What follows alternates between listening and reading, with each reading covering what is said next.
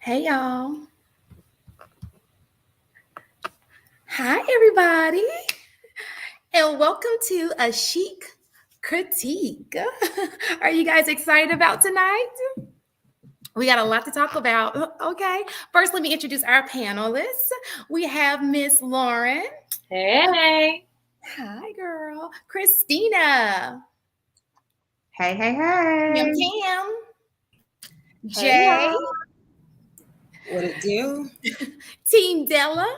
Hello. And Mistaken. Hi.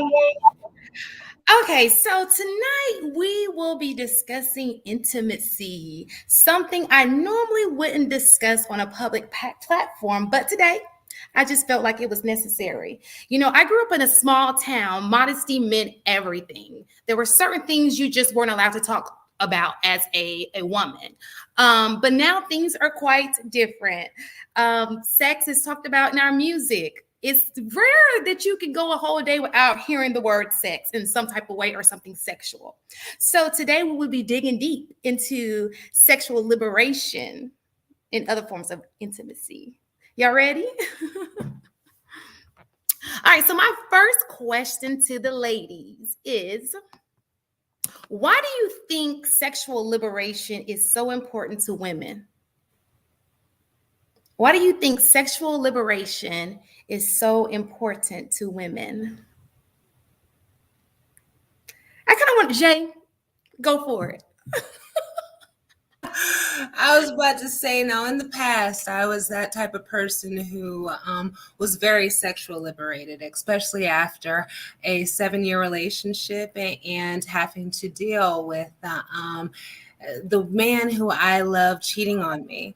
Now, after that relationship, I decided, like, you know what, I'm going to leave this and I'm going to do me. Now, doing me entailed me, and I'll just keep it true and real.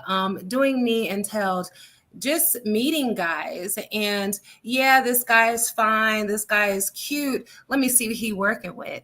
And so I would try to see what he was working with in the terms of just having sex, and there was no intimacy, there was no strings attached. Shucks, like, I didn't want him and he probably didn't want me, but we just had a relationship just based upon sex. And it wasn't just him, it was just a couple other guys, because I just said I'm gonna keep it real, go out there and just date for the sake of seeing what these men are working with. Now, if they had something to come with, such as, let's say they were a good guy, that was all good and jolly, but I was not looking for those type of connections.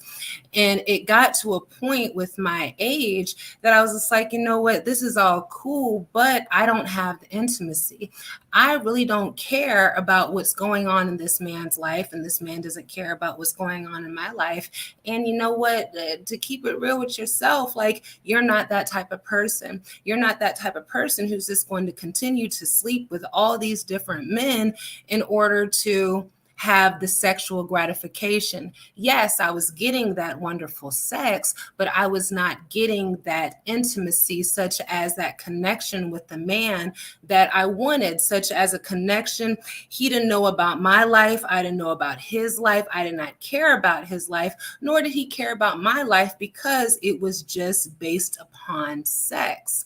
The issue that I have with that is something clicked in me when I turned a certain age, and I was like, you know what, Jay, you've been chasing these guys and chasing this nut for 40 years and 40 nights. So with that being said, you got to decide, baby girl, are you just going to continue to chase this, or are you going to look for something deeper? Because anybody can get a quick nut.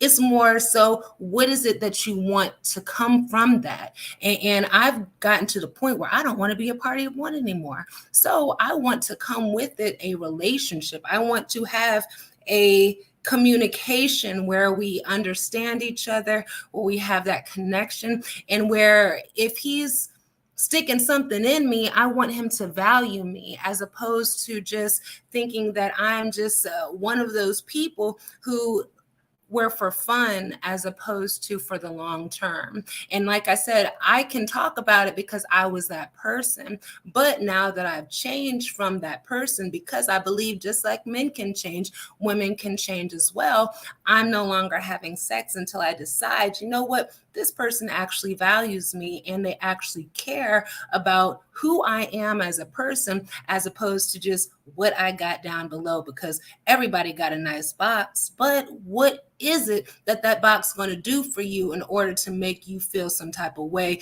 such as love, intimacy, or something else? I'm off my box. So is it safe to say, and I mean this respectfully, is it safe to say that was your whole phase? Girl, that was my for the streets phase. I was trying to see what a guy was working with. Like, I'm just going to keep it real. I was trying to see what a guy was working with because I just wanted to get that sexual gratification. I don't want the intimacy. To tell you the truth, part of me was like, well, if he could do it since he wanted to cheat on me, let me show you how bad this woman is, and I could do it too. So it was more so kind of like, you know what? Let me play the game too. Let me see how this game is working. And even though I saw how it worked and I had fun, and you can call it a hoe phase, you can call it a for the streets phase, you can call it whatever you want. My thing is, I was having sex for the sake of fucking. I wasn't having sex for the sake of intimacy. You know what I'm saying? And I can admit that. And as people would say now, I was gathering bodies, but I don't even think I was gathering bodies, because it's not like I was having a one night stand every weekend. I was looking for sexual gratification with somebody who I felt comfortable with. And then after I got it, then I was on to the next, because I wanted that challenge. It was like, okay, I could get this guy just to see what he's working with. So yes, if you want to call it a whole phase, yes, I was doing that. But you see the double standard in it, though, how the word whole phase came about. I'm sure that was a term that came from a man that was like, oh, she's having her whole phase right now. But when they do it, it's okay. Pimping. They were hoes too. They were hoe phasing too. I called them. Like, no, I wasn't. They were hoeing too. Absolutely. Yeah. But I can be honest and say that I wasn't doing it for the right reasons. And then I wasn't getting any gratification from it. I wasn't getting what I wanted from it. I just got a quick fix, but it wasn't the long term. So I'm just as guilty as a guy who was hoeing or pimping out here, because I wasn't honest with myself to say, yeah, this is nice for a quick weekend. This is nice for a quick gratification. But what else, baby girl? What else you getting from this? You ain't getting no Birkin bag, I'll tell you that. You know? Well, I think even with Jay's process, that's what I would call that, a process. She found what was important and freeing to her sexually, right? We're talking about liberation.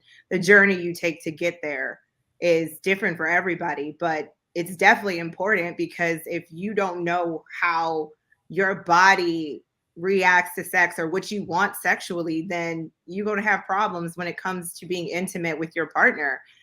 You have to be able to be fully vulnerable with the things that you like and be able to express that to your partner. So Jay, your journey was your journey, girl. So you had to go through your phases to be liberated, and now you're to the place that you know what you want. So I think it is important. Thank you.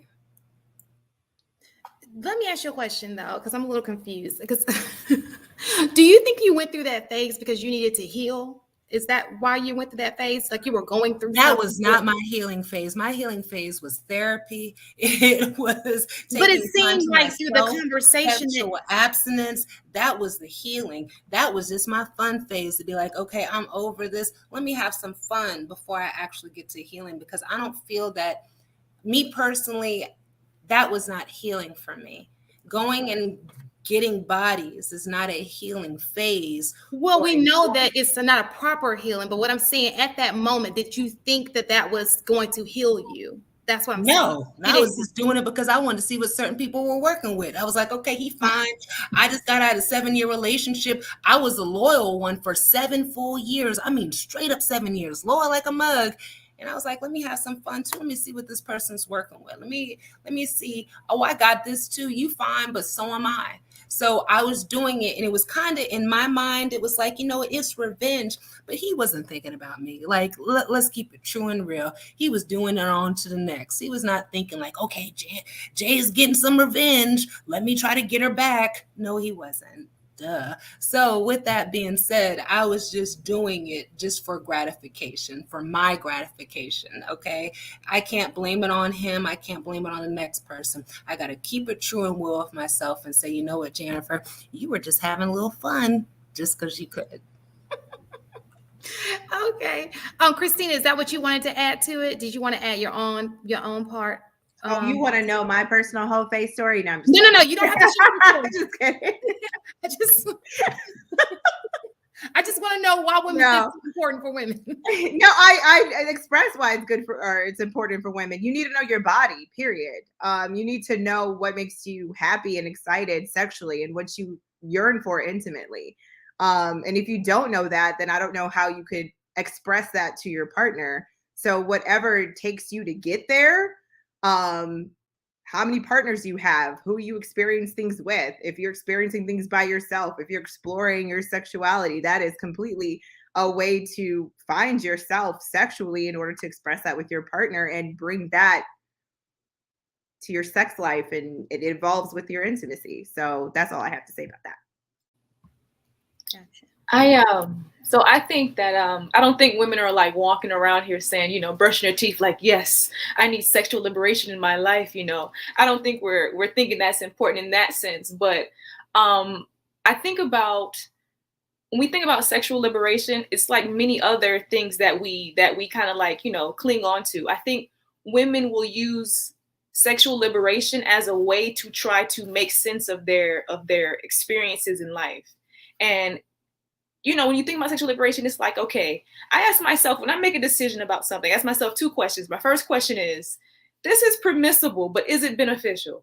And then the second question is, do I want to remember these memories when I make this decision? Like, do I want the memories that come with this decision? And so I have this vision for myself, right? This vision where I want to be like this, considered to be like a well-read woman who is inspirational, convincing, all these different things. And so in order for me to do that, I have to be able to read books to be well-read, right? And then maybe work on public speaking, so on and so forth. The point I'm making is, when we talk about if being sexually liberated is permissible, absolutely. Is it beneficial? I don't think so. I think it's not, because when you think about what a woman is and what she's like, just her full capacity of being a woman, she is the receiver. She has a negative polarity, meaning that not negative and bad, but meaning that she receives things. And so, and not only that, but she's also an incubator of sorts, right? So anything you give her, she receives it and then she multiplies it. So let's say we have a woman who, boy meets girl, and boy comes with all these traumas. He's had a very bad experience with life. If it wasn't for bad luck, he wouldn't have any luck, right? And so boy meets girl, they decide to agree to have sex, or whatever the case may be. They may decide that this is nothing beyond this is just for fun, whatever. And so they lay down.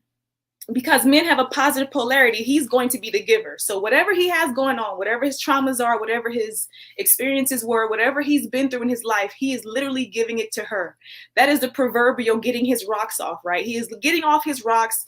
He has now that clarity. He is not thinking about anything else. And she's sitting here looking like, man, this was rough. She receives everything. Let's say she does this 3, 4, 5, 6, 7 times. And she experiences a similar guy in the same way, where he has trauma, he has all of these different things. She is receiving all of that. Now, let's say one of those guys that she meets, they have a baby or they get pregnant. So now we're talking about something where we're talking about a woman's space, like her womb is not only taking on all of this trauma from other people.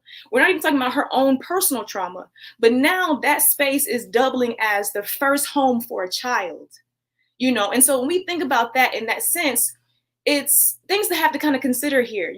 Our bodies really take on memory for what it is. Memory is one of those things where it is a large thing when it comes to just society, right?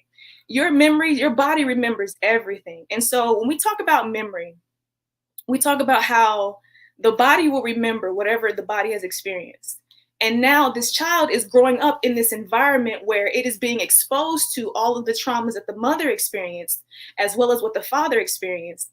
And then maybe its own set of traumas. Maybe, it's having a, maybe being in the womb is not the most pleasant place for a child to be if they're going through whatever they're going through. Maybe they not get enough oxygen, whatever, right? So with that being said, the other thing to consider here is that if y'all remember from biology from like way back when, right? When you went through like learning how the baby is conceived, there is a part in that magical space where it's called mitotic division, right? And so in that portion, there's a part where the maternal genes give the baby the mitochondrial DNA. Now, why is that important? If you think about what a mitochondria does, it's the powerhouse for your cells. It is literally the very thing that makes you function. It is like if you live in Atlanta, it's the Georgia Power, if you will, or whatever country or whatever city you live in, it's that power company that fuels you. And this is the only time when a woman women are the only ones who give the child the mitochondria. Like that is so important when you think about it, because this is what's fueling you, the entire matrilineage. So what am I saying here? Basically what I'm saying is it's important to be mindful that when you do decide to go through this casual sexual phase, that you are realizing like what you are actually, subjecting yourself to. You know what I'm saying? Because now that baby is going to be affected by those phases because it's being housed with the woman. I'm not saying, you shouldn't. It is your choice at the end of the day. I can't tell you what you should and shouldn't do, but it's more of a beneficial or, more of a permissible, beneficial type conversation. Is it permissible? Yeah, you can definitely go have sex with whoever you want to. Is it beneficial on a long term? No, absolutely not. Because when you look at these women and you look at what they might have gone through, women that are still going through like this casual sexual liberation phase, a lot of these women, they are unhappy. They realize that they're not personally fulfilled. We're using this as a way to try to fulfill ourselves, and it's not giving us that fulfillment, And because we're not getting that fulfillment, we're trying to find other ways to experiment to find that personal fulfillment. Many of us are, we have asked that question, that if you ever, had that existential question where you're like, what is my purpose? Why am I here? What am I doing? And many of us, because we can't answer that question, we feel this disdain, like this discomfort. And so naturally, you don't want to feel uncomfortable. So you'll do anything you can to move away from that. And one of the ways that I believe that we as women, we move away from that, not being able to answer that question, is partnering with some of these movements, if you will. And one of them happens to be, in this case, sexual liberation. Let's see if this fulfills me. Let's see if this makes me feel like I know what I'm supposed to be doing. When ultimately, I think women realize at the end that they don't feel fulfilled.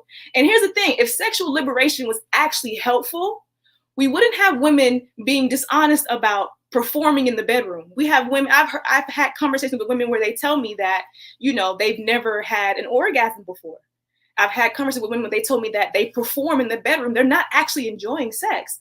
And, and then the other thing is we just realized that women are not having sex in marriages. And so maybe they are, but most women are saying, yeah, I'm not doing it.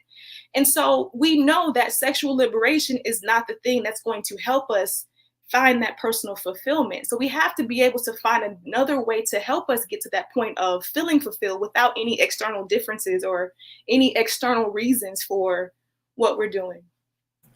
I agree. And I just want to say that I was that person that you're talking about. I was having fun when I was pimping. Yeah. But then after the pimping I will never forget, and maybe we could save this for another topic, or another time, but I'll never forget that one of the guys who I used to call all the time just to get that quick one in, and it was great. However, I knew that one time he did not value me. Granted, he flew me out. I didn't get the Birkin bags, y'all, but I did get, You in this Birkin bag, girl. Well, that's what they say online. I'm not a purse person, but I'm just saying I didn't get the Birkin bags. But I did get a good O. However, there was one time when I knew that he didn't value me because I came over after one night of having fun with my friends and just wanted a quick O. And I'll never forget him saying, You're moaning too loud. I had a long day. And I'm thinking, and now, mind you, I was tipsy, having a good old time, like thinking, like, yeah, I'm getting this in. But I'm thinking, like, I know this person didn't say that I'm moaning too loud because he had a bad day. I didn't give a daggone about his day because we didn't have that intimacy. So I'm just like, you know what? This is the last time I'm going to be coming over here moaning loud. And then, because he had a bad day. And let me get this man right, put him to sleep, and then leave and never to be seeing him again. But I say all that to say that after that, all jokes aside, I told myself, like, Jennifer, you're trying to use sexual gratification and sexual liberation as a way to feed into your worth, as a way to feed into your value. But baby girl, do you know your value? You sitting here having sex with a man who said, don't moan too loud because he had a bad day. Do you really think he cares about you? Hell to the no. So my thing is, do you actually care about yourself? Let's think about it. And so then I was just like, you know what? I had to kind of like, had to have a one-to-one with myself and come to the conclusion, like, baby girl, you looking for your worth through the wrong thing. And let's keep it real. And I'm going to be vulnerable for a second. But yes, I was looking for my worth through the wrong thing.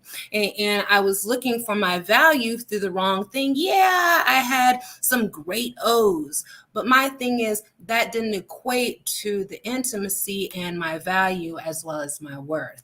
And so I had to stop and say, okay, Jennifer, you need to stop doing this because this is not a form of healing based on what you were saying, Lauren. It wasn't a form of healing. I wasn't healing myself and getting myself right. I was just going deeper into a hole thinking that that was going to make me feel better when it didn't.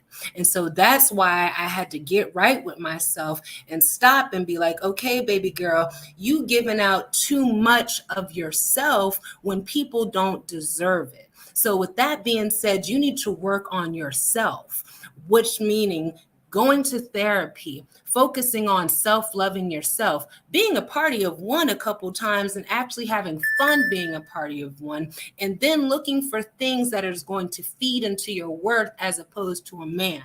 And so I had to become okay with being by myself in order for me to be like, okay, I could step out and not have sex for a while, to be a very sensual and sexual person, to cut it off, not only from men, but mainly from myself is very hard, believe that. So to do that, in order to work on myself, to say, okay, I'm going to do this in order to get myself right for that next man who's going to deserve as well as value myself, then I could do that as opposed to just having sex with people just to get that short-term gratification as opposed to the long-term that I'm looking for now. So I ride with you, Lauren. Yeah, I think that's powerful that you had like that awareness and that awakening. I think that's the whole, point of evolving and growing. To kind of pick up off of Lauren's point, I definitely agree with you 1000%. I would say, for the women that are watching, you can certainly transcend through that energy. You can heal through your past. You are not your mistakes. So if you have gone out and gotten crazy and went wild and you want to clear your womb space for, to Lauren's point, when you are conceiving children, you can certainly do that. I really feel strongly that this whole sexual liberation, it kind of stems from like shame center, shame around sex, especially like in youth, like growing up as a child and not being supported or encouraged to form that intimacy or that connectedness with ourselves, and being shamed, like where it's like, oh, your body is changing, you're having these experiences, you're having these feelings, and rather than having an environment that cultivates a safe space for you to be able to explore yourself first, you're shamed. And so then you get out in the world and you get out and you get older to where you can kind of explore. And rather than having a grounded understanding of who you are, you go and seek for that validation in external sources. And so I really feel, to kind of like wrap it up, that a lot of the promiscuous behavior is, centered from shame as children around sex, where it's not normalized. And sex is, it's a part of nature. It's normal. So I think we can do a lot better, with our children of raising them to understand sex. And sex is just another form of intimacy, another form of connectedness. And obviously there's certain levels and there's certain points to where you want to explore that with someone else. And so, forming that foundation before you step into that space with another person is really important. And so, just having that understanding and being fully aware, but you know what you know and you don't what you don't. And so going through those phases, a lot of the time is just ignorance. Like, especially, speaking to young women, we don't know how else to connect with ourselves. And so we don't know how to process those feelings that are coming up. And so we go and we look for the validation, or we go to look to fill our cup in these external sources that are so temporary that don't ever fill it, not the way that we can. And so, I feel like when it comes to that sexual exchange of energy, it's just really important that we're grounded in an understanding of what it really means to explore sexual energies, and starting from youth. I think sexual liberation can also just not be about you giving yourself to someone else. It could also be about you knowing yourself, knowing your body, and being sexual with yourself. I mean, let's be honest. Let's put it on the table. Masturbation. I think that is also frowned upon and shamed for women when we're getting to know our bodies and just to know the way we like to be touched, the way we like to be sensualized. So when I think about sexual liberation, I don't always think about penetration from another person. I think about me knowing my body and, becoming one with myself and touching myself. I don't think there's anything wrong with that. I agree with a lot that's being spoken on. Lauren, yes, you touch on points about giving yourself to somebody else, but again, it's a choice, right? Like, it all starts with that choice. And I always say this: you got to be responsible where you put your pussy. That's my kind of slogan in saying, like, you got to be responsible, just as men have to be responsible where they put their penis, right? So it starts with a choice. So you can't get to sex, you can't get to having a child without making that choice. And when it comes to touch on Tam's point, when it comes to sexual liberation, I think of more than just multiple partners. I think of everything sexual. It's not just who I'm having sex with and how many people I'm having sex with. It's what you identify as. It's, are you able to be outspoken about that? Are you able to be freeing about the things that you like and that you love? I grew up Church of God in Christ. I'm be honest. I grew up in the church. Everything is fire and brimstone. You go into hell, fornication. Don't do it. Don't even talk about sex. Get married. That's what you need to do. Don't explore yourself. There's no masturbation. There's no this, that, or the other, because you're going to hell. And there's no conversation to touch on. Della, there's no conversation about sex.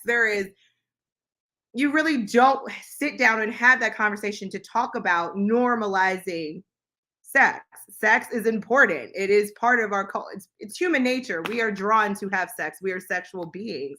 So I agree with you, Della, too. It starts young. You need to have those conversations when you are with your children and young, and letting them know what sex is and the importance of sex. And it's okay to be sexual. It's normal feelings. Your body changing, you having these hormonal changes are normal. So, I agree with tidbits and putting it all together. And that's where I want to touch on that. So I think it's important. And I see what Lauren says as it is negative as well. It can have a negative outcome if you are depending on it to find yourself, to use it to kind of overshadow other issues. So I see where there's both points on both sides. So Tam and Lauren.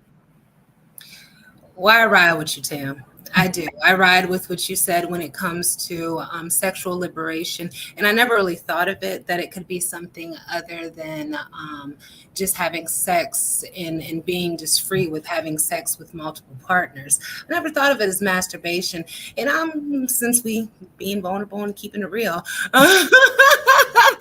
being that I have stopped it and I am abstaining from sex until I find somebody or somebody finds me who is who knows my worth and who take the time to get to know me. So it's not just a effing situation, it's more so an intimacy with the session. I've had to, and I will say this, that rose, I don't know if anybody knows about that rose, but I'm just going to throw it out there. But lady, that rose has become a good friend of mine because I'm a very sexual and sensual person. And being that I'm not having sex because nobody has seen or taken the time to get to know me, I was just like, you know what? Let me see about this rose because my girlfriend's boyfriend, not like that, just a friend, not that girlfriend, just a girlfriend, and her guy friend, he mentioned like, hey, aren't people who ain't having sex doing the rose? And I was like, oh, hold up, what's the rose? And he was like, you ain't heard about the rose? And I was like, oh, let me hear about the rose. And so I heard about the rose and I got the rose and I was like, you know what? You were trying to throw shade, but you know what? You did the best thing that you could have ever done for me. And talking about the rose. So I sell that to say that the rose has held me down from not being in the streets. Be careful. Be careful right. with that rose. I heard that rose is something else. I haven't experienced the rose, but be careful. But I prefer the real thing. I just want to let you know. Don't think I saw a comment about the rose talking about the lady made it dinner because it was so good. I was like, stop it. Y'all doing too much. I'm not trying to replace a man. Please don't put it in the streets that Jay is trying to replace a man with the rose. But I'm just telling you, in the meantime, while we waiting for that guy, hey, rose is good. I have a question about abstinence after having lots of, I wouldn't say lots of sex. I don't know your sexual history, but do you find that men judge you because you were saying like now you're abstinent after, I mean, you had your days and your phases and now you're saying, oh, I'm abstinent. So hell yeah, they judge me. Don't you know they judge some bullshit though? I'm sorry. Okay. So my thing is they gonna judge me and they judge Jesus. I might as well be on my own team while they judging me. You know what I'm saying? So my thing is it's okay if you judge me. It's okay. I judge people too sometimes. It's okay. Like that's just life. You know what I'm saying? But my thing is I know me and I know my heart. So regardless if they judging me, unless they taking the time to get to know me, your judgment don't mean that. I was going to say, like, in terms of the sexual liberation aspect and just the sex part, not like the masturbation, because I do agree with Tam as well in terms of is all aspects of sex, you know, whether it's with yourself or a partner, all of those things. But I think sometimes what happens is I think women think that we're being sexually liberated. But the men are capitalizing on that in the sense that they get free punu, right? While we're sitting here trying to say that, well, I could do what a man can do. I'm gonna, explore and do all of those things. And typically that does happen in your younger phase because you are, learning. You're going through life, you're learning, you're gonna, you win some, you lose some. But I think it ends up being counterintuitive down the line because, like Jay said, sometimes you'll be judged. But then I think when you become more aware of yourself and begin to learn who you are, then you end up becoming your own worst critic, your own worst enemy. And now you're moving in guilt, you're moving in shame. And, I think sometimes when we're like, oh, well, I can do it, I don't care. Guys can do it, women can do it too. And then it ends up being counterintuitive to our overall esteem, just in how we view ourselves after maybe having sex with somebody that we know that we shouldn't have. So I got a question for you, Mistaken. I don't know if this is too personal. Did you get married to your first? No. And actually, me and my husband, we talk about there's nothing off the table. Okay. Yeah, that was going to be my next question. Yeah, nothing off the table. But most of my experiences were around the time that, like, I went to college. And that was part of initially why he straight up told me that he didn't want to be in a relationship because he realized I was young, just got to college and he knew what college life was like. And he was just like, like, I enjoy, time, getting to know you and stuff like that, but I don't necessarily want a relationship because you need to live, and I can respect that.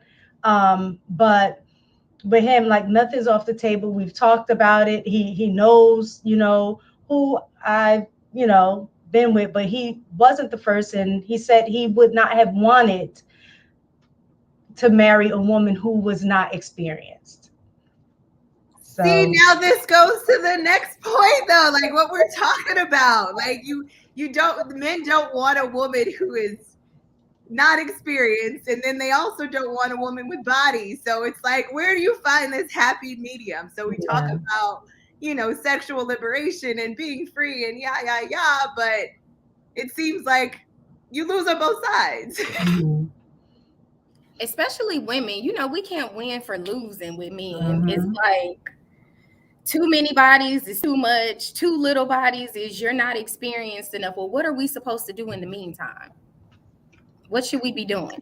Okay, I have a side question that's kind of not on the list, but I wanted to know, how do you keep your emotions out of that? I'm not really a casual sex kind of girl. The one time I tried that, I fell in love and we ended up in a relationship. So, what? That is the hardest thing to do. How do you keep your feelings out of that? You guys are like little savages. I don't understand. It's hard. I have had a F buddy where I wasn't having sex with multiple men, but I just had that one guy that we kind of had an understanding. I had just got out of a relationship. He really wasn't looking for a relationship. So it was like, okay, well, when I need something, I can get it from you. And we kind of had that mutual understanding. And at some point, when you continue to have relations with someone, for women, we're going to get those feelings, we're going to get some type of attachment to you. And after a while, it's like, you're like, okay, well, what are we doing? You're like, you knew what this was in the beginning when we first started. Like, don't come at me with that. What we doing here? So it's hard, but I think you kind of got to put yourself in the mind frame is like, I knew what I was getting into when I got into it. So if you feel like it's beginning to be too much for you, I think at that point, that's when you have to walk away. If now you have decided that you want something more and you aren't getting more from that person, you have to make the decision because you had an agreement in the beginning. So you can't get mad at them that they haven't developed those feelings, but you had an understanding. So a lot of times, we cause our own heartbreak. So if you can avoid it, why not avoid it? I mean, I would say don't do it, period. But if you're not using the roles like Jay, I mean, does anybody else want to add on to this before we move on? Yes, I do, because I agree with Tam, and I have to bring up something that Mr. O is saying to piggyback off of something that Tam said. He said last week, just like Tam just said, they didn't follow along with that contract. They went in with the mindset that we just gonna have sex, we gonna get this nut, and we gonna keep it moving. But then somebody caught feelings. But that wasn't the beginning of the contract. The contract was we just gonna get our sexual gratification, both be sexual liberated people and keep it moving. But no, being that somebody caught feelings, they want to change the contract. But being that the writing is already written in stone and they sign that contract in ink, it's already there. So being that somebody wants to change that contract, unless it's mutually agreed upon from both parties that, hey, maybe we both want to change the contract, then somebody's going to lose. And usually 9 out of 10 times, or maybe 8 out of 10 times, it's the woman that's going to lose, because the woman's going to catch feelings, because we as women, we're more emotional people. So my thing is, when I was personally having sex with that one sex buddy, and he said, you know what, stop moaning loud because you because I had a long day, I knew that he, number one, didn't want the contract that I wanted. Number two, I knew that I wasn't thinking about the contract that he wanted, because he wanted, of course, just a sexual gratification, just like I did. But he must have thought that somewhere in between there that I cared about his day, which I really didn't, because that wasn't a part of the contract. So I say that to say that it goes both ways. Just to piggyback off of what Tam's saying, Mr. O saying, and even what Lauren was indirectly saying and not in these words, hey, if you don't have that contract with that person and you go into it sexually liberated, then stay sexually liberated. But if you're trying to get healing, that's not the type of sexual liberation that you need to do. You might want to ride with the rose, or maybe the Bible and Jesus. Who knows? But my thing is, it's not riding with trying to get bodies. You feel me? I would just say, don't have sex if you don't want to catch feelings, okay? Because sex is one of the most intimate forms of connectedness. So if you don't want your feelings hurt, like whether you have contracts or you have understandings, you're going to catch feelings, because it's an emotional exchange with someone else. So to sit here and try and act like you're devoid of all emotions and all experiences is, as a human being, we're emotional beings that sometimes think. I saw that on I'm not sure if y'all saw Brene Brown on HBO. She has a whole like 5 series, or like an hour long, where it's like building a language around connectedness, and it's super powerful. It's really cool. So I would just say, don't have sex if you don't want to catch feelings, because it's what sex is, to form connections with someone else. So just go home and masturbate to yourself so that you can have a beautiful glow. Okay. Okay, I have another question. The next question. So men, okay, I may screw this question up because I have to move it around a little bit. So men seem to think that women are always sexing what they call pookies and rayrays. Now listen, I know some of you guys, when I sent you this question, you're like, well, what's a pookie and rayray? I had the same question. So I actually, both Mistaken and I went to the internet and we tried to put out there, like, what's a pookie and rayray? And we got so many different. Is that a broke nigga dick? Broke nigga with good dick, yes. Okay. I was like, but the Urban Dictionary. Do you want to read that, Mistaken? Do you have the Urban Dictionary's Yeah. definition? Is this like Gen X or Gen Y terminology? Because I was so confused when you said, I was like, what in the world is a pookie and a ray-ray? Go ahead and read from the Urban Bible. All right. It says pookie and rayray is a generalized broad term that describes societal nonconformists, usually ex-convicts, jobless, unfaithful, ghetto, drugs, incapable of social graces, commitment, or gainful employment, the absentee father and or baby daddy of unwed mothers, the inmate population, the drug dealers and hustlers on the streets are examples of pookie and rayrays. Lord Jesus, I would like to make a confession. I don't know if this is the confession, the confessional, but I'm sorry. My name is Jay, and I've had some bomb ass broke nigga dick.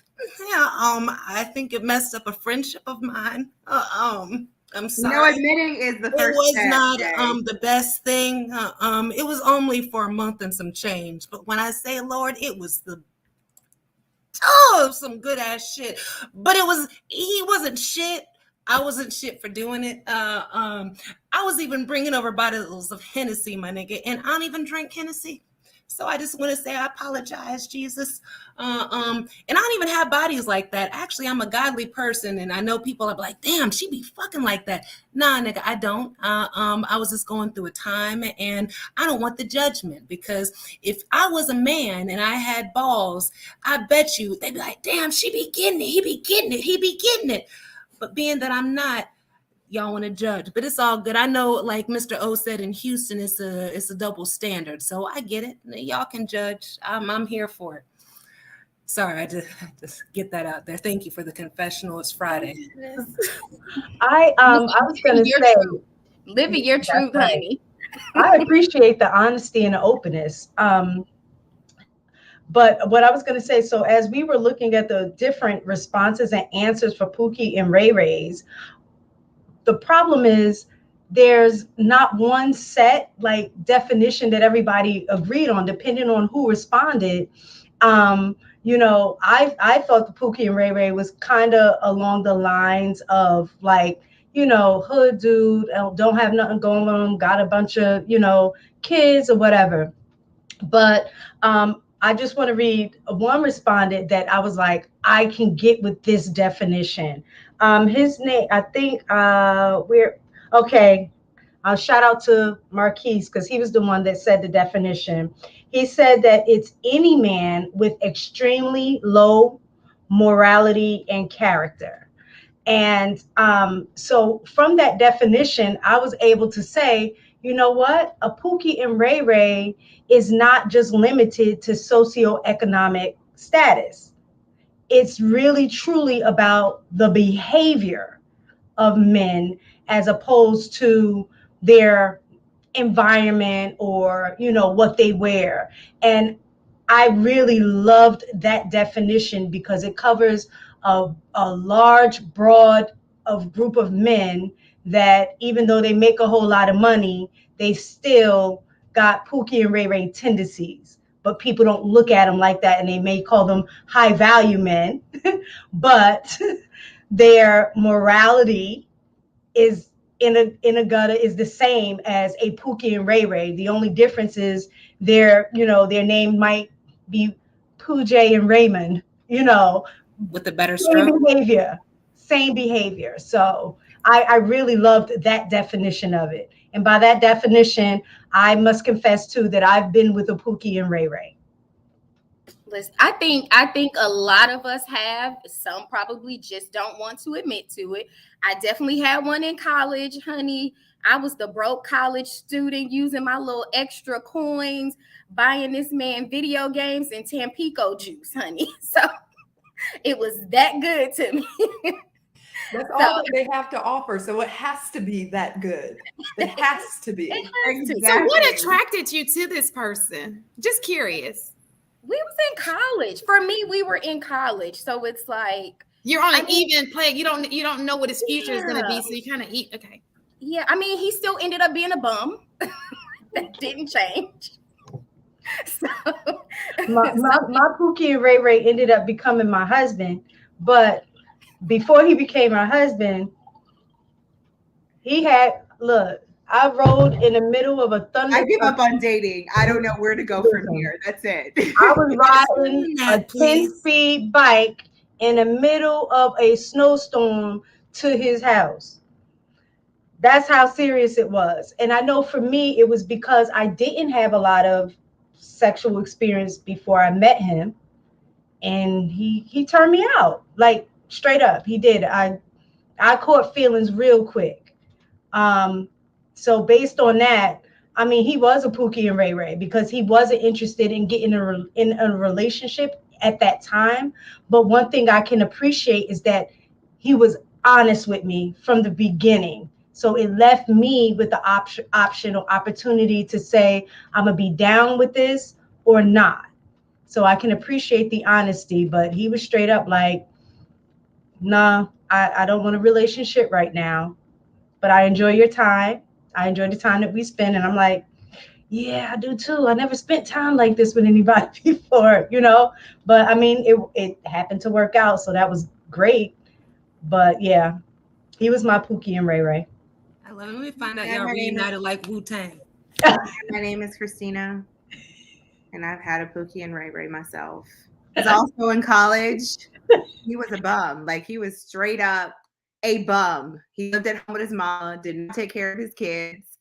He was 27. I would think I was 21. It was college, He was Guyanese. I'm West Indian. I met him at the club. We was dancing real slow to some reggae and soca, and he was talking all in my ear. But that pipe, pipe was dangerous. It was dangerous. It was It had me going to sneaking in and out of his mama's house and through the window. And it was like him, his mom, and like 3 of his siblings all in this house. And I'm sneaking in and out of the bedroom. But that pipe was worth it. He was crazy though. So I had to let that one go. He was crazy. And he also had another baby. So while we were dealing with each other, he didn't wrap it up and got That's definitely a Pookie Ray Ray. Got the girl before me pregnant. So he ended up having 3 kids, and I was. Yeah, no. So were you guys all like young at this time? I mean, when I say young, like teenage, right out of the teenage, early 20s, not really adulthood. Why can't I? When I was pimping Kim, I'm gonna drink down. Adulthood. So you think it was just immaturity, so to speak? Because you wouldn't date one now, would you? Oh no, absolutely not. Knowledge and a self-awareness, 1000%. Because to y'all's point, it would never happen now. So it's just like, yeah. Because they seem to think that the reason why it was so important. I'm sorry, I was talking over you. Go ahead. So the reason why it was so important for us to find a definition was because there's this thing out there, like most kids' fathers, like when women have kids and their kids' fathers are pookies and rayrays. But I don't see that. Mm-hmm. You know, most of the women I know who have children, they are what I would have thought a pookie and rayray was. They didn't fit that sagging pants with the white beater on, gets those little brown cigarettes from the store. What are those things called? Black and Milds. Yeah, from the store. They didn't fit that description. So when people say that, I was like, so that's why we had to figure out what's really a pookie and ray-ray. So it made sense that the definition, what the guy said, low morality, because you can be of any social economic status and have low morality. So basically, a guy with any type of social economic status, but basically has no vision, no future. Is that what we're calling it? Pardon me? The ain't shit nigga. Well, he doesn't have a moral code. He just does whatever he wants, you know, despite what the consequences would be, whatever, you know what I'm saying? So I definitely think that is a great definition. But I think what's even great about that definition is that it's so broad, but it allows you as the individual to define what falls under that category. What do you value? So I have a question. Mm-hmm. I'm sorry. No, continue. You said, what do you value? I was going to say, so when you have a definition that's broad, that Pookie and Ray Ray is a dude that has extremely low morality and character, right? So it's broad, but what I like about it is it's so broad that you as the individual could determine what those characteristics that you're looking for as a dude. So if they don't line up with what your values are and what you feel is good character, then you can already see, okay, that's a red flag. I'm not trying to mess with this Pookie and Ray Ray, over here, because we're not in alignment with what I find to be of value of character. So it becomes more about you, as opposed to a lot of times with women, it becomes about the man. What can I do to get him?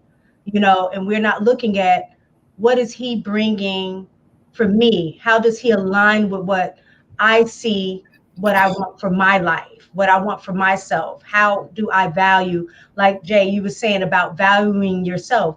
Once you get that understanding of who you are and what your value and worth is, it's so easy to not walk in the same space that somebody that does not value you the same way. You are correct. Now I have a question though, and I'm just going to play devil's advocate. When I was going through my phase, when I was having the time when I was like, you know what, I just want to see what this guy's working with. He's fine. I want to see what he's working with. Is he working with something big, something small? Does he have anything at all? You know what I mean? So with that, so with that mindset, and I had no future for him because I was trying to use that as my gratification after I got out of a 7-year relationship. Was I a Pukisha? Was I a Nene? Like, what was I a Pukisha? for doing that as a female? Like, let's keep it real. I'm asking y'all, was I being a Pookiesha because I didn't have a future for these guys and I just wanted to see what type of peen they were working with at that time? And at that time, from the other side of the train tracks, I would be judged as, damn, JB getting some bodies. But I wasn't even getting bodies like that. I was just focusing on my sexual gratification, and I was having sex with probably one or two guys, but consistently, but not with the type of mindset that I want this guy in a relationship. I was focused on, let me get this nut from this guy. We might go get some nice happy drinks and call it a happy day, but I don't want him coming to my place. I didn't want to go to his place. I didn't care about his day and he didn't care about mine. So was I being a Pookiesha because I was trying to focus on me and I wasn't focused on him? And is that wrong for me being a Pookiesha? Because for a second ago, we were calling that sexual liberation. But then for the guys on the flip side, we calling that pimping. So what is it we calling it when we really just focusing on ourselves and we're deciding that we want to have sexual gratifications for the sake of the instant gratification as opposed to the long term without the intimacy? Well, I think you can answer that yourself. If you think about, based on that definition, right? At that point that you were doing what you were doing, were you exhibiting extremely low morality and character by just, like I said, I knew my worth, but I was mad that the prior guy didn't know my worth. So I was just like, you know what, fuck it. We ain't working about my worth. I'm just going to get this gratification and keep it moving. But then I decided, like I said, something happened when I turned a certain age that, you know what, Jennifer, you better than this. You know what you want. You just doing this for a short-term gratification. You ain't doing this for long-term. You doing this just because you just want a quick gratification, but you know you want the long-term. So I guess I was being a Pookiesha. Anybody else want to chime in? I would definitely say it was Pookiesha status, but I think it was, it stemmed from a lack of knowledge. Like you had this avoidance and you didn't understand or have the know-how of how to fill it yourself. And so you looked for it in external places and you went about it, obviously there's no right or wrong way that you can serve yourself. That's something that you would have to define for yourself. So I wouldn't say right or wrong for you, but you went about it your own way. And so, at the end of the day, Pookiesha was, honey. well, let me ask y'all this. So I think a lot of times with women, I think men are free, and not just free, but encouraged to have a lot of bodies, right? Nobody says anything is wrong with it for the most part in terms of society, right? But I know when women do it, it's seen a different way. But taking it from a different perspective as a woman, do you think a lot of times women are having sex with guys not necessarily with the mindset of not with the mindset of getting bodies, but more so that they've experienced some kind of, I guess, trauma? Trauma sounds so harsh, but I don't know what other word to use in that regard, that they're seeking validation from the guys that they are with. Like, for instance, if you have low self-esteem and then you meet a guy and he finds you sexy, but you don't see yourself like that, right? So then you end up engaging in, physical relationship with him because you're seeking validation from that dude to make you feel better about yourself. Do you think women have a tendency to, I guess, catch bodies because of that? That kind of goes all the way back to, for me, like being raised in an environment to where you are grounded in who you are. Like, you have girls that, then have like daddy issues or, boundaries as a young girl. They weren't honored, where if I say no, my no isn't important, but your no is. And so when I get older and I get into a space to where I say no, but you coerce me, I don't know how to maintain my own boundaries, because I think it's normal that you violated them, and then I should just do what you have coerced me to do. And so, I think overactive and underactive, sexual energy, it all stems from your environment, from youth and how you were raised, and having an understanding of all of the behaviors and experiences that pour into connectedness and intimacy with other people. And so I saw like this thing on the internet, of course, where, one of the things is like saying for young kids, where it's like, oh, give them a hug, like the uncle comes around or the family friend comes around, and the parent is like, oh, give them a hug, give them a hug. And the kid is like, no. And they still force their child to give someone a hug that they don't want to hug. And so now that child, they get into adolescence, teenage, young adult, and they don't understand that their no is valid. And so that's been something that, like, I have taken into like my relationships with my nephews, like where sometimes my nephew don't want to hug me, and my, people be, oh, give her a hug. I'm like, like, I respect it. Like, he said no, and it's no. Like, so yes, and that's can certainly be trauma bound. So I 100% agree with you. And even to your point, Della, when those boundaries aren't being met, like I mentioned before, those boundaries then begin to morph into like preferences, where you may say, okay, I don't want to deal with this, this, and this. But then if you haven't been trained to be able to say no and stick to your no, and be without a shadow of a doubt changing your mind, you then begin to say, well, maybe I could like change or tweak this and be okay with it. Maybe if I okay, I said no, but they're not really feeling the no. Well, maybe if I just, kind of joke a little bit and kiki, maybe they'll like be a little whatever. And so it's really, I think it does boil down to where we meet these individuals. There's this thing called limerence. And limerence is like basically when you fall in love with the idea of somebody in a very fantastical kind of way, and it is unrequited love. They are not going to give you what you're looking for. They're not going to give you anything in return of what you want. They're not going to be reciprocal in that way. And deep down, you know it, but because you are in this limerent state, this fantasy world, if you will, you are trying your hardest to try to like make them want whatever you have. You are going out of your way to try to make them like you, to change them to be the person you want them to be, which is why, many of us were saying things like, oh yeah, I was doing this and doing that. I was walking 5 miles in negative degree weather to go over here to get this, that, and the fourth. It's because we're stuck in this space of, we want someone to, we witness something in somebody and we connect with them.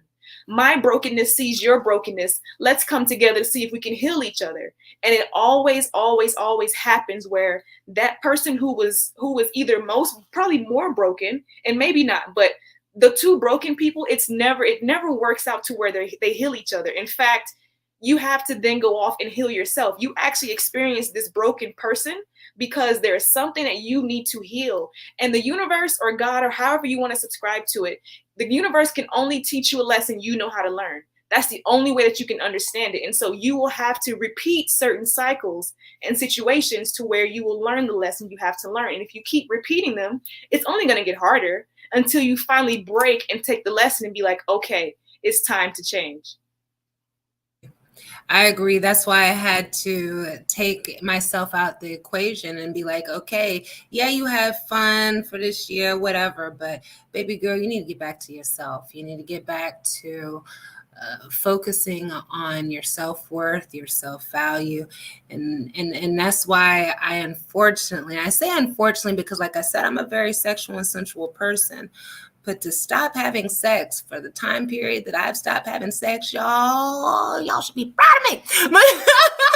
Because I'm all jokes aside, I'm very proud of myself, because it's hard, especially in this dating world when you have all these attractive people, but you have to have some type of discipline. And you have to say to yourself, okay, what is it that you want? Like, are you just going to do it just so you could have that quick instant gratification, or you want it for the long run? And unfortunately, it's like, I hate to say it, it's kind of like another one bites the dust this month, another one bites the dust next month, because a lot of men aren't willing to deal with somebody who is not willing to have sex right away. And me saying, hey, I just want to let you know, I'm willing to date you, but I'm not ready to have sex right now until I'm comfortable. People automatically jump to the conclusion, what the hell you mean you ain't having sex till you married? It's so many jumping to conclusions. And it's what the hell you mean you ain't having sex? The hell you doing then? Like, it's a lot of men aren't willing to wait. So that's why I've been a party of one for a hot second, because some men aren't willing to take the time to be patient, to have sex. And it's not that I'm holding it out because I want to see how long a man can wait. No, it's not a certain day. It's more so, do I feel comfortable with this man? Does this man value me? Does he understand me? Does he actually care about me? And does he care about my day? That if I say, you know what, homie, you moaning too loud and I don't need that because I've had a bad day, will he care? And hopefully, if he really values me, all jokes aside, he will. And that's what I'm trying to get to. Somebody who values me, who cares about who I am. Because guess what? I don't know if people know, but sometimes the older you get, sometimes your box doesn't work like that. And beauty is fading. So I want to have that type of love that when my box doesn't work, that you're still going to love me and we're still going to be able to have those conversations and you're going to still want to come home to me. You know what I mean? That's just me. Let me ask y'all a question. So you had said, you are a celibate at this point, so you can, find somebody who values you and stuff like that. Now, I haven't, been out in the dating world for a very long time. So I know things are different, right? But I guess my question is, how long does it take for you to determine whether or not that person values you enough for you to then, sleep with them? Anybody else want to answer this? Because I don't want to feel like I'm a hog. Well, no, I think this goes back to the conversation we had last week, where they were saying men will do whatever, make you feel whatever to get ass. So it could be a week, it could be months. So I mean, taking the man out of the equation, based on your standards of saying, this is what I value, this is the character that I'm looking for in a man that I potentially would want to marry. So when you're meeting a guy, how long does it take for you to come to that determination to say, you know what, I think, based on what I do know of this person, he's in alignment with what my values are and what I see in terms of good character in him? How long do you think that normally takes to? I think it depends. It depends on you, because so many people, that representative shows up in them first 90 days. You could be thinking that this is the man of integrity, a man of morals, everything I am looking for, great qualities, and you give yourself to them only to later on find out that that was that man's representative. That's really not who he is. So it's hard to put a timeline on when is the right time to give yourself physically over to someone. I think for me, all I can do is just kind of live in the moment and just go with the flow of how I'm feeling with that person, how they're making me feel. And you just hope that they stay true and genuine to who they've shown you who they are, and not you get somebody different 60 to 90 days down the line. Yeah, it's a gamble. So that's to touch on what I was saying mistaken. There really isn't a timeline. Like, right. Men may show you one side and then it's like they get what they want and then it's like, I got what I wanted, I'm out. So women, because we are so focused emotionally, and I think it just boils down to, are you asking the right questions? Because you can weed out some BS. You really can if you are asking the right questions. And if you know what you want out of a relationship. So you can ask, and a man may not be able to answer certain things that you really personally want. And then you could say, this person really is give me a question. Well, for the viewers, what are some of those questions that you would ask? I would say consistency is key. That's not a question. No. I know it's not. I'm just saying consistency. I'm sorry, I didn't mean to answer that. But Okay, for the prior thing, consistency is got you. key when it comes to guys. But as far as the questions, y'all got Because that. I think Christina is I agree with her, but I think a lot of times we don't know the right questions to ask to get to, I guess, what the person values and what their character is. I know sometimes we get caught up in what, especially women, men have learned like it's if I say the right thing, it may get me to where I want to get with this person. Whereas I think for women, we need to shift from just listening to what somebody say and making sure that their actions align with what they're saying. So Um, I was gonna say, since Lauren's actually getting married, I don't have a ring. So Lauren had focused questions and Lauren had a focused plan. And when she met her fiance, I'm sure she had focused questions. But for me, I do ask things that are not superficial. So like your degrees and stuff really don't matter to me. I have degrees, they hang on my wall, they're pieces of paper to me. But it's more character questions, things that you value. Do you have a purpose and an agenda? Like, do you have goals? Well, for me, I want a family. So what are your views on family? Like, what are your relationships with the people in your family? So this lets you know, like, the character of that man. Do you want to have children with this person? Because if they're not a family oriented person and they don't have a great relationship with their family, then this is not necessarily a person I really want to build a family with. How do you deal with trauma? Like, I think a lot of the questions that people shy away from earlier on is detrimental. So you talk about fluffy stuff. I like yellow, you like blue, and you drive that car, and I do too. And that's just not even important. And I think as we get older and time becomes shorter and your window becomes shorter, you definitely have to have those focused questions up front. I just weed them out. I'm like, this ain't it, this ain't it, this ain't it. I don't even go on dates no more. I have a phone conversation and I'm like, I do not want to sit across the table from this person for a free meal. I am good. So you could pick up on people's mannerisms, the way they say things, the way they react to things. Can they have a conversation? Is it fluid? Things like that. Because communication is important. So just recently I met somebody and he seemed like a great guy, PhD, he's a professor. But then as we were having conversations, he started talking to me like a student. It was like the definition of that is, just so you know. And I'm sitting here like, that's fantastic. And then he asked me, then he told me how I was feeling. He's like, actually, no, the way you were feeling is this, because that is defined as that. And I said, what's fantastic? I text my friend. I said, can you call me, please, and get me off this phone? Because and she called me. She was like, what's wrong? I said, I had to get off the phone because this man, I was about to curse him out. And then when I got myself together, I then spoke to him and said, you know what? I don't really feel like this conversation is going well at all. I don't think we communicate well. I try to say something, you try to tell me how I'm feeling, and that's not how I'm feeling, because you don't know how to appropriately communicate and have a conversation. That's not going to be something I can deal with. So we red flag. Give me 2 seconds, you guys. If you could please, if you're watching this, can you please get the likes up? We would truly, truly appreciate it. Just hit the like button. Thank you.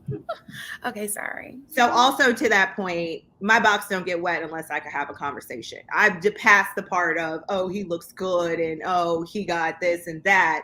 Like, if we can't have an intellectual conversation, there's going to be no excitement below. Yeah, stimulate the mind. I think the biggest thing, at least for myself, is safety. And to your point, Christina, intellectual stimulation for sure.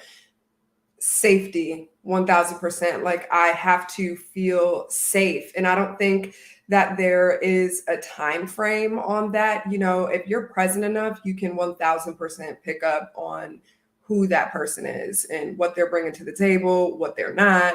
And so, I feel like a lot of the times people avoid those questions with other people because they avoid them with themselves. And then you end up forcing a situation with someone long enough to where you're just like, I can't take it anymore.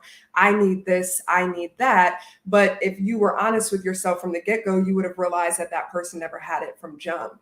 and you didn't have it either. And so, you know, I think a lot of it is being connected with yourself before you can ever form a connection with anybody else. And, you know, safety, at least for women, our sacral is 1000% activated in a safe space. For Della, sure. it's so funny. You wasn't on last week's live when Mr. Logic tried to debate that safety was a top priority for what women look for in a man. He's like, I get the bum down the street, I could give him this and he'll guard you with his life. He got a machete. He'll guard you. Like, come on. Oh my Lanta. So You yes, know, that's the crazy thing about it, is like, you ask a woman, like, what do you need? And you tell them, it's like, no, that's not what you need. It's like, what does that even mean? Like, that is what I need, you know? But I think it also, you know, to your question, Ms. Taken, it's important to, when you ask the questions, whatever questions you're asking, you know, like you said, you have to see the actions.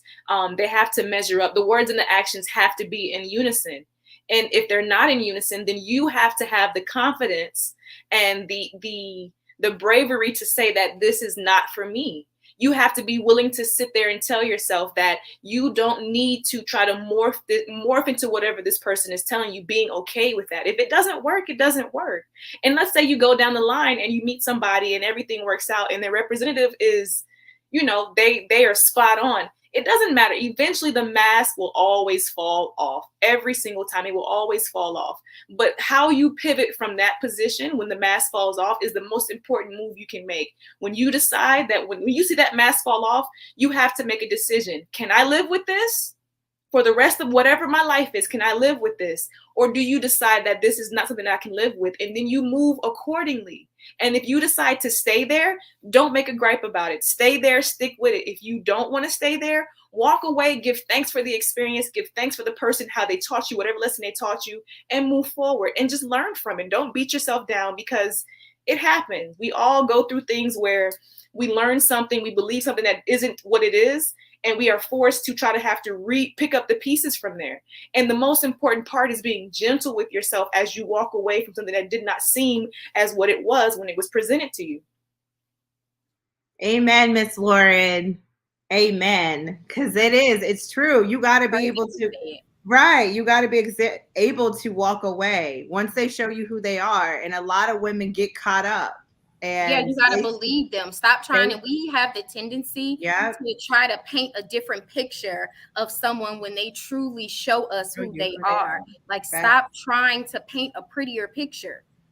This is who they are. Because you formed attachments to certain expectations that you've set of that person that isn't reality. And so now you're trying to mask what's really before you. But it's like, that's not what it is, sis. You just got to see it for what it is and move accordingly. Right. And your fantasy is not reality. You're right. Sometimes women, and I've been that one, and that's why I'm speaking about it, because I was that one, who made expectations up in my head. And so I already had a contract going, and homie didn't even know about the contract because I had that set up in my head, and I was like, this is what's going to be. But then when it didn't happen, I was upset, like, what in the ham Sammy is going on? But he didn't even know about the contract. I had it in my head. I had those expectations, but when he didn't act upon those expectations, I felt some type of way. I was like, I'm out. But I will say on the flip side too, even though he didn't know about those expectations, he had his own expectations that I didn't know about because we didn't share about it. And so I say that to say that sometimes we tend to get into these unspoken about contracts where it's an implied contract, but it's not spoken about on both sides. And that we both tend to have expectations that aren't met because we never spoke about it. And that tends to be kind of toxic too, because communication is key. And especially for those who are about to be married and who've been married for a long time, communication, that's one of the hardest things that you have to do in order to keep a relationship, because you have to keep it true and honest all the time. So if you can't have that communication, even if you're all just pimping on both sides, then it's automatically going to fail from the get-go, and you're doomed from the beginning. And everybody swear they a good communicator until it's time to communicate. Tell them, Tam. I got a question for you guys. Another question. So, how important is intellectual stimulation? I know this is not on our list, but how important is intellectual stimulation? Because if you're jumping right in, there's no time for him to stimulate you, mentally. So, is that important to you guys? That's untrue. That is a untrue statement. Okay, I've been on a first date, and I've already Explain. told you guys this. I was on a first date, and this man took me all the way to the left, and I wasn't ready. So that's not true. Okay. And there are men that are capable of communicating in a way that makes you go, boom. So that's not all men, and it's not like a time frame for that to happen. So for me, you need to be able to stimulate me 100% mentally. We need to be able to have a conversation. I'm not even going to be interested in having any type of relationship with you if I can't communicate with you. I have gone on dates with engineers, and I sat there and was like, Jesus Christ, shut up. Like, if you can't have a normal conversation, it is crazy to me. Like, I have the guys on, like, who are great on paper. You know what I mean? Like, oh, you got a great job. You have your life together. You're a good bachelor, you're a good candidate or whatever. But when it comes to that communication and just to have a normal conversation, they lack communication skills. I know you cannot lead me if you cannot communicate with me correctly. So I'm not even going to be interested. I've come, even for me, for realization that although I thought I was a good communicator, because me and my husband, we, like I said, nothing's off the table. We talk all the time. But I realized with, like, I guess, hard, I guess, discussions or issues, I'm thinking, I come to the realization that my husband and I, we were talking a lot, but we weren't communicating. And I think that's where a lot of times, I'll speak for me, I can't say for everybody else or anybody else, is that the talking, I think because we talked about everything, that we were communicating with each other. And I realized that the step to the communication part, it should be followed by action. A lot of time we were just telling each other how we felt.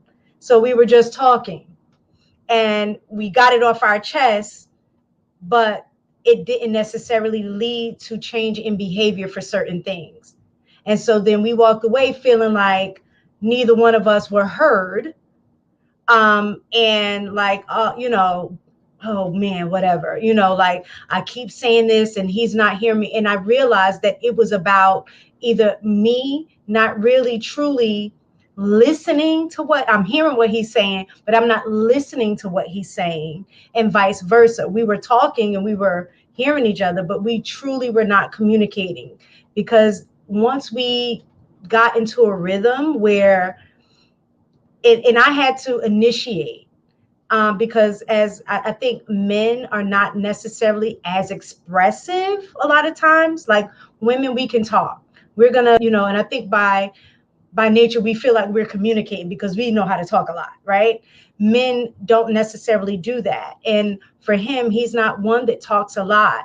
But when he does talk, I realize I really need to shut myself down to truly, instead of trying to prove a point or get out how I feel, that when I took the moment to pause and truly listen to what he was saying, and then give him affirmation about the fact that I heard what you're saying, like repeating some of that information back, and just like, oh, I can understand that, or stuff like that, to really let him lead in those moments that he wanted to talk.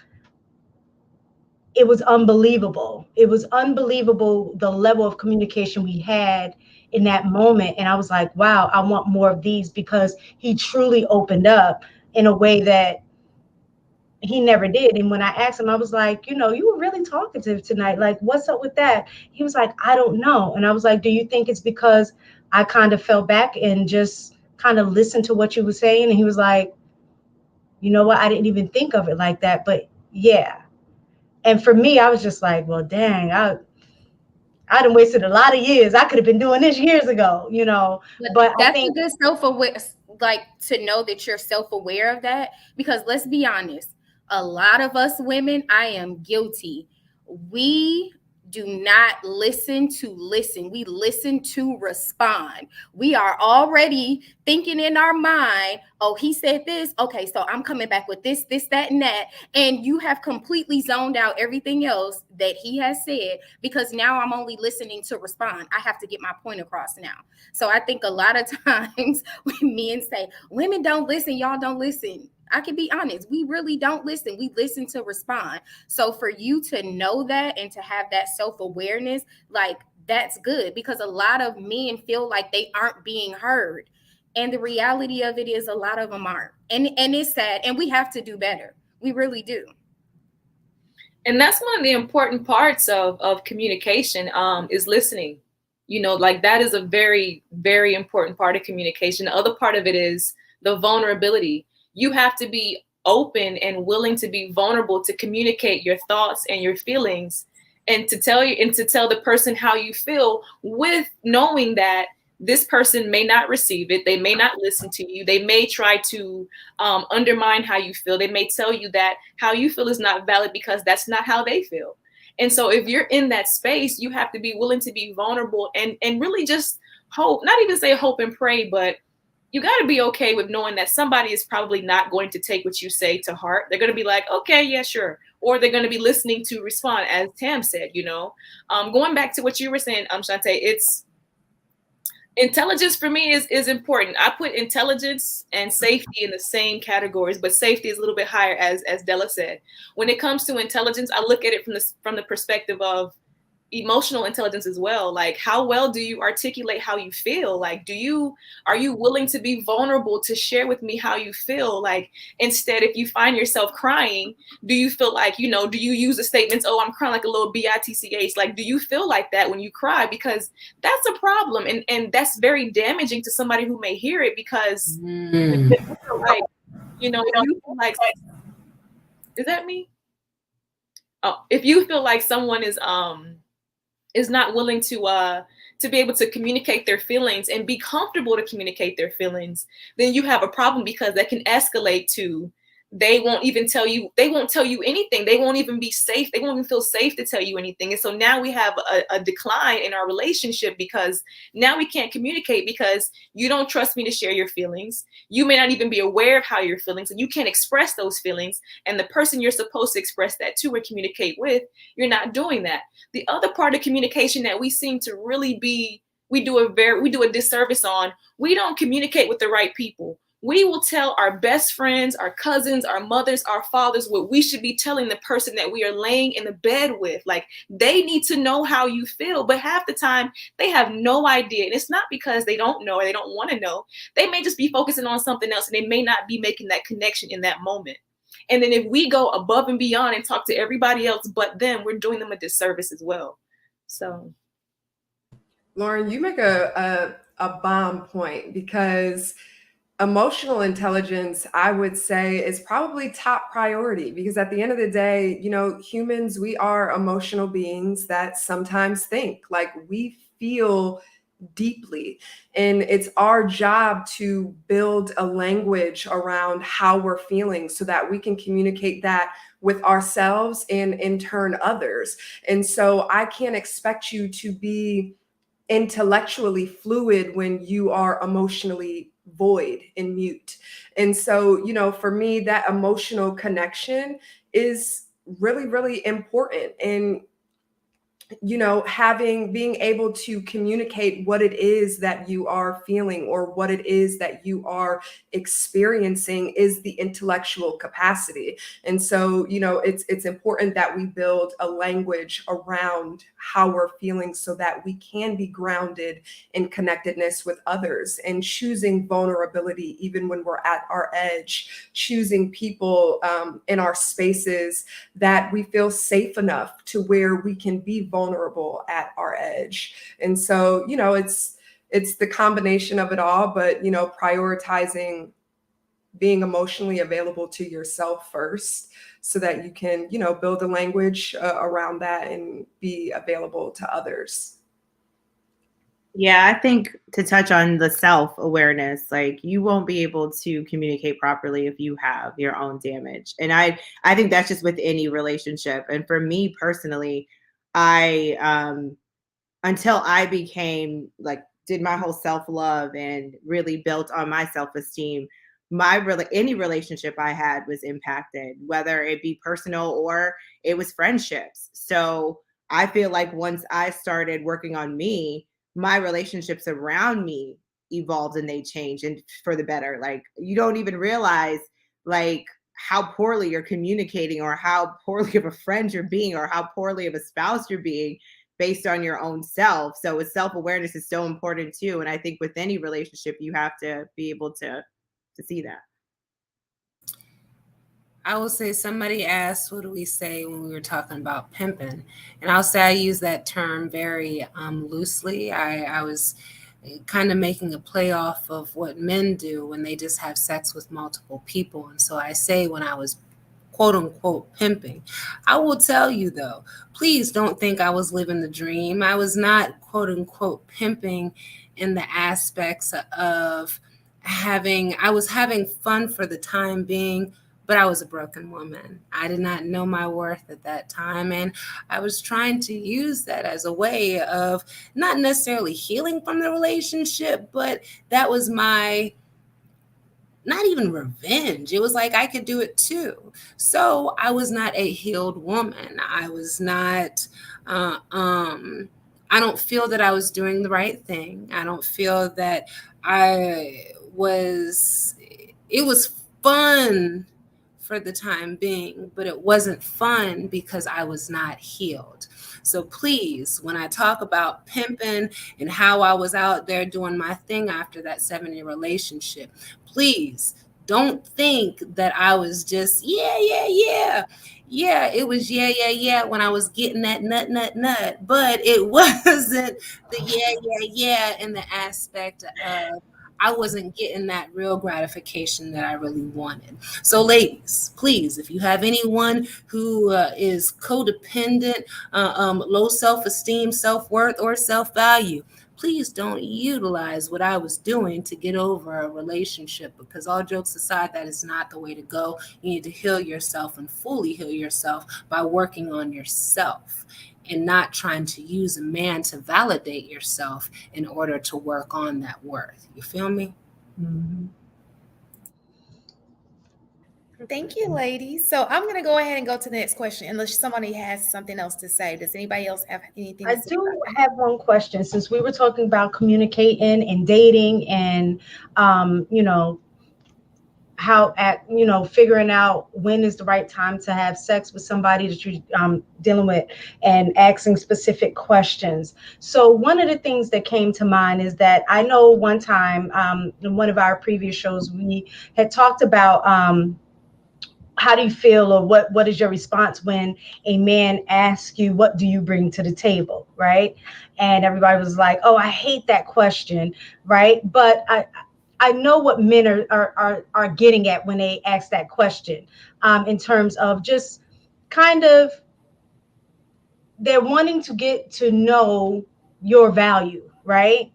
As opposed to, wording it differently. But I was thinking, because like listening to a lot of what the men are saying about wanting women to get with their program, right? They're gonna have to get with my program. Do you think that should be the question we're asking men that we're dating? What is your program? Because if in my mind I already have what I value, right, as an individual, and I'm looking at certain character, right, that aligns with what my values are, and I'm looking for that character and that man to align with that. Is that one of those questions that we need to communicate about to get to the issue, so I can make a decision about whether or not his program is in alignment with what my values and characters are, with who I decide to be with, if I want to go to the next level. Are you asking him with the specific word program? No, I mean, no. I mean, but that's the terminology that I hear a lot when I'm listening to, some of the other shows when men are talking, and they're like, if she ain't with my program, then, I don't have any time for that. She needs to get with my program. So I guess that's what we need to ask to clarify. What is your program? What is that program? But not in those, words, but Yeah, I mean, if they were to say program, I would probably be ready to go. If I felt like entertaining it, I would, yeah, not even check because I ain't paying. Bye.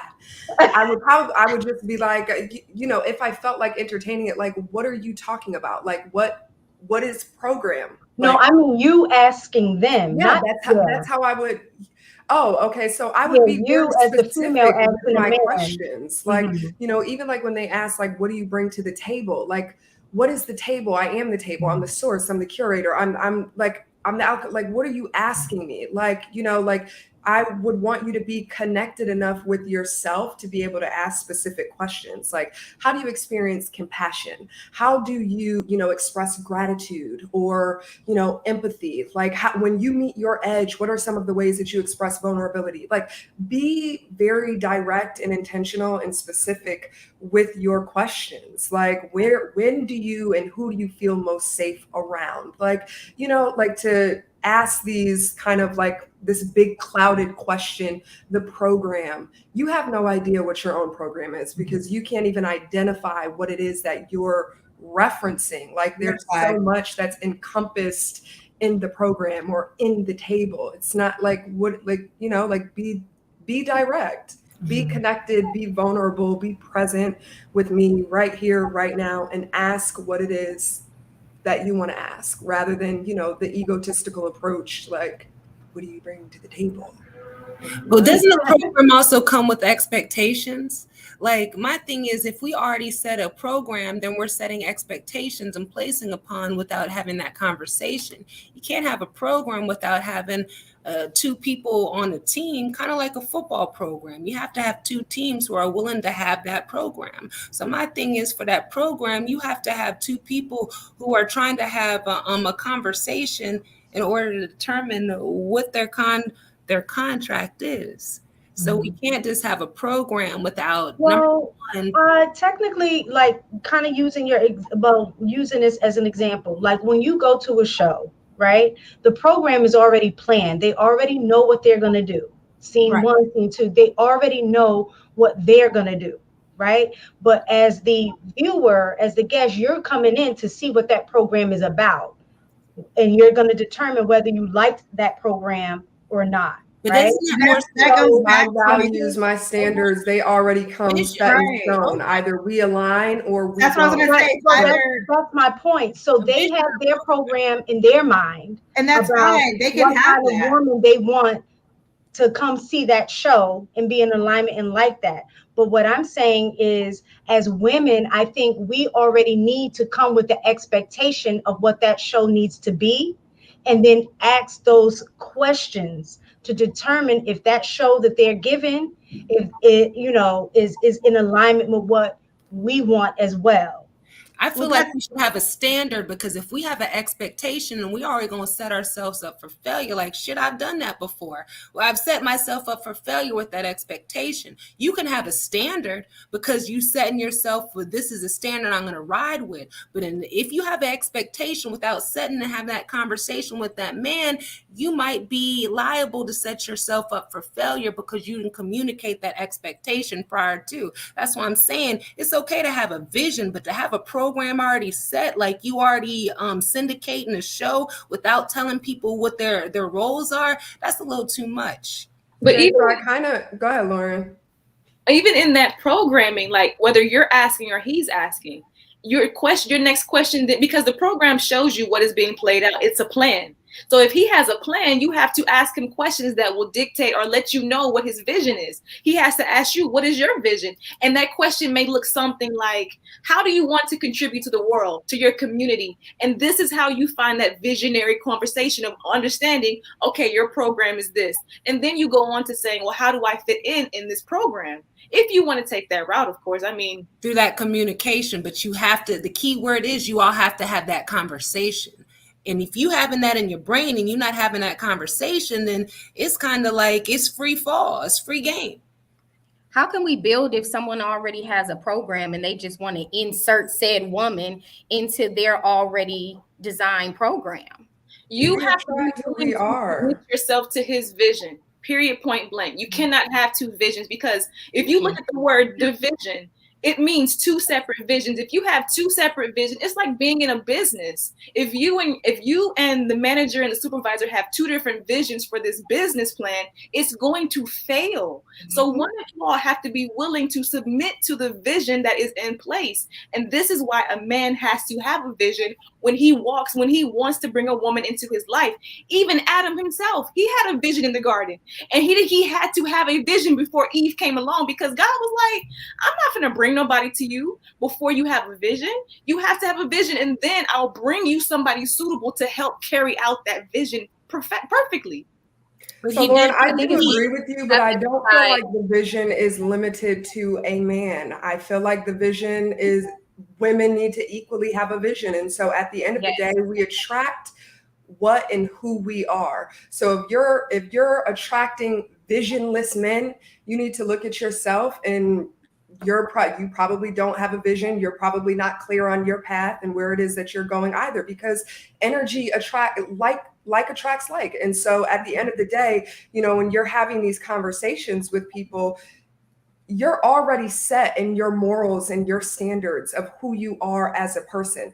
At this point, this is like an interview. Do we align? Do your morals and values, the way that you work, does your vision align with mine? Because it very well may not be cohesive, and we may not be a good mix, and that's okay too. One thing that I'm not going to do is I am not going to change my standards. I am not going to alter or change my vision for anyone else. We need to be in alignment, and we need to have some cohesiveness. I do think that there are things that, the non-negotiables that you can kind of like balance out, but at the same time, you need to be grounded in where you stand and who you are, and attract likely, and make the assessment whether or not that individual that is sitting before you is in alignment with who you are and what it is that you see for yourself. I thought this was girls' night. And what I was going to say is women claim that they want to be led. So to Lauren's point, like, how can you be led if you're trying to direct the whole operation? So for women, I don't think we want to direct. I want to be a part of the plan. I want to be a part of the. You will be. You will be part of the plan if your lives align, though. So that's the conversation. So if I'm coming to somebody that already has a program, if we're not aligning in some type of way, then I can say this person isn't for me, and I can decide to move on and leave the show, like Miss Sicken said. Like, you don't have to like the show. Leave the show. You choosing at the end of the day. This the whole problem with people, right? You choosing at the end of the day. Tam, hi, Ricky. I don't know you. You came in chiming real loud. Yeah, hi, Ricky. Hi, Ricky. Yeah. Nice to meet you. I'm Christina. Hey, hi, Mr. Logic. Good to see you again. Good evening, gentlemen. Hey, Christina, your new name is Miss Caterpillar Head. I thought it was a caterpillar on top of your head. You always trying to give somebody a new name. You know what? The caterpillar is popping. I like my caterpillar, Mr. Logic. I like it, though. I like it. Thank you, sir. Go ahead, Ricky. It's better than a bonnet. Okay. Go ahead with it. And I apologize. I just want to say all you ladies look wonderful tonight. Y'all do y'all thing, right? Thank you. But hey, it's exactly what Lauren said and what y'all said. Look, man, y'all choosing at the end of the day, right? Okay, well, shouldn't a man be telling a man ain't got to tell you nothing? He gonna show you. If he a man and he about his business, you should be paying attention. You as a woman should be paying attention. If you see I'm moving a certain way and I'm moving a certain way, either you look at it and you say that makes sense, or you like, oh no, he off on some other stuff. At that point, if you my lady, if you trying to ride the train with me, you gonna sit me down as my neck and say, hey homie, you this ain't looking right. But if that's something you can't deal with, the door works both ways, my babies. And to what Team Della said, she was like, okay, if it don't align, you right. Then a man that lead might not be the man for you, right? But it's a man out there for you. Is that the man you want, though? You see what I'm saying?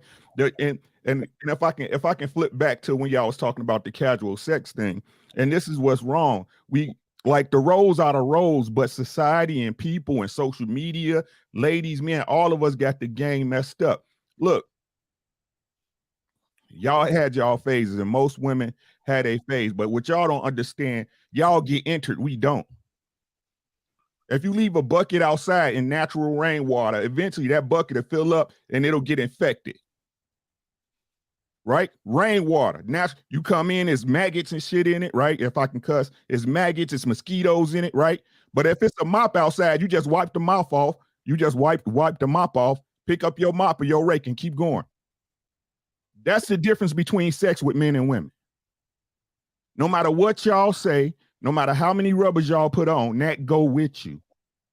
Y'all get entered. The door gets kicked in. Stop saying we fucking know. Y'all let us fuck. Y'all don't fuck us. Y'all let us hit that box. I'm pushing in your holes. You ain't pushing in mine. Some of y'all getting pushed in. But I knew that was gonna come because that's what ladies do. You know what I'm saying? Y'all just can't take the information and ride. I received the information. I agree with him. I agree with him absolutely right. It's not that we're not Women are the receivers. Women are the receivers. The man, he is the giver. The moment that she lays down with him, she is getting whatever he has going on. And the more men you sleep with, and the more men that you take on, you become a cesspool.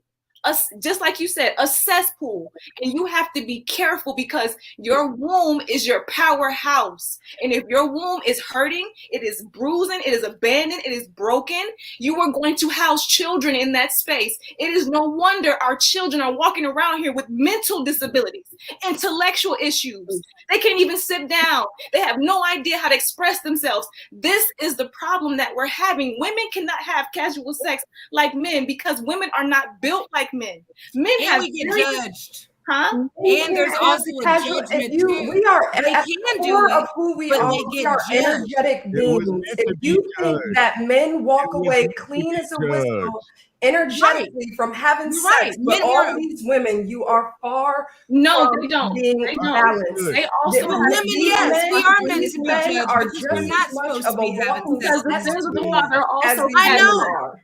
for a Understood. generation. A generation is 40 plus years. When you think about that, a man has billions of sperm in his body at any given time. When he is ready to go, he is ready to go. Unlike women, we have cycles. We have to be in the mood to be ready to go. The wind can blow and he's ready to move.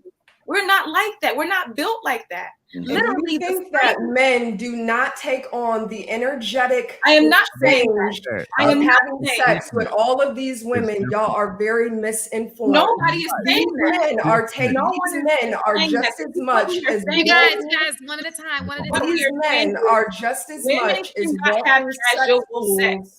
as these women are that are opening their legs to multiple men. It goes both ways. Energy is energy. And when you are out here having sex with all of these women, their energy is attaching itself to you just as much as you are attaching your energy to women. Yes, is our womb space internalized and you know your reproductive space is external? Certainly. You know, to Tiffany Haddish's point, y'all's coochie fell out. So it is what it is. At the end of the day, we are all energetic beings, and the energy exchange is the same. Hey, Period. can we give a toast to y'all? Y'all did a good show. See, I brought the confetti out to look. Thank Watch you, this. Roger. Pop it. There you go. Look at that. Got confetti for y'all. Toast to y'all ladies. This is a beautiful show. Thank you. And y'all don't want Miss Elijah to get focused. I mean, we wait. We do. We're waiting for you to lay it down. Don't get funky with us, Logic. We was waiting for that 1925 conversation. Go ahead, Get Logic. funky, brother. If I could, or if Logic going, you going, Logic? Oh yeah, I just want to say about the plan, so Yeah. I can cover the plan too. This is it. I don't know who the young lady that was pushing back on the plan or whoever it was, right? But just best believe when he's picking you for his plan. So whether you think that, oh, I got buy-in on it, look, it's like one of them things. Look, I'm picking you based on the things that I know you can provide. So you automatically buying in on that plan. And then the difference between a plan and a program is that a plan got stages, just like your company do. Don't you have your short-term goals? You got your long-term goals. That's how a plan go. And the more you build into it, long as you continue to increasingly make that plan and you make it visible, it's not like a man just gonna come in the house and say, hey, look, this is my plan, sign it right here and get out. Nah, he gonna actually want input. He gonna wanna, you know what I'm saying? You gonna get it. And then trust me, after you hit them 3-month goals of his, he gonna now trust you. So you gonna say, baby, write some on there for us, baby. Yeah, I'm saying, what you want?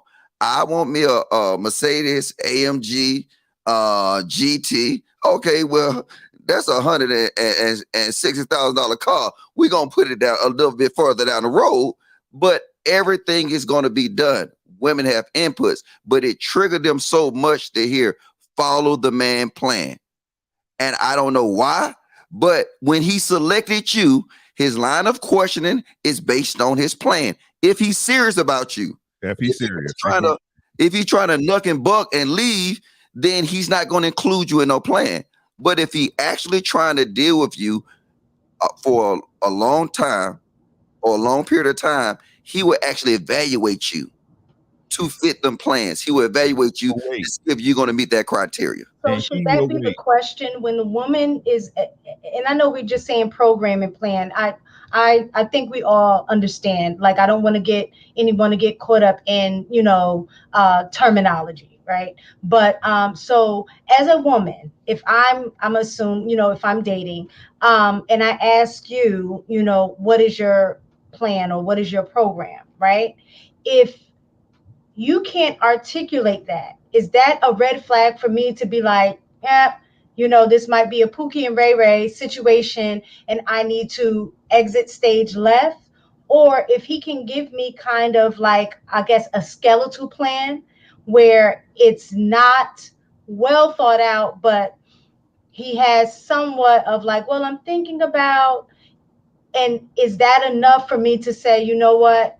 Because like I said the other show, I think a lot of times men have a dream, but women are the ones that are able to create the vision for that dream because we're very, like, here's what you need to give you an example, right? Y'all give yourself too much credit, but I'm gonna give you credit though. I'm gonna give you flowers too. You ever heard of my term, bare naked and butt naked and barefoot, right? Mm-hmm. Do you understand the premise of that? I would assume this is what I think that it means, is that your plan is that family is important and you want your wife or whoever you're with to stay home and take care of your family. Okay. Like, your premise is family. So what happened is then somebody come to my door, they have to be barefoot and butt naked. The barefoot and butt naked premises exist off, I want you to leave all that trauma outside of there. When you come into this house, I'm going to be naked too. And we're going to leave all that trauma. So like if it's trauma from sexual partners, like I don't even deal with the body counts. I don't care. It's trauma. It's only trauma if you bring it with you. Mm-hmm. So you can go through a lot of stuff. I'd have been to a whole lot of wars. It's only trauma for me if I bring that stuff with me. Mm-hmm. So the whole body count, I think that's a shaming technique that these YouTube niggas use to make women feel bad. I'm going to just keep it funky. Because look, I'm just saying, if you shame somebody with a so-called body count, now they feel like you're lowering yourself. And it's just like the book we used to read in high school called The Scarlet Letter. But we're not going to get into that, though. But by coming in barefoot and butt naked, you leave all that trauma outside that door. And you present yourself to this man. And he will do the same thing to you. No trauma, no bad experience, no nothing. And then you have to really sanitize your mind and sanitize your environment. I say that the next woman I meet and she becomes that woman, she's not coming to no old stuff that Big Shirley done laid on. You know what I'm saying? It need to be a sanitized environment. It need to be a sanitized environment for her so she knows she got skin in the game. You know what? If I have to let her pick out the curves, I don't give two rat shits about no curves. You know what? You got to give that lady and afford her that opportunity. So now she's coming into there. You'll provide shelter and you will protect her femininity. And that's the key thing.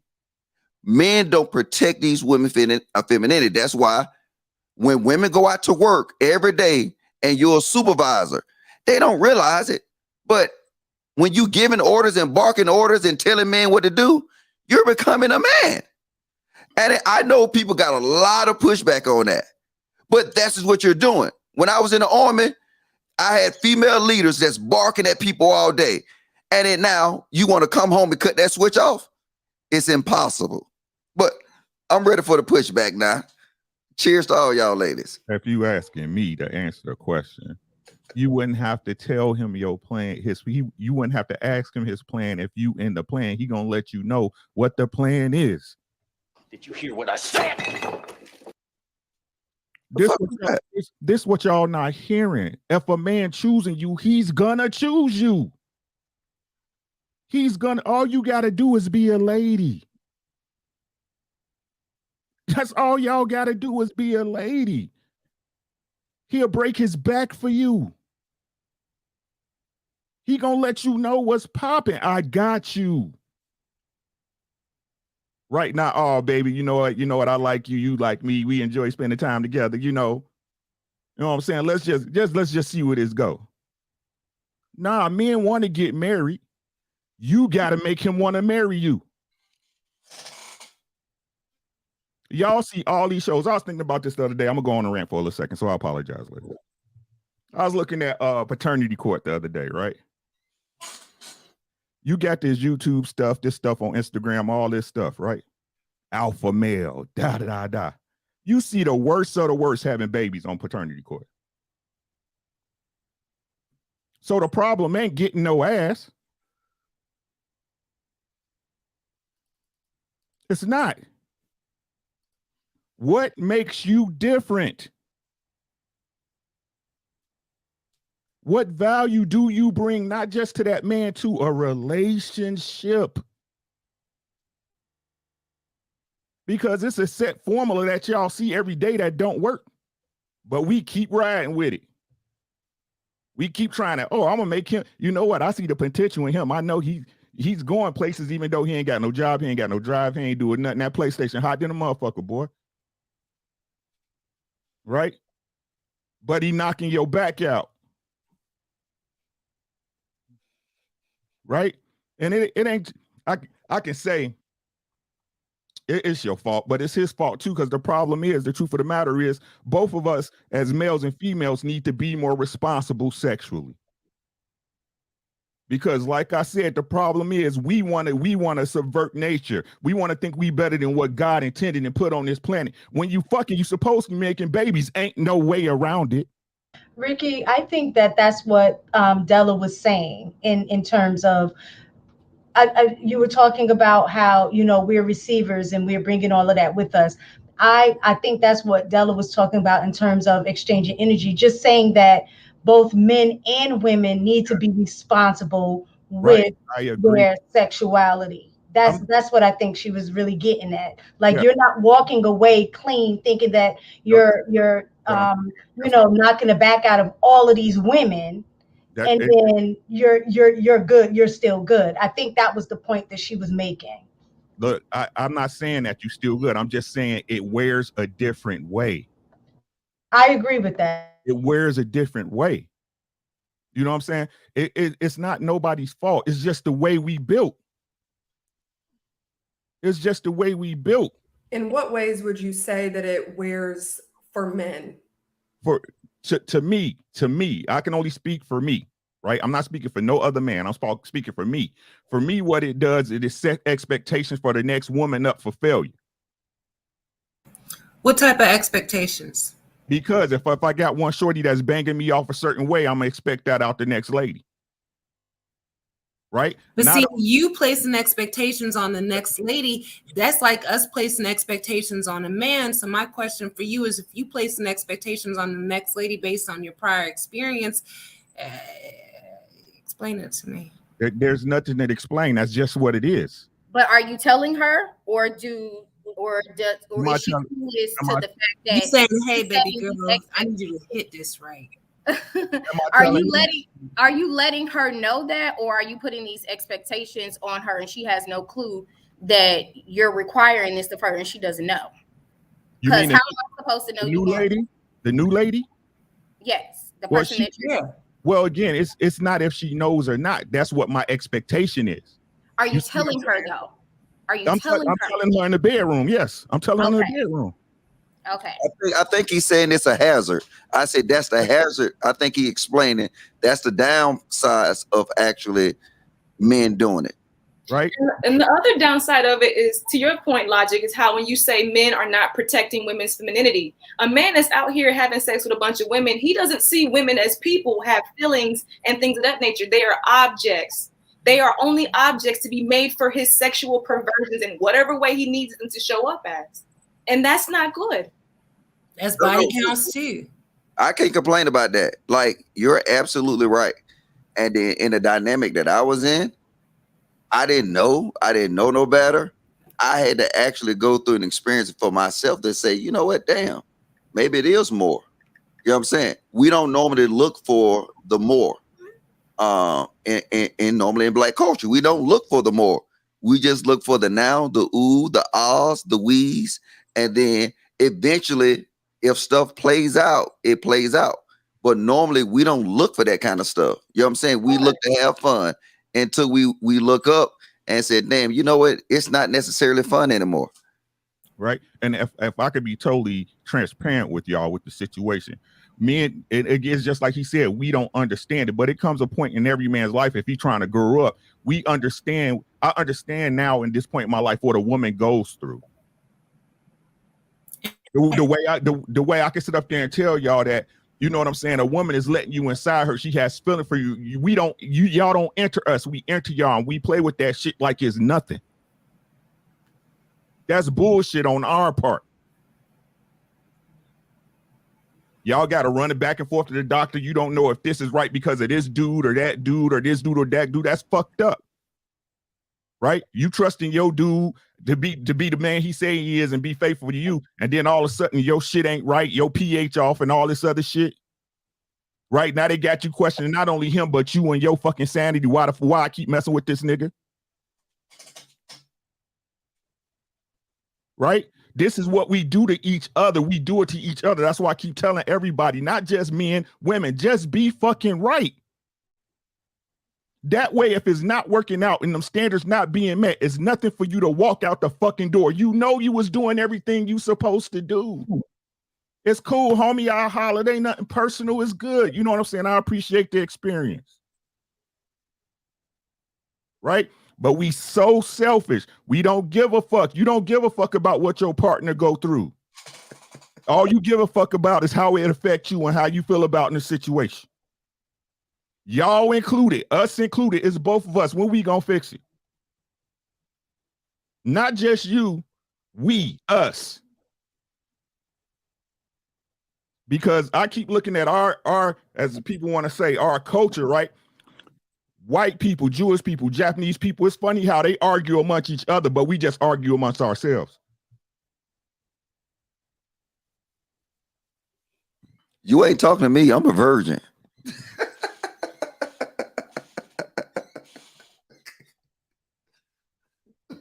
I understand what you're saying. I get it completely, but I do think, just like Della said, and I don't agree everything, but I do believe it's two ways. I think that we both need to do better. Both men and women need to do better. That's just my opinion on the situation. It's about accountability. If we're going to say something is wrong, see, to me, right is right, wrong is wrong. So I don't think it extends that it changes based on gender. If I have a moral code or a moral standard, or if I'm talking about I'm being about having character, that is non-gendered.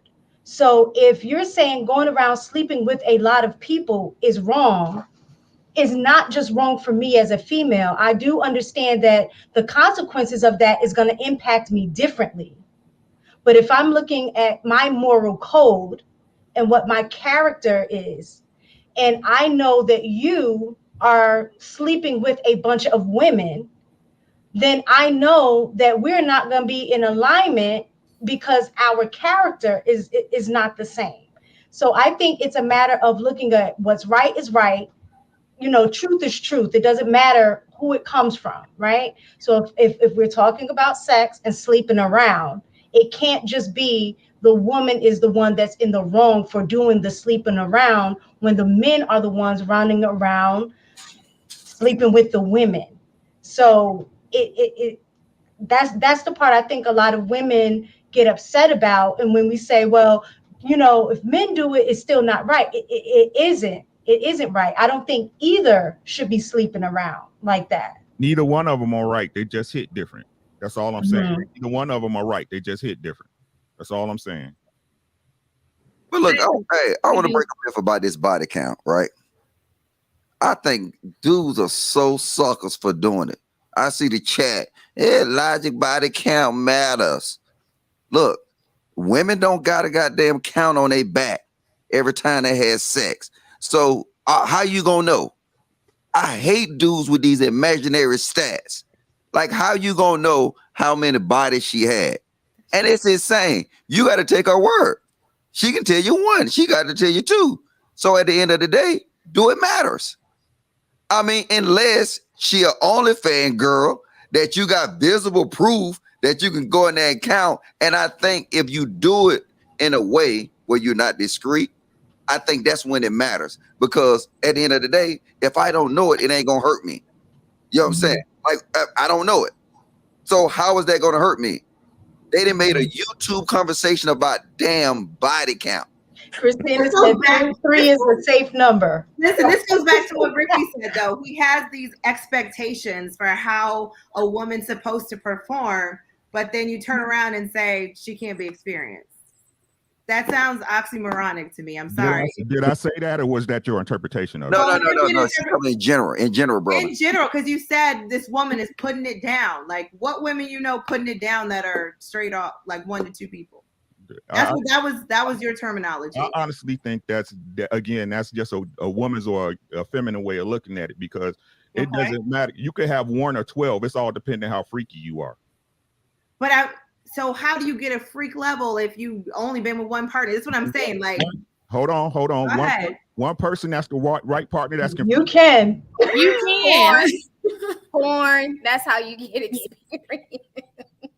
If you only have 1 or 2 I just partners. feel like when it comes to an interaction with the body, though, you could watch porn, and when it comes to interacting with a person, I think that's very different. But see, that's a problem. That rose do more damage than dicks. I'm telling you. That rose, I heard horror stories about that shit. Like, you know what I'm saying? Them chicks be having them rolls, you gonna have to put them upside their head, you know what I'm saying? Throw a Hennessy bottle and hit them with it. That rolls do damage. So that's why I said dudes are capped. They don't. They sorry. Like I said, I'm waiting. I got $100 for anybody that can explain to me this whole body count concept. I think it's a level of maturity. Like Mr. Logic, men that I have talked to, and I've specifically asked about, do body count matters? Straight up. And very few say that it does. Most of them say, I don't care. And then I would say, and this is just my own anecdotal, experience in terms of having conversation and just, looking and speaking with other people. I think Black men are the ones that are really caught up in this whole body count thing. White men, they don't care. They know their wives at some point in college or whatever was letting it out, and it's not an issue. Look, ma'am, you can't put that on us. Put blame on these YouTube niggas. Mm-hmm. They do this. In real life, I never heard the word body count, because ain't nobody asking a woman body count. These niggas, I'm sorry. These guys be looking at these YouTube things. Some dude to be in his basement talking about women that he had bad experiences with, being on the wall, banging on the floor, don't even got a bed, sleeping on an air mattress. So now he got all this built up rage. So what he gonna do is he gonna create all these different things in different angles to pretty much shame women. I don't talk about just shaming women. I just said what it is. You can do what you want to do. But that's at the end of the day. You got to understand, I'm telling you my experience, my perspective, and this is how I think you're going to come out. Right. I have a friend who specifically had dated, just went on a date with, someone that was white. And she was, explaining to him like, that she doesn't have sex unless she's in a relationship. And, they were communicating. He was just like, and she mentioned the body count or whatever. And I don't want to have like that many partners. And he's like confused, like, what does that mean? And then because, he's white, he was like, so this is something like a black thing, and, and he's just like, well, I'm gonna just be honest, white men, we don't care about that. That's not an issue for us. They don't. Traditionally, them white girls are hookers. They hoes. Y'all ain't listening. And they still get wifed up. And that's my point. I think black men are the ones that hold on to that body count thing. And I don't know. I'm not trying to tell black women to just go ahead and date white men, or that's not my point. My point is, I guess I want to know, why do black men, why are they so concerned about the number of partners that they're, a person that they're interested in has, especially if they look at that person like Jay, she said, yeah, I went through my whole phase. I'm done. I've grown. I've healed. I'm, matured. I'm at a different level. And so I'm ready for a serious relationship, right? But then she can meet a guy who's caught up on her body count, whatever that is, and now they can't move forward because time out. No, I'm not saying you had a bunch of bodies. I'm just using you as an example. That's it. So my thing is that in a situation like that, you say don't use me. Why does that even matter? Why does that even matter? Because she's not doing what she did before, and she's at a different space. Why does okay.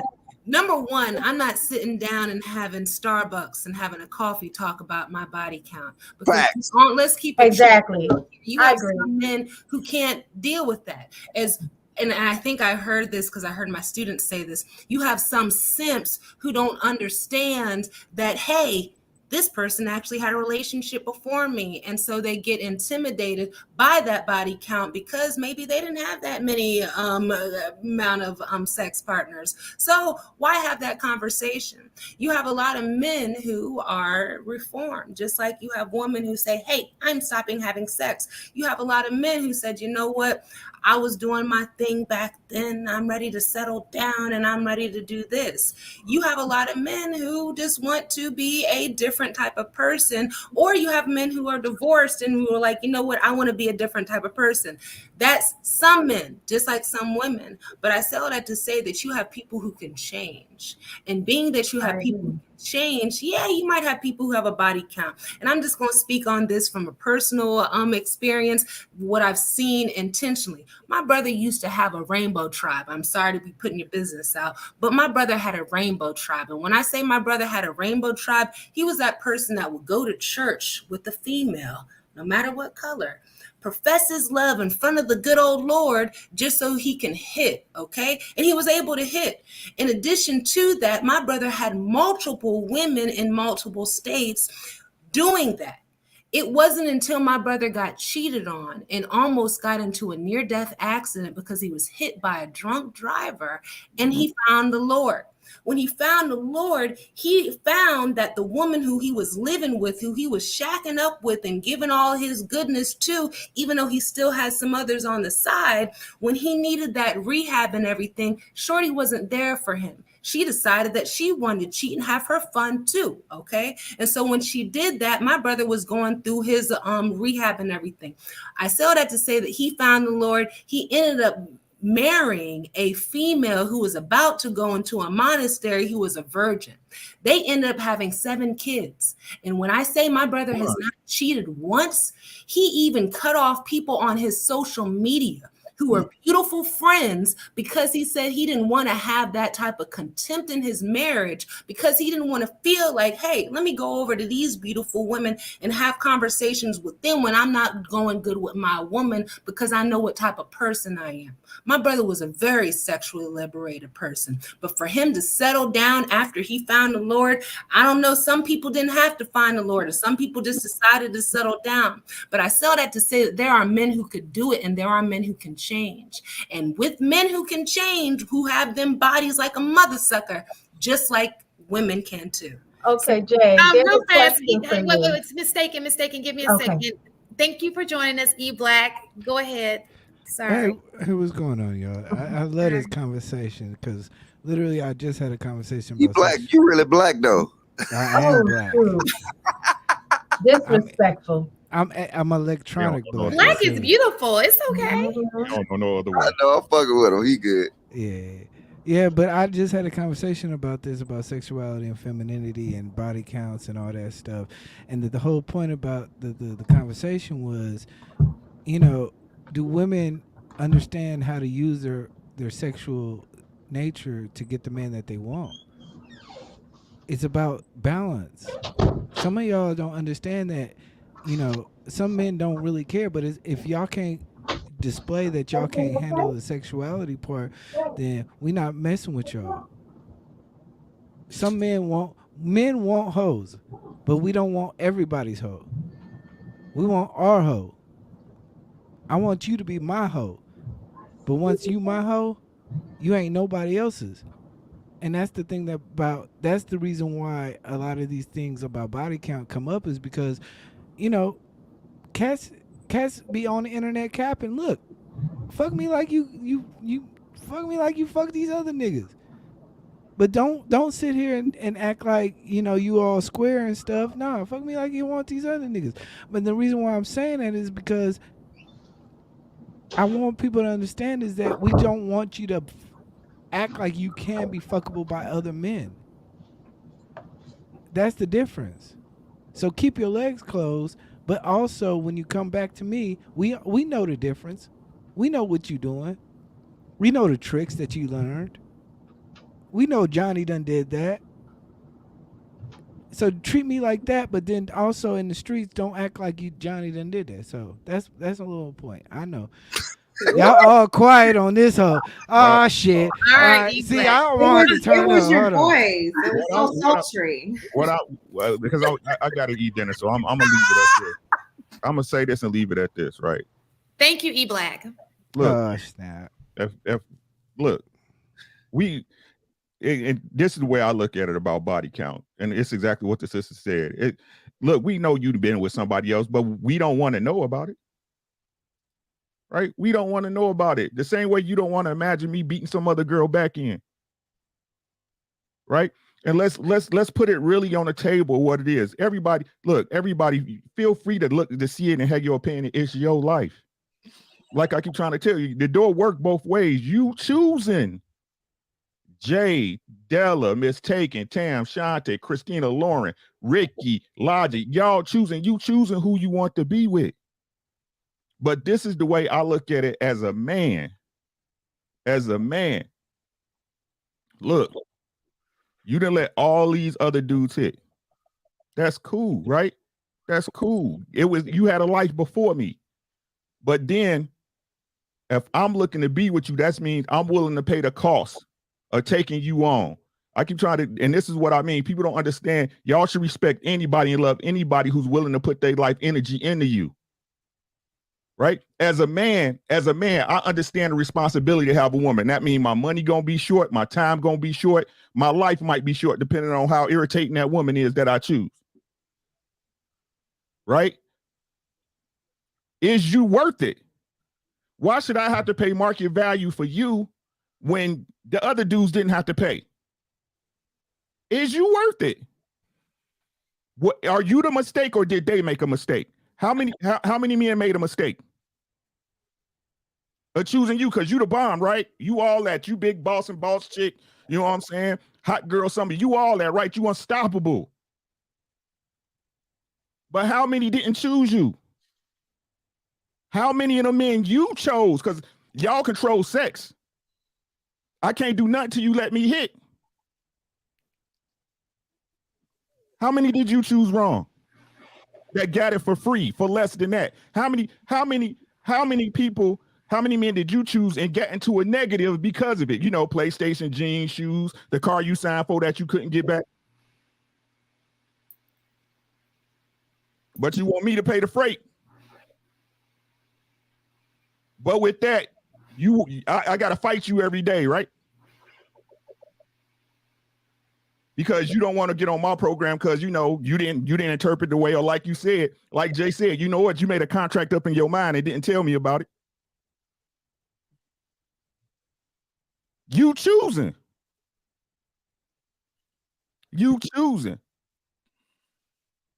I was just going to say, like, go ahead, Rodney. Before yes, let's let yeah, Rodney go. go ahead. Sorry, sorry for that wait, Rodney. Thank you for being No, y'all good. Sure. Thanks for the ad. You know, a great conversation. I definitely, you know, enjoy the transparency. You know, that all the ladies are bringing to the conversation. But I just had a question for Miss J. You know, I won't be long anything. But since you're, you know, celibate right now, right? You know, in today's like a dating scene is crazy. From what y'all was saying on the conversation and everything. So say if you're dating somebody, so are you willing to pay for your own dinner? Then, you know, like during the dating period. And then the other question is, would you be okay with that man that you're, you know, somewhat getting to know, sleeping with somebody else since you are, you know, waiting to have sex or whatnot? Alrighties, let's put this out there in the world. Jay is waiting to have sex until she is comfortable. I'm not waiting to have sex until marriage. If it waits till marriage, then cool, I'll ride with that. In addition to that, being that I have a career, I can afford to pay for myself. So if I need to go Dutch, whether it's with a friend or with a guy, I'm willing to do that. Okay, cool. We can go Dutch. We can go half on a hookah if you like. I'm here for it. Whatever. Okay. In addition to that, the last thing you said, what was the last question? You said something about how was I, first, was I willing to go Dutch, but would I mind if he would have sex? Okay, I had an actual scenario where I was dating this attractive, nice young man, and I told him that I was doing, that I was only waiting until I was comfortable with the person who was consistent, because my purpose for dating is to grow with somebody. You know, everybody says, I have a purpose for dating. Okay, well, fuck is your purpose? But mine is to grow, okay? To each his own. So with that growing purpose, we were talking about it, but I told him my what I was doing, but he tried to make it seem that he wasn't having sex on the side. Comes to find out on Hinge, his homeboy told me otherwise. So his homeboy kind of outed him to let me know that he was having sex on the other side with other people, but he was trying to front like he wasn't having sex. My thing is, it's okay. Keep it true and real with me. If you having sex and doing your thing, cool, whatever. But my thing is, I'm not having sex. If I choose and I like that you're able to have a good conversation, we have some type of chemistry, I can't negate what you do, because my thing is, you're not my child. And it's not like you're gonna listen to me. I mean, like, let's keep it honest here.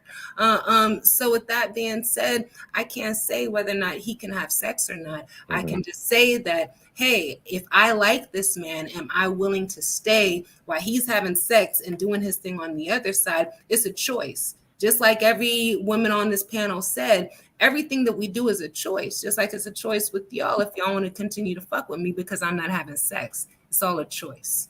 I just have, yeah, I have a question. Hold on, Rodney. Before you gotta say this, hey, Logic, call this man out. This crazy. That's a green talking point. That's a green talking point. Like, oh, go. I want you to pay for your dinner. Right? Why does do I want to? This is not real life. They get it from YouTube. This the virus. Oh, what you call the shit? Dutch? So let me ask you a question. That's the question I think we're all trying to ask. Are you saying that because she won't 'Cause she's have not sex having with sex? you, the You can't pay dinner for is my food? contingent upon the sex? No, nuh-uh. So, right. So let me put this out there, right? So I'm married, for 14 years, right? So we have what me, my friends do, we have the conversations with our like a single friends, right? And just from the stories that we hear from them, is like, all right, they're cool with, say, if a woman like wants to wait, right? But again, I'm not, like in the dating scene, right? But for what I've seen on YouTube, like what Mr. Logic is saying, or like, Instagram, Twitter, all that stuff. Hey, bro, Rodney, hold Yeah. on. Let me say you from yourself. You prove my point. This is all I'm saying.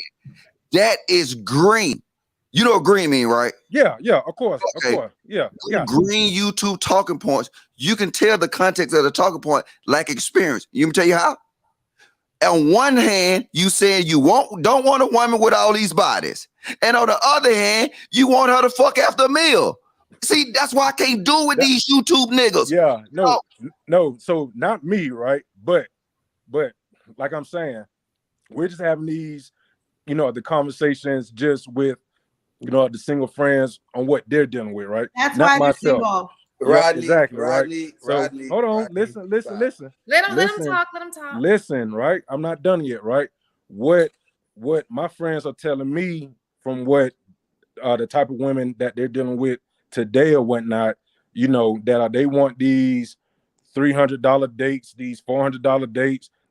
They want to go to, Ruth Chris and blah blah blah, all that stuff, right? So in their mind, again, I get what Logic's saying, and I 100%, agree with them. But what they're saying is, to them, they see it as a loss if they're the ones spending their money for these dates and whatnot. But yet on the back end, I think y'all brought it up earlier when Ricky was talking or whatnot. But yet the dude who you really like, isn't doing all this stuff for the dude who likes you somewhat, right? But I 100% get what Mr. Logic is saying. But I'm done though. No, stay up here though. But I'm gonna let ladies. I'm not gonna hold it. Go ahead. Cause I got some smoke for these talking points. It's insane. And ladies, can I go or do y'all go ahead? Thank y'all for the ad. Let a man talk to a man. You're welcome, Rodney. Listen, y'all gotta stop listening to these things that don't make. Oh, he didn't left. Shit, I'm gonna talk to that nigga. He in the chat. Still hear you. Go ahead. Look, y'all gotta stop listening to this stuff that don't make sense. Like, and people get mad at me for calling out these points. They say, Logic, you simping. No, it ain't simping. It just don't make sense. You want a body count, but then, and I didn't heard, I'm not gonna call no names, but I heard YouTubers say, oh, well, if you're going on a date, you make sure you have sex after the second date or the third date. So I was like, now let's do the math. You saying that you want the body count and body counts are bad. And you telling her, okay, after the third date, you should be smashing. So just do the math. It don't make sense. It's green YouTube talking points that nobody is utilizing in real life. They only get a voice to shame females. That's it. It's to shame females. And I'll be honest, y'all want me to keep it funky. It's to shame females to lower their standards. That's it. The lower their standards. Oh, you got 10 bodies? Oh, well, you now turned into a 4. And then now, if she hear it long enough, she be like, I'm a 4. And then now she go look at Craig on the corner, you know what I'm saying, smoking a crack pipe and say, Craig, can you get with me, Craig? That's what they doing to you. That's the whole concept of a scarlet letter, is you put it on somebody's neck, it's visible, and then now everybody can use it as a shame tactic. You don't definitely not lowering my standards. So you can say what, definitely not lowering my standards. So you can say whatever helps you sleep at night that you feel like you need to say to me to get your point across. And let's be honest, most people, I'm not even entertaining a conversation of what's your body count. Why does it matter? Why does it matter? And can My you question is this: why does it matter what Black women's body counts are, but y'all don't ask other people what their body counts are? You guys, not you, Mr. Logic, but we know Black men love them some other chicks. Do they ask them the same questions, or does it my matter thing is, only if you're Black? who's really We're holding being to a different honest, though? standard, Chance. End We're of the holding. day, Now, I'll give you an alert. who's really being honest? You can tell some. What's your body count? 3. How you gonna tell me I'm lying? You can't tell 7.5. You just gotta roll with it. I And if say the same thing. roll Hey, with it. yo, Have sex. Get yourself tested. But Yo, you Cam, know how, yo, you know Cam, how and, yo, Cam and stupid, Christina. hold up, Billy, and I fade to black. You know how stupid that point is? When you ask them, how would you track this data? They'll be like, oh, I'm gonna just answer. Well, nigga, she a virgin. What you gonna do? You got a virgin expecting a kid? You can't tell. So now, like I said, it's so green. And look, the guys in the chat right now are so triggered because they've been hearing these little talking points for so long and they say right now, no Logic, you don't make no sense. She should have sex after the second date, but she shouldn't have a high body count. Niggas, you can't add. 1 plus 1 is, look, see, this is why I get mad. Y'all see why I get mad now. That's Pookie Ray Ray. That's a Pookie. I was gonna say that. Y'all, It's Billy, definitely some the Pookies kid. and rayrays in the chat. There is some Pookies and rayrays. They going in too. Go ahead, Billy the kid. Nice to meet you, Billy Billy. the kid. Hi, Sorry. Billy. Hi, Billy. Hey, ladies, how y'all doing? First of all, let me tell you how beautiful this panel is.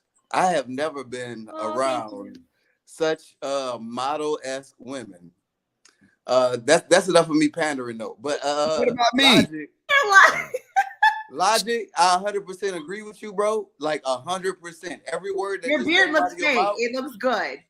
Thank Right. you. It do. My But brother look, check can't this even out. give me Logic, credit. I 100% agree with you, but it's up until a point. Like her body count doesn't matter, but when I start hearing about it, when a guy in the hood tells me, "Yo, you with such and such?" Oh man, she a jump off. You know what me and the boys, we did this is that and the third. Now I look at her different.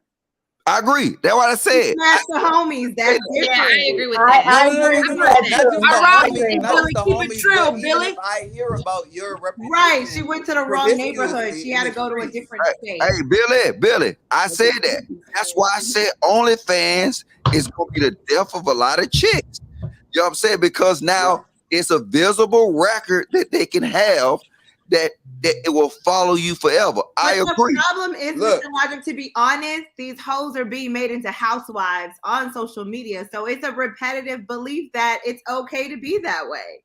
That's true. If you give me reason to believe that I shouldn't, trust you in that, in that light, where I don't know, like the mother of my child, I asked her. This is what I was about to say about Tam and Christina. The mother of my child is not Black. She's Middle Eastern. And I noticed that she liked Black guys. And I asked her, I was like, how many, not just dudes, how many Black dudes have you been with before me? She said 6. I looked at it different. Why are you putting her business out there? No, I'm just saying. We don't know her. We don't It's know. okay. We don't Keep know talking, her. Billy. But I'm just saying.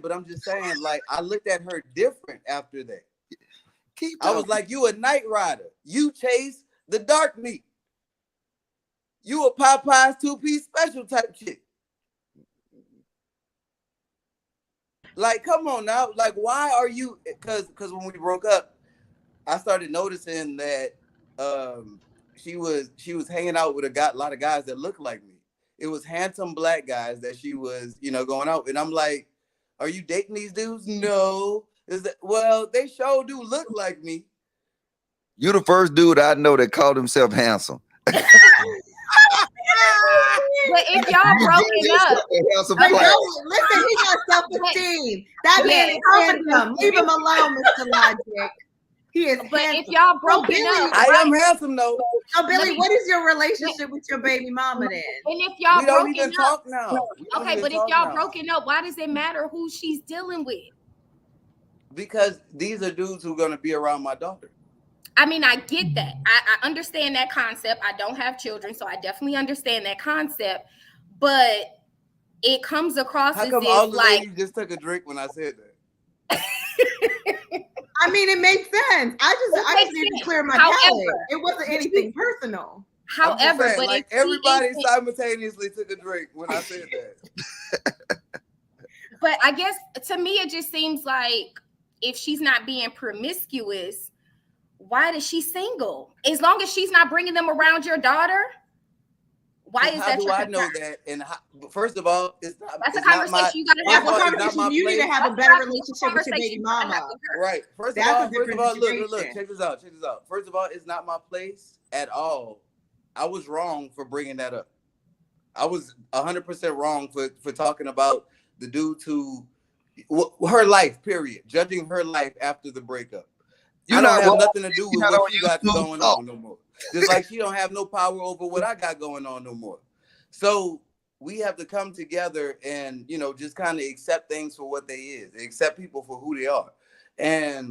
But I don't want my daughter in an environment where she's saying a lot of men and her mother be promiscuous. You know what? Hey, I'm glad you brought that up. That's important. That's a whole different topic. You changed the body count. With the right people. But like, if she doing it, if my daughter sleep, if she sleep, she could have 3-4 niggas in the house. No, she shouldn't. Wait. No, you just brought some up. You changed my perspective now. Now I said, in this regard, body count do matter, because how many men she exposing to your daughter, it matters. So I'm willing to concede in this Those position. are two different things, Logic. She doesn't necessarily have to be bringing the guys over when the daughter is there, because if the daughter is with him sometimes, maybe that's when she's getting it in. I don't believe you should bring men around your daughter. He said maybe. We said maybe. I don't think he really knows, though. Billy, do you know? I don't know. Do you know, Billy? You need to know. But look, check this out. I can only be the best dad I can be. It's not my role to do anything for her anymore, or give her any advice or advise her on her life and how she chooses to live it. That's toxic. If you want to go ahead and, you know, be a hoe, be a hoe. That's not my, you know, just don't let my daughter see it.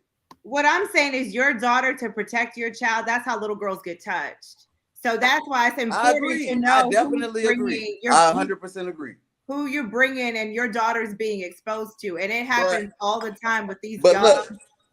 But look, I'm not gonna go out of my way and like police who she's talking to, who she's seeing, who she's, you know, interacting with. All I can do is advise, and, you know, just a man's role is to just basically, you give him a situation, and how he reacts to it and how he handles that situation is how you can judge him on his manhood. And so I'm looking at the situation like there ain't really nothing I can control about, like, you know, what she decides to do. All I can do is pour into my daughter as much as possible. How old is your daughter? She's 5. You can control. No, ma'am. You can control it. Yeah. Because look, I didn't already got into a heated debate about these kind of things, and then next thing you know, because she's not black, she's technically a white woman to the police, she'll call the police. I got a hostile man at my door, and he will not leave me alone, and this is that, and I'm like, I gotta learn how to play chess, not checkers. I mean, this is my daughter's gonna see. Look, my daughter's gonna grow up and see the type of man that I am. I'm gonna be the villain right now, regardless. She gonna talk bad about me. She gonna do whatever she do, whatever. But when my daughter gets older, she gonna be like, "Damn, my dad a balling ass nigga, and he always stay with a pretty ass woman, and he you know, he's handsome. He drives a nice car. Why'd you fuck that up, Mom?" Did you know she was? I don't think she's gonna say that if you're not there. with her? Did you know she was Did you know she was promiscuous before you had a child with her? I did not. Because that's a choice. That's right. I was about to say that this is a moot point, but you had a choice where you. It was how I was moving. It was how I was moving, and I didn't get all the information off, you know, in the beginning that I should have. I didn't vet properly. And this is where that topic where we were talking about in the beginning, it's important to ask those questions. Even men need And to so ask that's those what I'm questions. telling Logic. Like I 100% agree that, you know, body count technically don't matter, but it's a point that you can see personality traits in a person. So were the signs not there before you decided to have unprotected sex No, with her? because she was playing a role. She was playing a role. You know, So there was no red flags. A lot of people play roles, and they can damn near win an Oscar for the role that they play in a relationship. And it wasn't until like it was small things that made me kind of, you know, catch on to it. Like it was her always going through my phone. It was her always. How long did she make you wait before you smash? About a month. Nah, yeah, she for the streets. All right, 8 months. 8 months, brother. No. Because the timeline is 8 months. Hold on, let me write that down, Mr. Logic. My fiance, who's sleeping on the couch right now, ass naked. I smashed after a week, and we've been together for 2 years. All right, but don't be on this live stream next year saying the same Will you stop telling your business, sir? She couldn't help it. You put her business out there. Something for the simps in the chat. If a nigga wants something, we gonna get something. Hold up. Body count and the way these guys on YouTube talk about it is totally different. I concede it. He's not really talking about body count. He's talking about the amount of men that exposed to his daughter. You guys are what? 1 + 1 ain't 18. Y'all guys is simps, man. That's what I'm telling you. Simps will blow the world up. They're worse than an atomic bomb. I agree. Hi, Dr. Eugene Steele. Thank you, Billy. Hey, how you doing? Thank you for your empathy. Thank you, Billy. Yes, like, can I stick around? Thank you, Billy. You I know don't what? know, maybe I've have been more watching you. people Doc. People that want to cycle Watching you on Billy. stage. Man, fuck them niggas, What you man. got They to say, lame. Mr. Doctor? Oh, Billy. Hey, Billy. Quit being disrespectful. I want to Get hear your what ass Doctor off with got me to then, say. Logic. from Come the on, let's stage. go. What Let's type go of to the bar, stage Logic. talk you trying to bring over here, Dr. Steele? Dr. Steele, come on and preach. Go ahead, Well, Dr. Steele. okay, first I want to start off by you know, I love the conversation. I love the transparency that you have given out. Something I want to ask you: if a woman has been a 304, you know, building up these high body counts, right? But all of a sudden, there's a day where you don't want to be a hoe anymore. You're looking for a long-term relationship. Sometimes you have to ask yourself, are you sure that's what you want? Have you really gotten past your hoe phase? Even though your body counts may be high, but you're serious about getting out of the hoe phase. And also, if you are serious, do you feel that your men who judge you, because of the history, do you feel that's a hurdle? And how would you get through it? I don't think a man needs to know your history. Like if you meet a dude and you're in the space that you're in now, how does that conversation even come up where we're talking about your sexual history with other dudes? I don't know many women that are sitting and have a conversation with a dude about their sexual partners. Right. And it would be sensible for a woman to keep that history to herself. That definitely it helps the situation a lot. And I think most women do. As we said, what's your body count? 3, 4, 7.5. Like most women do. Like it's not a relevant conversation. Hey, Right. Dr. Steele, you're a doctor, right? Well, yeah, as a YouTube doctor. All right, look, watch this. Can you examine a woman's body to figure out her body count? Based on the YouTube logic that you hear about body counts. No, you cannot. Honestly, you cannot examine. You cannot tell. Do you care about body count? We know, because I'm saying we keep the body point. I know, you know what I'm saying? You be around and they talk body count. I get it, right? But what I'm trying to get, isn't it like almost an idiotic point to keep bringing up when you can never examine it? You can never know. If a woman had a meter on her and it said 999, then we'll have a whole different conversation. But that don't exist. So it's idiotic that we get grown men up here trying to sit here and say, "Oh, how many bodies do you have, ma'am?" 2. But you see, that's the thing, Mr. Logic. That's the thing, Mr. Logic. You cannot tell. And to be honest with you, that's not what I'm interested in. What I'm interested in is the woman still accumulating those counts. Is she still in her whole phase? That's the big question. Is she in a relationship? What about you? Yeah. What about the woman being interested? Were you still in your whole phase? Like, you still out there having like, does it matter that the woman also cares about if a man out there just sticking and dicking? Like, the hell? I'm glad women don't care. I think it's qualified.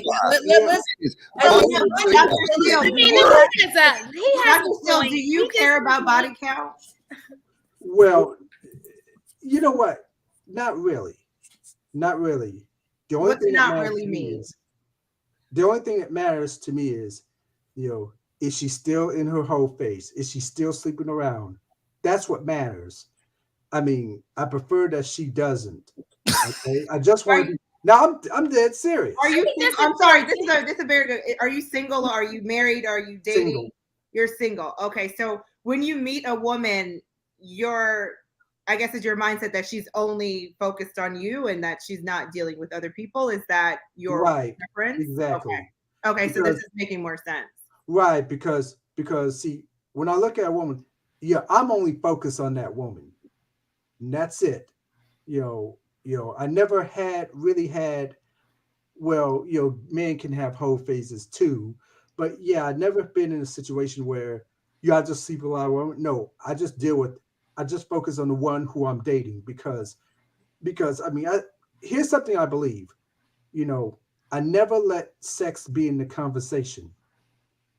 I never let sex be the priority, nor it's a main priority. I just wanted to, know the person. Okay. That's all I ever wanted. I have a question for you, doctor. So let's say you find out if she is still in her phase. What happens next? What if she has everything? She has everything. She is perfect for you. That is the woman, but she's dealing with somebody else. Red flag. If I find out about it, So earlier we were talking about when you find out something or you discover something or maybe their mask falls off, you have to do your due diligence to make a decision to decide if you want to stay or you want to go.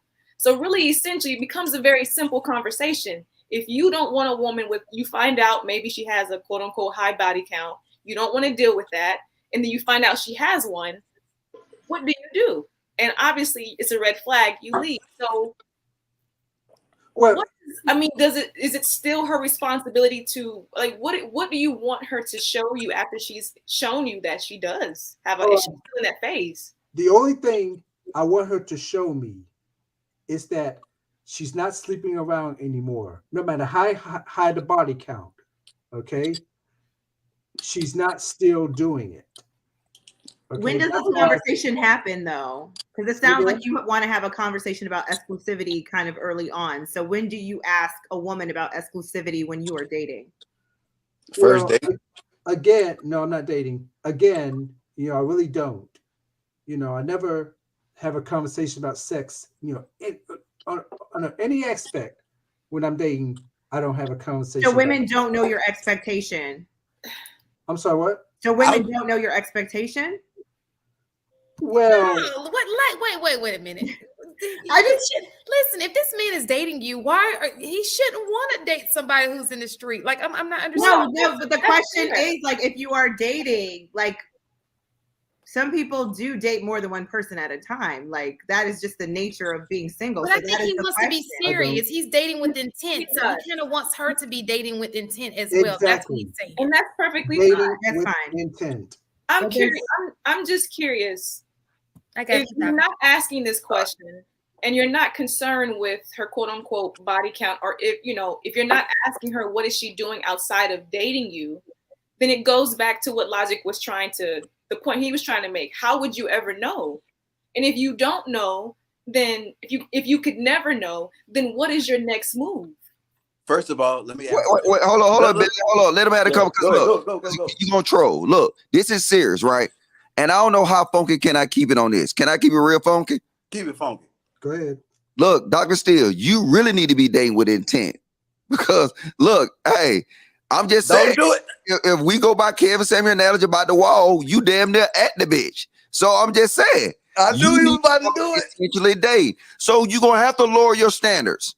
Let's keep it focused. The same shit that we be telling women, it applies to men too. If you single, look, and I can, you know what? I ain't gonna keep it funky. I'll just fade to black. I'm good. No. I agree with you, Mr. I keep it funky. I keep it all the way funky. Doctor. Logic, come on back. Your nut test is great. You got a clock on you, bro. But before we even go on a date, before I even get the number, I ask this one question, which is a great question to ask. How single are you? Single. Because a lot of women will keep it, 100, or they'll lie. Be like, oh, I'm single. But the next thing you know, we kicking it and your phone steady ringing. Obviously, single is single. Aren't you engaged? I don't think that there's levels. Nope. To I'm talking about single. when I was single is single. Okay. If she's single, then she's single. She's dating. I mean, that's what dating is. Dating doesn't necessarily mean that you're out here having There's sex. levels. Hold on one Let me second. ask you guys a Dating question, doesn't mean though, that real you're fast. out here having sex with other people. Dating, you are exploring experiences with other people to see if you align with someone. But just because you're dating other people doesn't mean that you're out here having sex with every single person that you're going on a date with. I wouldn't expect anyone or any woman to do that. So if you are looking for exclusivity, that is something that is earned. It is not something that you are entitled to from another woman that does not know you, does not have any idea who you are. That is something that is earned. So if you're I'm trying to figure you out so I can protect myself. Single is single. It's literally that's the definition, that she's single. So she may be single. She has the right to date other people. She may be single, just like you would have the right to date other people. If you're vetting your options, she's vetting her options. That's because you all are single. Now, if you all have had the discussion and you're now exclusive, then that's let me ask you a question. The thing is that I only want to know your activity as of now. Like, what do you have going on? I don't think that's any of your business. So listen. So give me a second. So, Billy, Team Della. Okay, so I think what he's saying is, if he's going out on a date and this guy is trying to court you, so to speak, but you have a situationship on the side, would it be fair for him to know that you have a situationship currently on the side while he is trying to get to know you, trying to court you? But he said he wasn't asking those questions. That's why I'm a little No. That's a part of that. I was a little confused. I'm not talking about you, Billy the Kid. I'm talking about Dr. Steele. You won't know those things unless you ask. So if you have the intention of dating this woman seriously and you want to date her exclusively, you got to have those conversations at some point. And I think it's all about how you choose to express that. Like, coming from a place of connectedness and vulnerability, like I would love to be exclusive. I would love, what are your thoughts on that? How do you feel about that? That's something that you can say to someone versus you out here, you single, like what?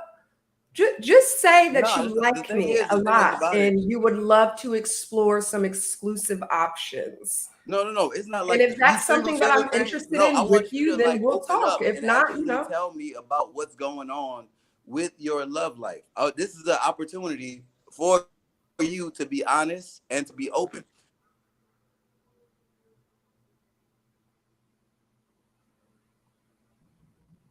Billy froze, y'all. So So that was a perfect time. See, that's a problem. All on YouTube. See, that's why I'm changing my name. My name finna be Superman Logic now. Cause see, if we can come on YouTube and be anything we want to be, and it don't matter about reality, then Logic gonna do it. Body count matter, the 304 phase, all that stuff matters. I'm Superman Logic. Look, matter of fact, Eugene, is you a real doctor? No, actually, I have a doctorate. Oh, okay. All right. What are you a doctor in? Doctor? That's a What are you a doctor. doctor in? That's still a doctor. What do you have a doctorate in? Doctorate in curriculum and teaching. Oh, EDD. Yeah, EDD. Cool. Perfect. I get you, Dr. Steele. I was right there with you. You have every right to ask those questions. But he doesn't ask the questions. That's what I'm It's saying. okay. Let him be. I get it, Dr. Steele. Yeah, it's going to be. Well, it's going to be some point where, it's going to happen, but I don't know if I really want it to happen on the first day. I did not want to come off on a woman as I'm not sure what term I'm looking for. You can ask questions to get what the answer that you're looking for without asking directly, to see where that woman is and where her life is. Like, it's all asking the right question. Hold on, Billy, I'm glad you're back. I have a question. And lady, I promise y'all, I'm not trying to play nobody. I really am not. So earlier we were talking about rayrays and pookies, right? Yeah. So my question is, based on hearing some of the stuff that you were saying about you're not with your baby's mother, and you were told about her body count, and I can't really say how involved you are with your daughter. All right. Would you consider yourself I'm gonna ask you, would you consider yourself a pookie or ray ray based on the definition that we had, or not? I would say, me myself, just being real with myself, I'm gonna be the toughest, criticizer to myself, and I'm gonna say yes. But in reality, I'm gonna say no, because I came from the bottom of the bottom, and I made it to a place where I'm very proud of where I am now. And I am very close to six figures. I should be within the next 5 years be making that. And I had to work really, really hard to reinvent myself a bunch of times to figure out the exact, being a man is hard. You don't get no sympathy for anything. If you fall short in something, you just short in that. So I realized my shortcomings. I realized where I'm not perfect at, but I do know the things that I'm really, really, really good at. And my mom, she instilled a lot.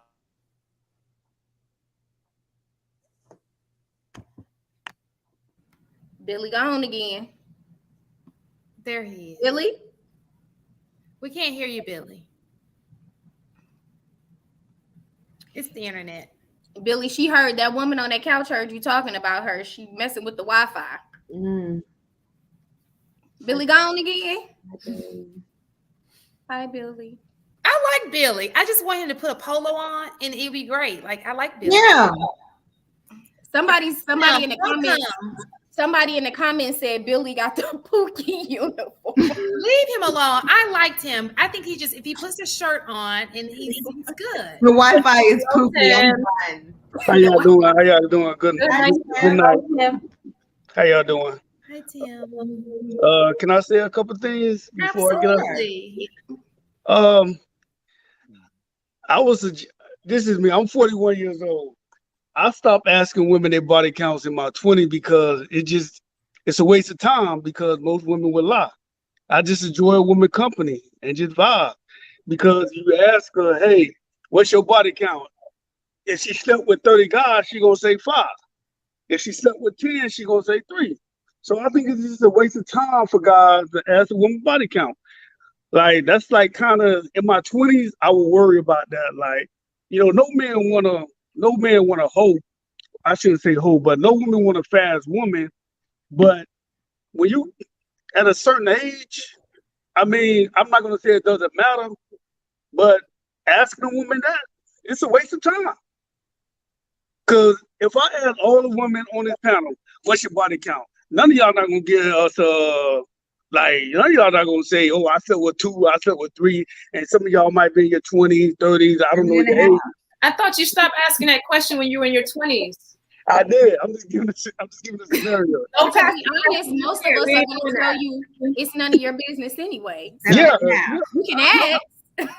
Yeah, I don't even know how. Like, we was talking about this at work today, and I was like, man, y'all ain't gonna lie to you anyway. Just enjoy the woman conversation, enjoy the vibe, and just chill. Stop putting stress on a situation that's not even a relationship. Just enjoy the day. And nowadays, people don't even know how to enjoy the day. They run about, oh, if he trying to get my money, if how many body count, just vibe and just let the shit play out. And don't put your heart so much into a fresh new relationship. Just vibe and chill and just let the shit play out. And I just think like you shouldn't be volunteering too much information and all. Just everybody just needs to just enjoy everybody's company, especially on the first couple of dates. Tim, those are some trigger words, some red flags. Just enjoy, just vibe, just enjoy it, ladies. What I mean by that, like on the first date, I'm not gonna ask a woman like the question I'm gonna ask on the first date. This is me personally. First thing I'm gonna ask: do you have any crazy baby daddies or any crazy boyfriends? That's what I'm gonna ask. That's my first question because I've been in a situation where I had to pull out a pistol on a situation. I didn't even know she had a crazy baby dad that just got out of prison. So I had, luckily I have to keep I keep a pistol on me.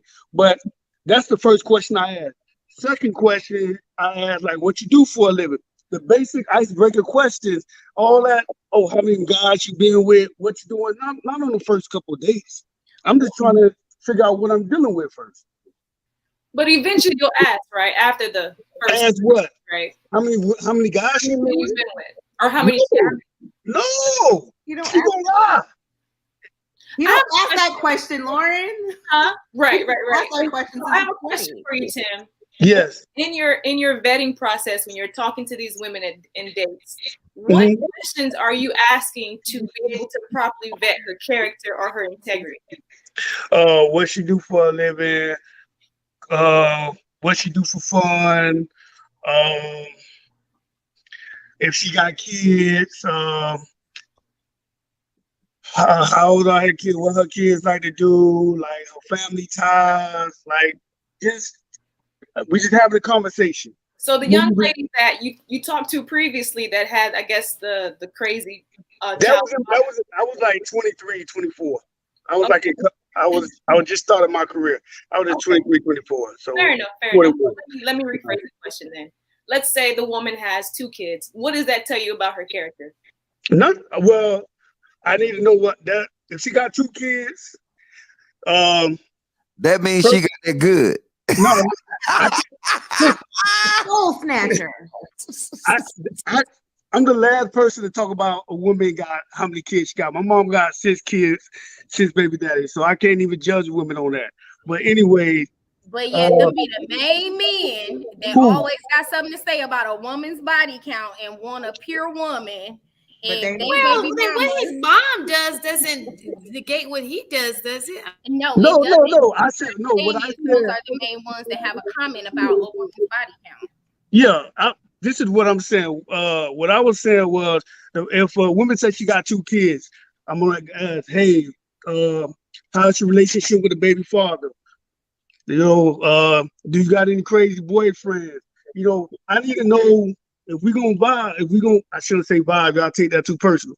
If we're gonna get in the, well, she said don't say vibe, so that's why I didn't say it. I'm gonna stop saying it. But if we get in a situation or start dating, I need to know them things. Are your kids like knuckleheads? Like, how's your kids? Because if I'm gonna be involved in you, I need to know all that. I gotta protect my peace. and that's gonna be my piece. Because if you fucked up, I don't want to be fucked up. Quick question. Let's say the kids are knuckleheads. What you gonna do? Spank them? Nah, I don't. Nah, man, I don't hit other people's kids.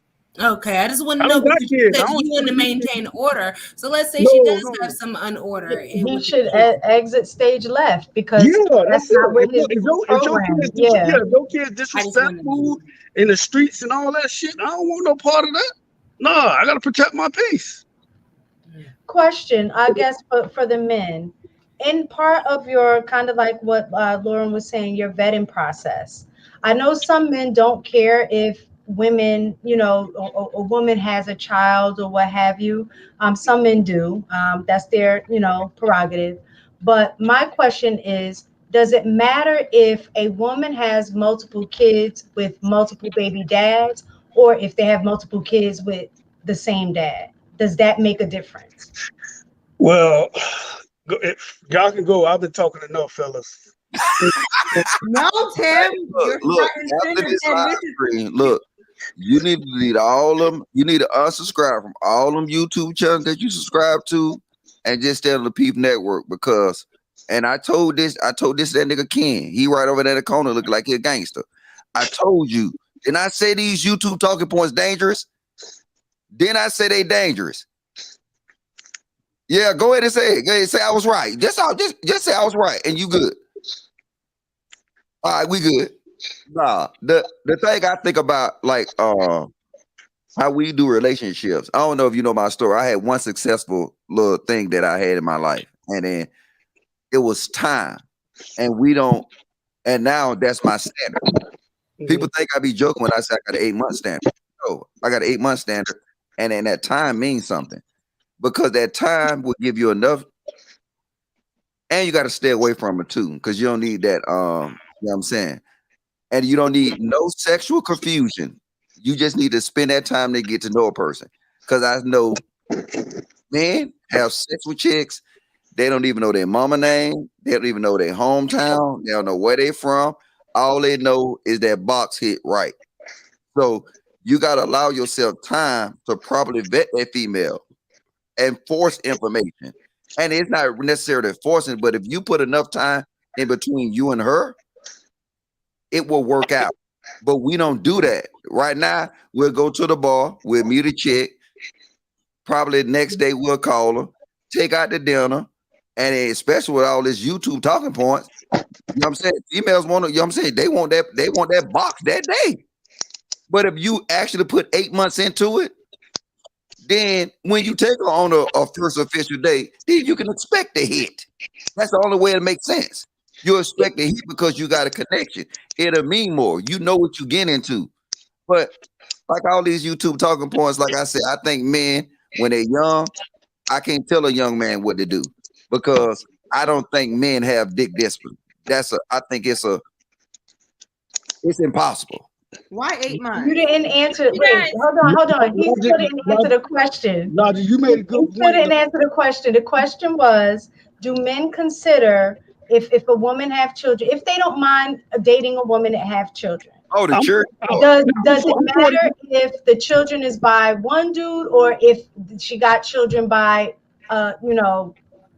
multiple dudes? Like if she got 2 kids and each kid got two is the 3 match kids for me. 2 is the match. 2 baby daddies the match because I got no kids. So two kids, 2 baby daddies. That's the match for me. Other than that, But Logic, you made a good point because I was. Wait. I want to get in that. We tell they love their baby daddy part. Let me. Isn't ask that question and we have to get to thinking man, okay? Isn't that don't you think that's a little weird that you say that considering what you just told us about your mom? Like, isn't that a little judgy? No, that's my mom. That's not me. I have no kids. He doesn't have children. Yeah. No, I don't mean whether he have kids. Is that a consideration when he's dating? Yeah, but you got to understand, like, I kind of grew up in kind of like a dysfunctional situation. Like, I think I'm not judging, and I'm gonna say this: I'm not judging any woman that got multiple baby fathers. But to me, that's like 3 baby fathers. That's just like that's to me that's too much for me to handle. I'm not And that's judging. okay. Yeah, that's just too much for me to handle. And for the longest, like when I was in my 20s and even early 30s, I wouldn't even date no woman with kids. Like literally, I had a kid, I wouldn't even date no woman with kids. As I got older, I'm like, okay, yeah, shit. And I realized women with kids, I actually had a better rapport with. So, that's just me. I'm not judging women with multiple baby daddies and all that. That's whatever you do, that's on you. But this is me when I'm dating. Gotcha. Thank you, Tim. But if I had multiple baby, if I was a dude with like multiple baby mamas, I would like date a woman with like 3 or 4 baby daddies, Brady Bunch. But Hey, Tim, Tim, you 41. You Yes, need sir. to start busting some Huh? real fast. I'm telling you, dude. You Go wasn't ball. listening. Hey, No, to the ball. I got my college sweetheart pregnant, and make a long story short, we was in college. No, we don't want to know all that, no, but I'm just saying, you 41, so you need to start making a move. You know what I'm saying?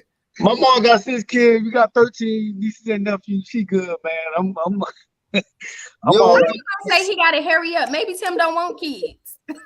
Yeah, I'm on the edge, but it's not important right now. I'm all right. Go ahead, thinking man. We've been running our mouth. Hey, Yes, thinking man. Thank you for being so patient. I'm chilling. Hey, what's up to everybody on the panel? How y'all doing? What's up, bro? Man, this is an interesting conversation. I think it's dope that women can get on the panel and be real candid and just have a conversation. No, straight up.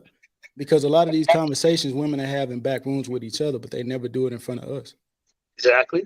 You know what I mean? So it gives us a lot of insight as far as perspective. And it also, shows that women are not a monolith, just like we're not. So, to answer Miss Taken's question, for me it matters. I mean, if you have one kid with one father, and then you have another father, another kid, how many times do you watch and repeat that cycle? You know what I mean? Are you marriage minded? And even if you're not marriage minded, are you disciplined? Are you responsible as a person to understand what that actually means when you're having all these children with, different men? You can't say that that's going to be a healthy household. So that's just my 2 cents. But yeah, much respect to everybody on the panel. I appreciate the conversation. Ain't no respect for you. But no, I think it probably do matters, but it's small. Hey, Lauren. Oh, check you out. You got the book. I actually just got finished reading that again. I read it in college, and my husband told me to reread it. Wow. So, I read it when I was in elementary school. But all right. I love it. As an English teacher, I love all of that. Y'all. You sound like a hater right now, bro. I'm pretty sure Ken gonna send it to me though. He always hook me up. I got you, bro. I think it matters though, but I think the older you get, you start looking at kids as a resource. Like you don't look at kids how you normally you did when you was younger. Like now, you know what I'm saying? As soon as I hit 40, I looked at kids as a resource. I was like, you know what? And you think about it, it's a lot of people that make a lot of money and then they have nothing to invest that money in. And if you realize what's the best place to invest money into? Kids. I'm telling you, kids, even though we don't get taught that concept. Real estate. Real estate. Yeah, but is wealth. That's the real estate is the real estate. That's what you need. But kids are cool too. No. Well, let's have this conversation though, right? You I guess you call this smoke out, right? So you say real estate, right? But then when you leave real estate to kids or whatever, you're essentially leaving them a bill. Because what have to be paid on real estate every year? Taxes. But think about this, and I'm with you though. It's you should be able to leave them something. But what I'm saying, invest in the kids. We don't invest our resources in kids. You know what I'm saying? That's why our kids always so far behind. You're right. We never do it. And then now you can have you got billionaires with one kid, right? And then they die. That one kid, they might leave that one kid $1 billion and then you will see eventually that money will get tossed away. So if I had 8 kids, and then now I had the resources to invest in them kids, then now that's called a winning team. You know what I'm saying? That's building a platform. But we don't look at it like that. And I'm gonna quit simping because I don't know what he plugging in right there. Oh, that's a wine opener. I thought you was like over there. a weed pipe. Nah, man, never that. Nah, see, Especially look, not on camera. see how y'all dudes is. So, Tim, I'm gonna ask you a question. Do you notice anything that's going on right now? No, you don't. See, y'all need to be observers. See, they texting each other up there. Don't you see the laughing and giggling? Hey, look, y'all dudes need to be observed. That's why I say y'all green. Y'all don't pay attention to shit. Hey, maybe I'll just be Mind your business, We were Logan. laughing that you should have caught on to it too. It was in the private chat, actually. He didn't catch it. Let's not shed light to it. Listen. Oh, that gosh, was you hilarious. Oh, it was so funny. Trill. What up? What up? How y'all doing? Trill. What it do? See, y'all up here causing trouble. I'm saying y'all giving these men hell. I had to come tag in and help out, man. What's going on? Who, us? No, that's not us. Pass the baton to you, Trill. Let me clear something up real quick from last week's live. Logic, I do not hit my men, okay? I am a lover, not a fighter. Hey, Tam, you seem like a firecracker though, for real. She definitely hit me, bro. I don't hit Hold my on, men. why would you say it? Did I say you hit your man last week? You said I look like It looked like you punched him in the my face. man cheated on me, that I look like I would punch him in the face. No, I didn't say you did it. I'm saying you was I look looking like and talking like the type. Tam, Well, let me clear the type up. I'm Tam, a have you lover, ever not a bust any fighter. windows or slashed any tires? Yes. See, yes. that's what I'm saying. Say no more. That's irrelevant. I don't hit men. That's irrelevant. So, hey, so you telling me if you bust windows and slash tires, you don't think that's like one step down from busting a nigga upside his head? It's not the same. Not the same. You know, that's Yo, don't you be putting that on Tam, yo. Do I look like I hit people? Listen, the comments say you toxic Tam. Hey, Tam, you giving, Tam chooses violence. Tam, you giving Lisa Left Eye Lopez vibe. So look, hey, watch this. I'm gonna see Trill, my dude, though, even though I'm finna bust his ass in basketball in Atlanta. Now I'm gonna see how real my nigga Trill gonna be, right? Trill, tell me if I'm right or wrong. It's 2 women on this panel look like they will bust a nigga head wide open. Definitely. And that's the side by side. And both of them on the bottom row. Wait, we see a different view than what y'all see. So y'all gotta call names. We see a different view than what Why do y'all you see. say that, Logic? Yeah, I just want to know who's on the bottom row. Who's on the I bottom? think We it's see a you, different Jay. view. On the bottom left. You and Della on the bottom. Bella and Jay, right? Logic. Why do you say that? I see Della and Jay. I'm on I'm the being top. discriminated because I have short hair and I'm black. No. All y'all like the same complexity though, so that's cap. But you know what? That's crazy. There's a misconception though, because the real people who might bust people upside the head would be Shantae and Lauren. I would never. The quiet one. In what way? Huh? You mean like literally bust them over the head? I wouldn't do that. I wouldn't. I would not. I'm a lover. Same. It's all love over here. Someone has a question asking. That's how actually a good physical question. And mental disabilities affect your thought process on a potential candidate. Physical and mental disabilities? Physical and mental disabilities. That's a good question. Very good. I'm I not a would boxer. actually in I'm a out. situation like this. Go ahead. If somebody else wants to answer it, I can I would answer say, it.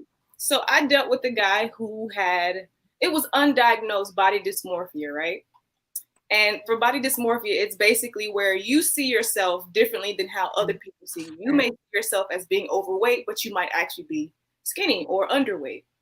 And so one of the ways, and I say this is more of a mental disability because it's psychological, right? It could even be physiological, but whatever. One of the issues that he had was he was constantly trying to find ways to reaffirm himself something that I discovered, he actually had an eating disorder. So either he would purge himself either, from the top or the bottom so that he could maintain a certain weight. He wanted to be in a certain weight class. And so obviously that caused a lot of strain in a relationship because you're trying to understand what they're going through and you can't teach them anything. You can't show them anything because it is out of your control, out of your capacity. So even if you did meal planning or whatever the case may be, they have to work on that from a psychological perspective. You can't just go to any mental health professional. You have to go to someone who is specialized in helping you with that disorder. So hopefully that answers your question. Here's a question. Did he grow up with his dad in the house? Yes, both parents. And did he play sports? He actually no, he didn't. That makes sense. He probably was a bodybuilder. Later on in life, he did get into that. Yes. Yeah, that's a lot in that field. Yes. Bodybuilding is notorious for that. Yes. Yes.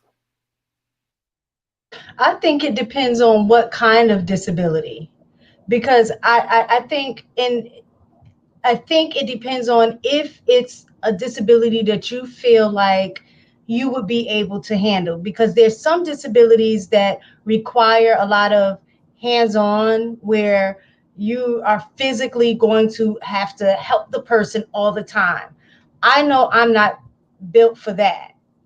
But I think maybe something else, I think maybe I might be able to deal with somebody that has, depression, only because I'm familiar with that. I grew up in a household with a parent that suffered from that. So I think because I am familiar with it, I think I can deal with somebody that has something along those lines, not like, but it depends on like to what degree, because depression happened in degrees as well. But I think I can consider that. Yeah, I'm gonna be honest. I think if I get that information from the door, I'm out. I ain't gonna even lie to you. It's just too much. Like, relationships are hard enough to maintain when we are both of sound mind and body on a day-to-day basis. We talking about long-term shit. We ain't talking about 6 to 8 months, smashing here, there, dating a little bit, and then we go our separate ways. I'm talking about 30, 40 years of marriage. That in itself is hard enough. So for me to have to deal with that, and then the issues that you come with, and again, not judging nobody for the issues that they come with, as long as they are taking steps to get it addressed. I'm not judging. If you're not, then I am judging. But as long as you're taking steps to get it fixed, then more power to you. But just Is it a me, deal breaker? yeah, it's over. I ain't even gonna lie to you. Like, we can be cool. We can be cool from a distance, but time myself to you for the next 30, 40 years, no ma'am. I like, hypothetically speaking, if I'm single, I like finished product. Like, I feel like my job is, I equate it to like buying cars, right? When you go buy a car, like, I would like for the car to be running when I get it. My job is maintenance. My job is not to put a brand new engine in the car. And essentially, that's going to be the task that I'm left with. Now, we can say, oh, we can get some help, all that in the third, but you still going to be there to have to deal with everything, the trial and tribulations that they go to while they getting the help. And again, replacing the engine is not my job. Changing a tire, changing a windshield, touch up paint, that's my job. But building a car from the ground, no ma'am. I'm not signing up for that. I'm not a mechanic nor a doctor. Yeah, I think it has to do with what the mental disorder is. I think you got to be real conscious of that, and then when you start thinking about the overarching length of a relationship, if it's long term, if you married, whatever, people go through stuff. A lot of people have ups and downs. So, just like anything, it's a gamble, man. And it's only a matter of time. You know how they say, hopefully you live long enough to see yourself become the villain, because you may not have issues at the moment, but they may crop up 10 years down the line. You never know. You know what I mean? Like, if you look at long-term relationships, you got, we getting older. People have cancer. There's certain, anxieties, and, life is not just always sweet. You know what I mean? So, but I do agree with Trill a little bit, and that's where it's kind of contradictory at the gate. That's difficult at the gate. Now, if we've been together for for X amount of years, or we're married and you go through something, then I'm gonna rock with you. Right. But out the gate, that's a different situation. So if you're, let's say you are dating and you put, so Mr. Logic said he got 8 months, right? So if the person didn't disclose that to you, depending on what the disability is, they did not disclose that to you within the 8 months, and you feel like, yo, I can rock with this person. I think I can see a future with this person. At that point, if they disclose to you that they have a disability, let's say it's anxiety or depression, bipolar, I don't know, any one of those, would you then walk away, or now that you've already, like, you know what, I think I can rock with this person, do you still think you would walk away after that? That's a hard question because I see both sides of it, because you damned if you do, damned if you don't. If you're a woman and you got these issues, you know a dude gonna walk away at the sight of you and you disclosing that up front, but then you want him to get to know you as a person first before they pass judgment. So I can see both sides of that. But the principle of it, when you start talking about character as a person, if I can't be honest with you up front and then 8 months in, who's to say a little bit later on down the line, you're not going to lie about something else? You know what I mean? So, where's your line at as far as what you will and won't do? Mental disorders are real, real tricky because it affects your judgment and your perspective. So it's real difficult to make that decision. But if you can't be honest with me from the jump, and I would ask women the same question. If you was talking to a dude and he had issues going on and he was able to keep it, that, y'all talk about meeting a dude representative. I kind of equate it to the same thing. You meeting a woman representative at that point. Should I have to go rifling through medicine cabinets? Because I know women go hard with that. You go to a dude house, you checking that medicine cabinet when you go to the bathroom. You know what I'm saying? So it's a tricky one. It's a tricky one. But I'm out there. Man, I'm gonna add something else to it. I'm gonna add something else to it. That's damn near like hiding a child for 8 months. Because just like you said, like you want them to get to know the real you, and no, that is the real them. That is a part of them. That's not something that we gonna get together, diagnose, and just take some medicine and then it's gone. That don't work like that. That's a day-to-day fight that we have, and however way that we treating it. If it's therapy, if it's AA meetings, if it's whatever, this is a situation where like I'm signing up for a fight for the rest of my life, and you owe me that option. The same way women say, when you meet me, you need to let me know your intentions. Give me the option to stay if you saying that you don't want a relationship. Same way. Give me the option. You owe me the option. Yeah, if you take that away from me, you're wrong. I think if they had the mental, like physicals, like, I don't know if they was saying like she got one leg or she missing all 4 fingers. Nah, she can't fry no biscuits and then I don't want none of that. But like if she physically, the mental thing, I can kind of deal with that a little bit. Like I can really, I can test out the waters and see, how she deal with it. And maybe because I'm in the military or I was in the military, so I knew guys who had PTSD. So matter of fact, I dated a chick who had a caterpillar on her head, and that was a deal breaker for me. Oh, my bad. Listen, let me just say this. I actually had a guy, before I read Harrison Davis's, because we're going to get to his question. I actually was in this situation, and Mistaken knows this because she's a really good friend of mine. I had a guy that I dated for 4 years, and he didn't have children, and he did want kids with me. But his grandmother was diagnosed with both schizophrenia and bipolar disorder, and she was hospitalized. She was actually in a psychiatric hospital. For me, it was a deal breaker because that's genetics. Sometimes that can be passed on to your offspring. While I would have been able to, go through it with him, I wasn't willing to have a child knowing that there was a possibility that my child would experience that. So we had to part ways. Oh, wow. That's crazy. You for real? Yeah. And you know what? It's tough because if you're someone that does suffer from some type of, mental disability or whatever the case may be, you probably don't want to go into a situation off top wanting to tell someone that because of the fear of judgment. but you have to allow people the opportunity to decide if this is something that they can handle for themselves. Because I have been around people that suffer from bipolar disorder, and it is a lot to handle, especially when they feel like that they are able to function without meds. There is nothing that you can say to them that can change their mind towards that. So even though no one wants to, you're meeting somebody for the first time, you don't necessarily want to disclose that information.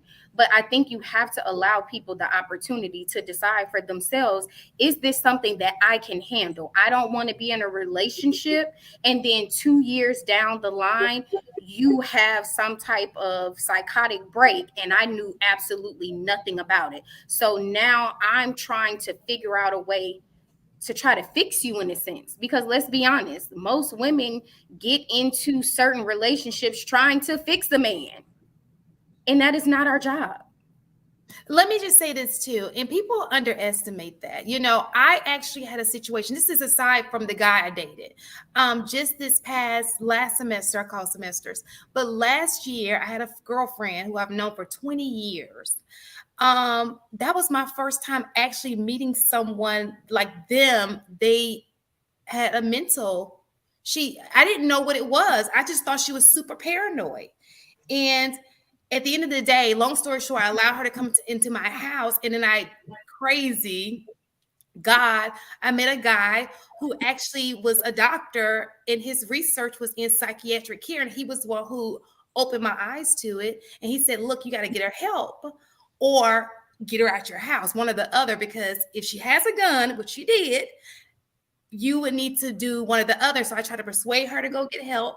She would not go get help. I even told her I would go with her because, hey, I'll go see a psychiatrist too if you want me to. I'll go with you. She would not accept that. And so she did end up leaving my home, and she killed herself a week later. And that, let me tell you, if you go through something like that, you have to be a strong individual because it can weigh on you. You'll be like, it just tore my whole world up. Like, I was almost like, oh my God, I need a therapist. But it's nothing to play with at all. Especially like Tam said, they don't want to take their medicine. They don't want to get help. And how do you persuade them? And you can't make them. The law says you cannot make them take their medicine. You can't. They have to willingly do it. So it was just that was my only, besides the situation with the ex, but he didn't have a mental disorder. He just had it in his family. Whereas with her, she actually had it and it wasn't diagnosed. So. See, that right there is exactly why like people need to do way more due diligence before they pick their partners. And a lot of people don't. I be telling people like, that'd be my main advice, bro. They be like, bro, what you think I should meet her family?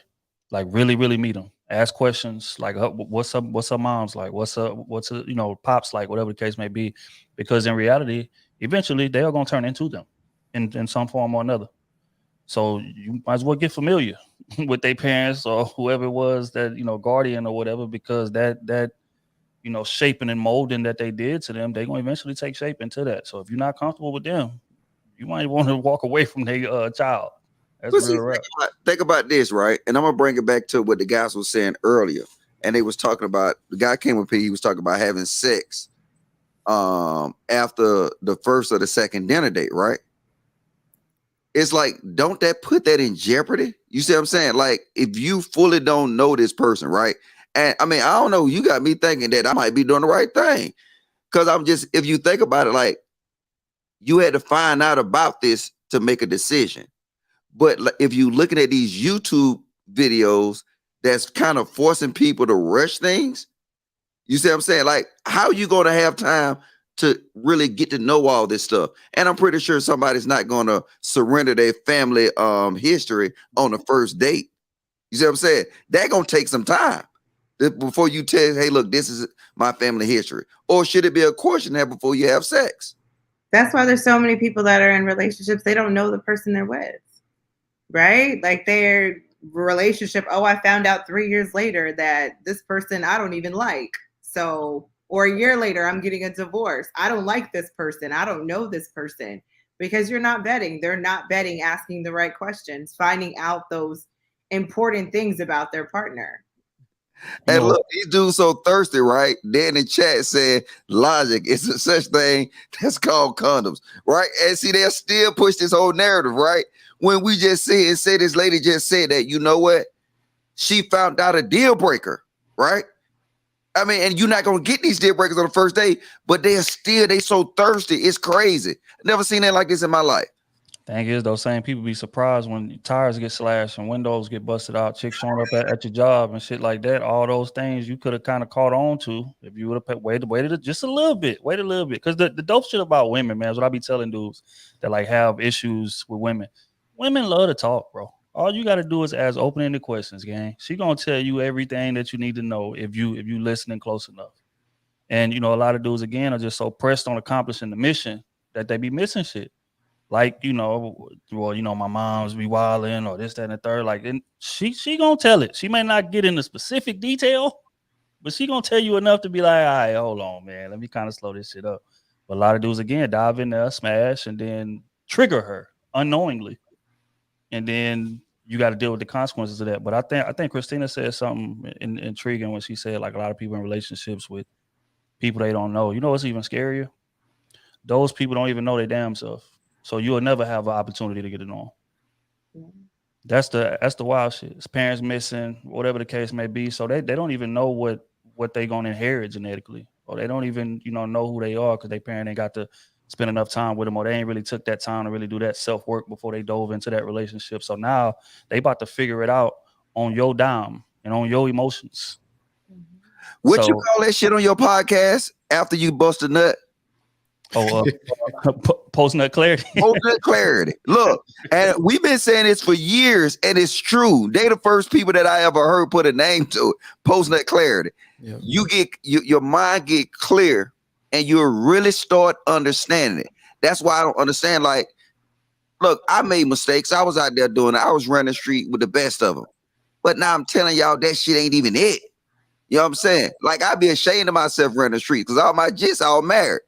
And I'm still out here running the streets. So now I'm sitting here listening to YouTubers tell dudes to bust it down after the first date, and they get 1 million views, and they get mad at me for saying that's crazy. But look, check this out, bro. Like a lot of people, they talk about, it's simping or chill and wait, have a conversation. It's mature, it's discipline, bro.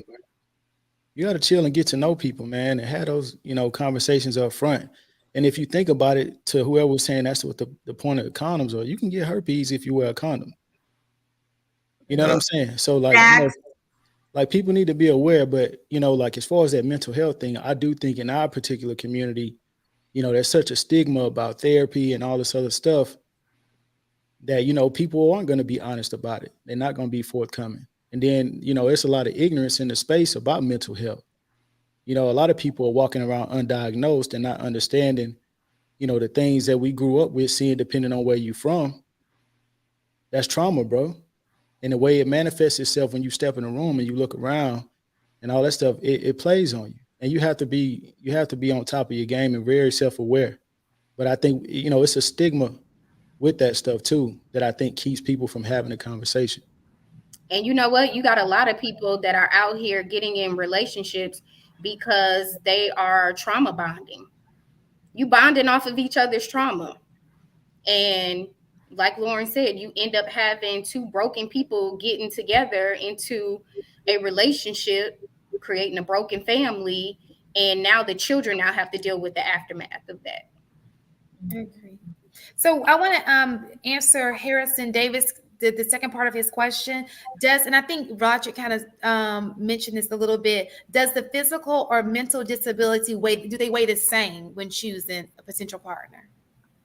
So you're saying basically, let's say somebody has half an arm compared to somebody who is on the spectrum, does it weigh the same?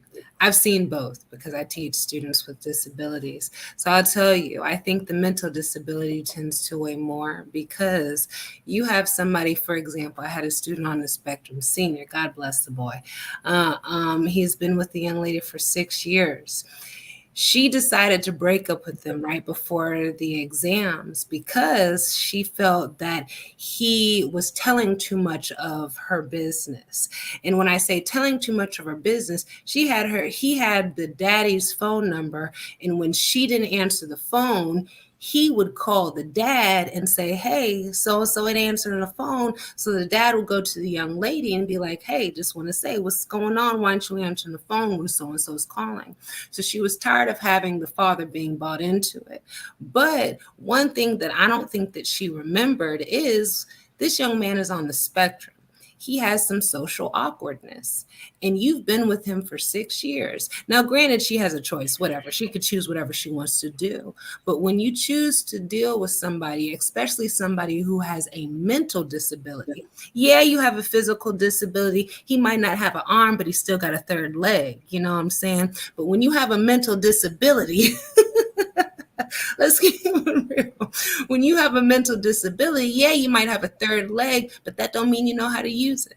Okay. And that also might not mean that you know how to not necessarily court the person, but sustain that relationship in the right manner. And it's not that he was being malicious with calling the father. It's just that he has some social awkwardness. And so instead of him dealing with that issue on his own, he felt the need to bring somebody else in it. So when you're dating somebody on a spectrum and anybody who has some type of mental type of disability, you're going to have to kind of take that risk of dealing with some stuff that's not going to be exactly how it might be in a regular relationship, but you're going to have to make modifications and accommodations just like you're in a classroom in order to get that desired goal, which is your relationship. I'll tell you what, Jay, the only pushback that I would get to you would be that, well, first off, let me answer the question. I would weigh them evenly. And the only pushback that I would give to you is that a physical disability can create a mental disability. That's the part that we're leaving out. Because, you know, again, if somebody's insecure, let's say you're dating a man, right? Like in a man's head, when we with our woman, like it's our responsibility to provide and protect. But, you know, a man with no arms or a man with one arm, he may feel insecurity because of the fact that he can't really protect you the way that he may want to. You know what I'm saying? Or feel less than, or whatever the case may be. You know, we see short men with this complex all the time. Feeling like they gotta Logic, relax. I already know what you laughing at, relax. But we see short dudes with this complex all the time, walking around and just trying to go above and beyond to like prove themselves because they done developed a mental disability. Because I don't feel like I'm, you know, on a regular man's playing field. So I would just say, you know, they weigh evenly, man. But can I tell you, and I agree with you. However, when it comes to disabilities, Logic funny as hell. Go ahead, Jay. I'm sorry. It has to be some type of scientific thing. You have to have some type of proven disability. That's an acquired disability. That is like a depression. When a woman gets cheated on a whole bunch of times, when you have a Napoleon walking around, keep on staring at himself and hoping that it gets better. That is an acquired quote unquote disability. But the ones who actually have a doctor's disability, where it's actually you have the ADHD, you have the autism, you have the scoliosis, you have the bipolar, you have the schizophrenia. I understand. But when you have something like, let's say you have 3 fingers as opposed to 5, and you mad that you can't finger your girl the way you want to because you just got 3 as opposed to 5. and you need more than 15? What is happening? And let's keep it real. You get you get depressed because you're not able to have those 5 with the girth and you just have 3. That's all. Can he use his other hand? Not the girth. That's your own disability. That's an acquired disability that you happen to make on your own. I'm talking about one where you wake up and you're like, you know what? I don't have an arm. So being that Somebody in the chat said ball up your fist, man. I can't still hit it. I could still hit it right, and I could still be consistent with my girl. I could still have wonderful conversations. I just might not be able to hug her as hard as I want to, but I could still have a relationship. So with that relationship, I just don't understand how you have some people who have self-proclaimed disabilities, but you have actual disabilities. So let's distinguish the two. That's all I'm trying to say. But look, the women actually I want to throw something in here because it's crazy because we saw this up here, right? Involving just being emotional, being how they have it. The way they think. Some of the stuff you see come up here, would you classify it as a mental illness? Like, just say the point that we had made earlier, right? Where we were saying, hey, look, brother, that don't make no sense. I know you heard off of YouTube, but that really don't make no sense. And they was like, nah, I think it makes sense and I stick to it. And I'm gonna ride it till the wheels fall off. Just like somebody said, you can't force somebody to take their pills. We experienced, like, we downplay it, but mental illness is rampant on YouTube. Go to the look, it's crazy that I be just like, hey, look, 1 + 1 is 2, brother. And there's no. My favorite YouTuber told me 1 + 1 is 27. And they stick with it. You say, that makes no sense, brother. And they will stick with it. And it proves that they don't have that ability to reason. They don't have that ability to use logic. You classify that as a mental illness.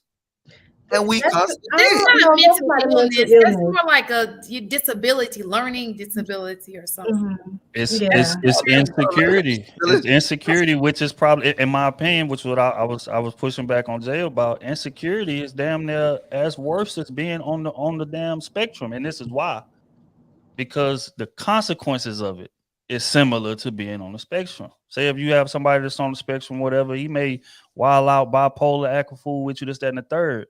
The same short dude that we talking about earlier, if you get into it with him and he got to look up at you to argue, he might be more prone to put his hands on you. Things are going to be a bit more volatile, you know what I'm saying? Or say, he insecure about, just whatever it is. He got 3 fingers, just like you say, I can't hug you as tight as I want to. Or I can't. He'll blow the whole room up. That's why.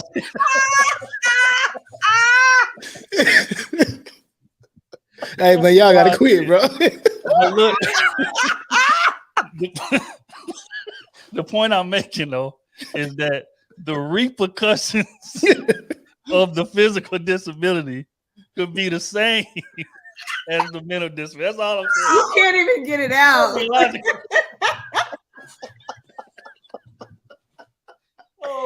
If you're missing any fingers, it just has to be these 2. Right. As long as you have these, you're good. We are not making fun of the disabled. Disclaimer. Y'all going to hell on scholarship. So Harrison has another question. He says, so folks with disabilities, especially physical, are just out of luck. People seem more inclined to deal with mental more than physical. I don't think that's true. Yeah, I don't think that's true. I think it's Which one equally y'all think y'all both, can depending handle? on what the I disability think it's is. his personal experience, but maybe. But I think it depends on what the disability is between Yeah, them. if you're missing an arm and I really like you, it's okay. It really is. For me. I ain't buying it, man. That Wow, sounds hell. good. I ain't buying it though. No, if a guy, let's just say, look at this, because I actually thought about this today. I had a student who has an arm. Listen, his forearm is missing, okay? But if he looks good and that's the only thing, and he has the prosthetic arm, but he's cool, we get along, he has a nice job, everything else is on point. You think I care about that little arm? No. Shantae, I got a question. why gotta be a little arm though? You see? Hold on. The way you been describing it. No, she capped. He can't go bowl. No, I am tragic. I would not lie about that. He can bowl with his other arm. Hey, no, you can't. You go. Hey, look, he can't rub your booty. He can't do He that. got another arm. He can rub it with the other arm. Yeah, he can. He only got one. He got one. He can't pick her up and carry her to the bed. How you gonna carry her to the bed? Both hands on that ass. Maybe that's right. Okay, so Trill, Okay, this so you is capping Trill, Tay, why you you know are dang well one arm will not be able to No, cover that let me ass. just tell you. Listen, Well, which one if could this y'all handle guy- more? The Listen. the physical disability or mental disability? I will take the physical, take but the I physical. won't take the mental. Hey, Shantae, you know what else he won't be able to do? What? He won't be throw his hands up to show you he fed up. I am not participating. I'm not either. I'm gonna go ahead and man. close Listen, my. if my guy Watch. came and he did not have a forearm, I will be okay with that. Like it's not that that's And that's petty to me. she In gonna all do honesty. the rest. As long as he has a third arm, she's fine. You know what? I feel like when it comes to women, like we talk about, women can find the good in a situation. We will. So we can overlook some things more so than men can. So if there is that, Christina, yes, y'all had kids. He can't teach your kid how to do a push-up. I can teach my kid how to do a push-up. I'm It's playing. okay. It's not a problem. Why is you That's what trolling, I'm man? saying though. Like women, in reality, women do overlook more than men do. No. Women overlook things in certain areas. But let's The asterisk. Here that's we why I say go. let's rewind the tape a bit. We're gonna use the same man. Forearm is missing, right? Oh, he got But more he things make- wrong? we're gonna do the same man. Same Forearm scenario. is missing. He got one arm, one forearm, Okay. but he making 40,000 a year. That's different. No. Wait. He's a great guy. Stand up dude, take care of his kids, go to work every day. He ain't cheating. He's a stand up man, emotionally intelligent, all that. Gee. Are you gonna be just as willing to stay with this man with one arm if he makes No. 40,000? That's what I'm No. saying. So y'all may This overlook not the same in certain areas. Trill. No. Wait. It is, and this is why. Because the number one most attractive trait in a man to women is financial security. That's a fact.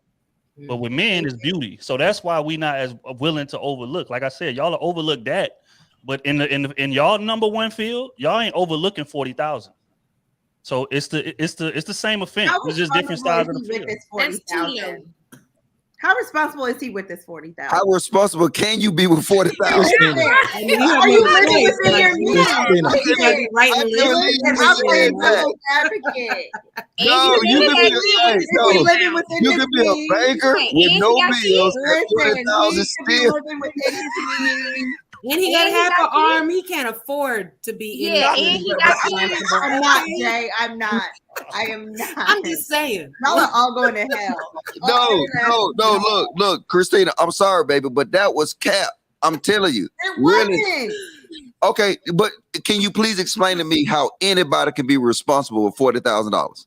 I'm just saying, like, if he could live at home with his mama. kids. With kids. What? Okay, he had kids too. So Who you 47. saying a whole lot we first talking of all? about with no arm or 3 fingers? Like, I need to got know: kids, is this so- a man without a disability or a man with a So disability? somebody saw potential in him. 40,000 is a disability. No. Do he get disability on top of the 40,000? Oh, I see. See, there's different things. And if someone saw that he had a potential to be a father and had a kid with him, so that shows another attribute. Now, there are some good men with disabilities out there. I was having a conversation, and actually, you guys, I guess, can chime in with that. Like, for me personally, money, I'm not going to say money isn't a big deal. There is, it does matter to a degree. But I think what we were talking about earlier, character, and morals, values, I think to me that weighs heavier to me personally. Now, if I am making enough money, and let's say whoever I'm dating or whoever I'm with in relationship may not necessarily be making as much as me, just maybe a little bit less. I'm not going to say they bringing in 20, but if they're making a little bit less than me, that wouldn't bother me, because in my mind, we're going to be on the same team. So we pooling that money together to get the things that we want. So that wouldn't bother me. Okay, just real quick. When you say a little bit, I need a threshold. Say like I was making 100,000 and he was making 60. That wouldn't bother me. That wouldn't bother me because together we got 160. So our plans are going to be based on our total amount. So if we're going to try to get a house or we want to go on vacation, those are things that I'm going to work together. We're going to work together as a team to plan those things out. So it's not like I'm going to be, thinking that I'm going to be, flying everywhere every weekend. I know that I'm not. But on the flip side, I'm okay with me falling in line with the program that we're creating a program together to achieve those things that we want. But see, wait, I thought it was his program. You say with the program you say the program we creating for one, and then you said we gonna figure that right there just let me know the mindset that you're gonna have going into it. If he Well, making I am going to 40,000 figure less than stuff you, out. If the part of the program is saying, okay, these are the things that we want to do. We want to go on vacation. We want to do these things. As a woman, just automatically, a woman is just going to start thinking like, okay, how can I make this happen? All right, let me sell some stuff on Facebook Marketplace. We're going to think of things to make it happen. So when I say I'm talking about the part that I'm going to play in carrying out this vision. But who gonna be the head of the household? she is. And growing up, I'm gonna be honest. Growing up, I had my aunts. Both of them made more money than either of their husbands. They were the breadwinners. But watching them move, you would never know that because their husbands were still the head of the home. I don't think money makes you head of the home. I just don't. I think the way you move, the way you lead is what makes you the head of the home. See, but if you would be right if we was talking probably about like maybe 40 years ago. But the thing is that in 2022, you need resources to get you everything that you want. We don't live in the Congo. We don't live in the Middle East. So all these little cool things that you would need, we need resources to provide them things. So I don't know. I just don't buy it. I mean, it's no way that you get out and you work as hard and you bring in more resources that naturally you won't put yourself in the head. You would naturally be in the head. Naturally, you know what I'm saying? The way the dynamics lay, you would be the head of the household. So you're a woman, but you're still a human first. You know what I'm saying? It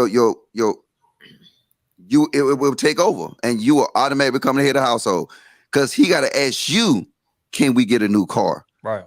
You know what I'm saying? And I know what you say. No, I think it would be, do we have enough to get a new car? Like, if we're on the same page and I know the car is broke down, it's not for me to be like, nope, I make more money, we ain't getting a car. What it is going to be is, okay, this is how much we have aside. This is how much car we can afford. So let's look for a car within that, in those means. Yeah, but you gotta be honest though, man. Like, just say, look, I'm with you. It makes sense on paper and it makes sense on a podcast. But in reality, you say 160? She say 100. So I'm making 100 and he makes 60. He making 60. He's making 60, I'm making 100. The closer he is to your range, the more decision making he get. And that's just the way it is. You know what I'm saying? You're gonna have more pull than he have. You know what I'm saying? But if the thing was switch, he would actually have more pull. But you know what I'm saying? Men would be more or less to give in. I mean, but I ain't gonna hog it up. Y'all go ahead. But you know what, Mr. Logic, believe it or not, there are a lot of women in that situation. They make the money in the house and they're married or dating men who don't make as much as them. That's the reality. And that's why you see PlayStation get thrown out windows. You see the viral video where they'll come in and then they'll make one plate, feed them. You know what I'm saying? You see it. The electricity off on them. You will see the repercussions of that, where because he's not providing majority of the resources or all the resources, it goes into decision making, and it's a business thing. You know what I'm saying? In a company, who have more say so? The major shareholder, right? Yes, you might have a little voice because but you're the minority shareholder. But the majority shareholder has the biggest voice. I don't agree with that though, Logic. I don't agree with that, bro. Okay, go ahead then. I understand the perspective, and I think it takes a certain type of individual to be able to navigate that situation. But some people are great at making the money, but they're terrible at managing it. You know what I mean? So when you start talking about decision making, sometimes that dude that make or that woman that make 40 grand may have better discernment as far as finances are concerned. So you just got to go where the strengths are. So just because you play good offense don't mean you play good defense. So that's just another side. I don't think I think it's more nuanced than that, bro. No, but I understand what you're saying because let's play it like this. So probably exists. But look, let's play it like this. Let's say dude, make a good amount of money, right? He make more than 3-4 times his significant other. If he's disrespectful, cursing and screaming, whatever, that woman's still not gonna follow that dude just because he had a paper. You see what I'm saying? So if the environment is not healthy, it's all about how you lead too, because Mistaken was kind of hitting on how you move. It's some men that can actually be more of a leader and make 40 grand than a dude that make 400,000 because of the way that he leads. You see what I'm saying? And that's what I'm saying. It's a lot of nuances to the discussion, but I will just be objective. If both dudes exist in the same space and they all have the same qualities, the one with the money is gonna trump the dude without the paper. Yeah, but you leave without an army. Oh, go ahead, Trill. No, just real quick, and this is a point that I think that we missing here. I think in an ideal world, y'all are right, but fact of the matter, what y'all leaving out is ego and entitlement when you're making that type of money. And this is what I mean by it, right? Like, she gonna be cool with the we thing as long as it's something that that she agrees with in terms of what's being spent. But let's say she wants to go out there and buy her something that $100,000, income earner would like to buy, and he says, "Well, hey, baby, look, I don't think we can do that right now. I mean, I know you want to go buy your bag, but I don't think we can do that right now. We can sit on this panel and we can say what we want to say, but in that moment, she's gonna think, wait, what you mean we can't? No, I this my money. How you gonna tell me no that I can't buy the purse that I want? I work hard for this money, but you gonna tell me making 40,000 less than me that we can't afford what I want?" So I think as long as that's not the scenario, then what y'all saying is 100% right. But let's just be honest, that scenario is gonna come up a lot because a woman that's making that type of money, she wants to live a certain way. I want to go on trips. I want to drive a certain way. I want to dress a certain way. I want to buy things that cost money. And that's something that somebody that's just making 60 is not going to be able to understand. So if he's leading the house or trying to lead the household and she wants to do these things and he's telling her no, that shit is not going to be a smooth discussion. Okay, you know what, baby? You the leader, even though you're making 40,000 less than me, I'm not going to buy it. That shit is not going to go that smooth. I don't care what y'all say. And you can look at the ladies on this panel and tell that they capping. I don't think Mistaken is capping. I think the rest of us may, but I think Mistaken really feels that way. Rachel, elaborate on that. Cap for yourself. Logic. You know how you always talk about Walmart? We ain't got a lot of kicking in these streets. I'm the type, money is not that big of a deal to me. It really, I'm not going to sit here and say that I don't need money to do the things that I want to do.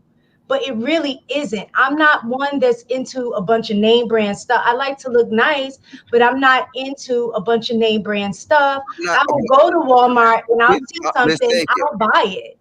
Like, I'll wear it. That's not important. What's important to me are things like I love my home. So I'm going to invest my money in my home that's going to give me something back. So I don't like name brand stuff either. I drive 2001 Dodge Neon. I don't buy no expensive stuff.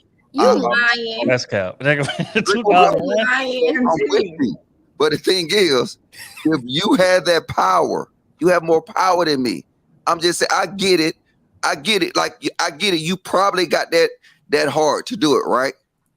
but it's just something that you are not gonna be able to control it. It's just like you will be the decision maker. Trill put it nicely.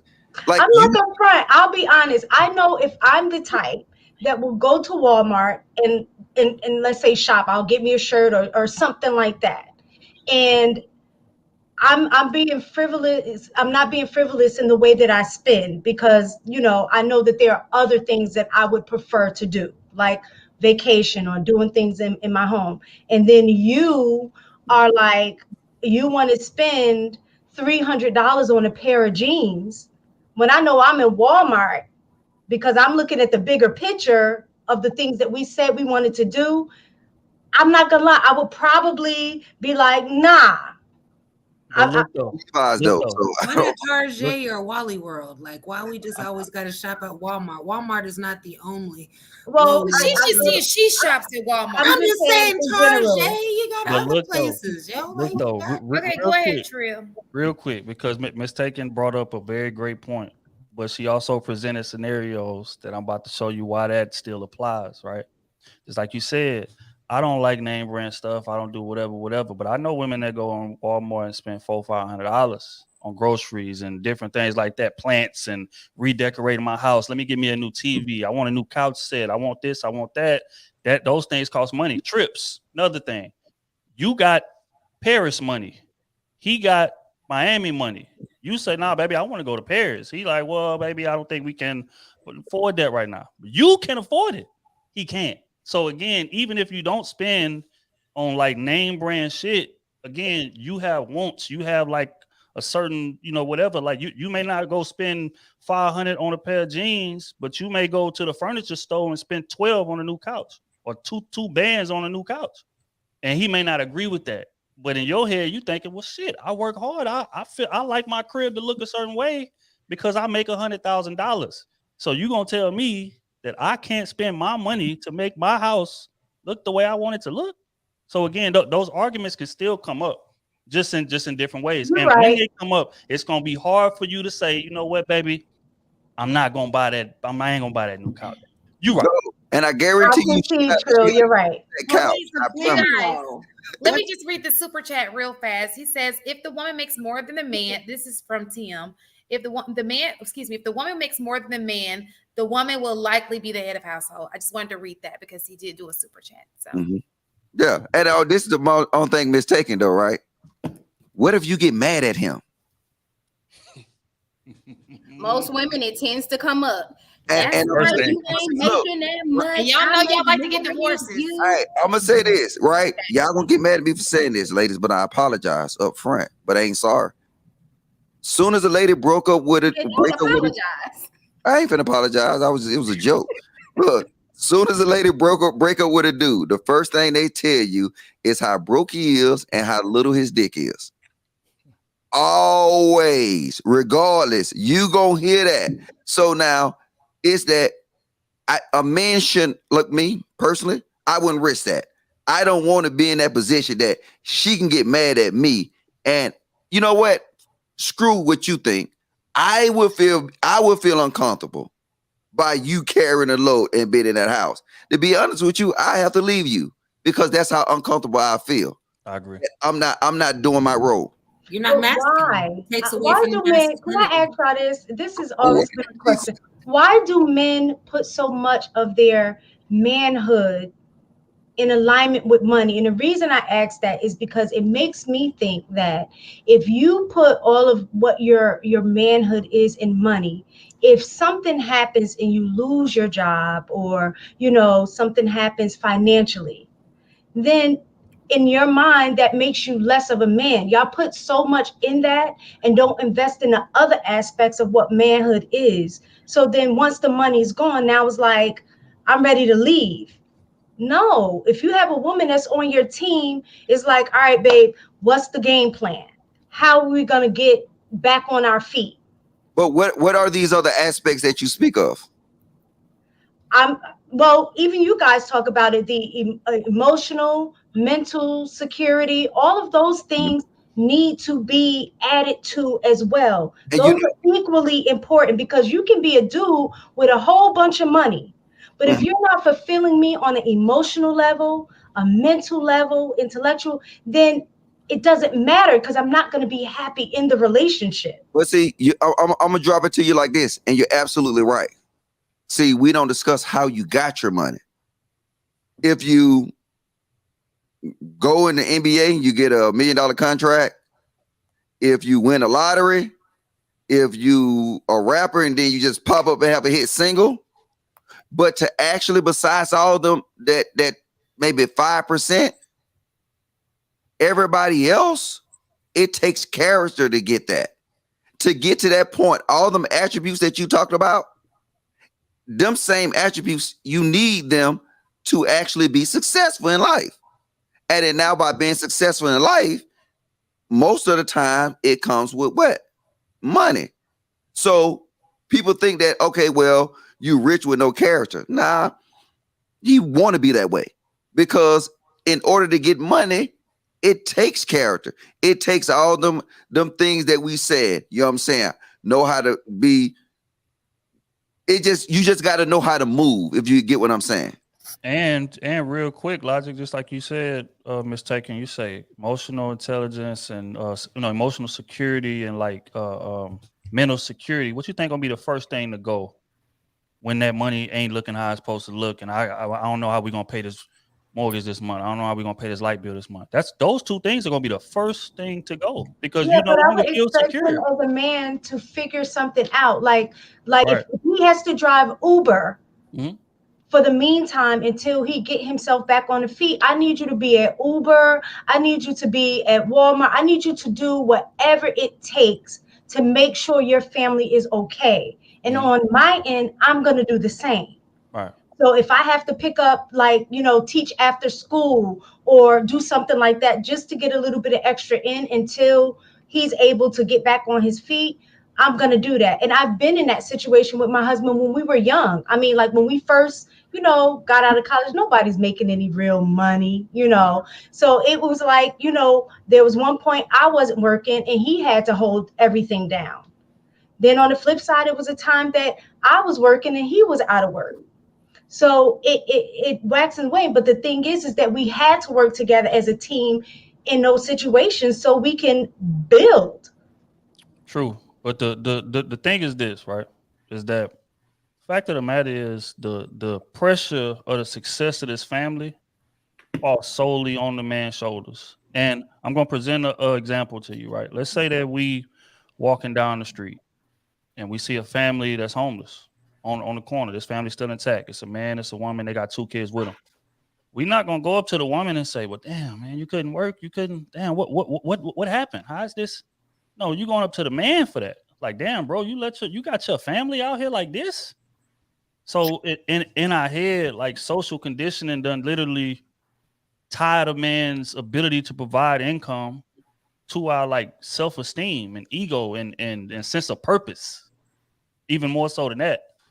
You know what I'm saying? So it's like when we're unable to do that, we feel less than human. Because again, like you can cuss me out, you can shoot me, you can stab me, you can do whatever.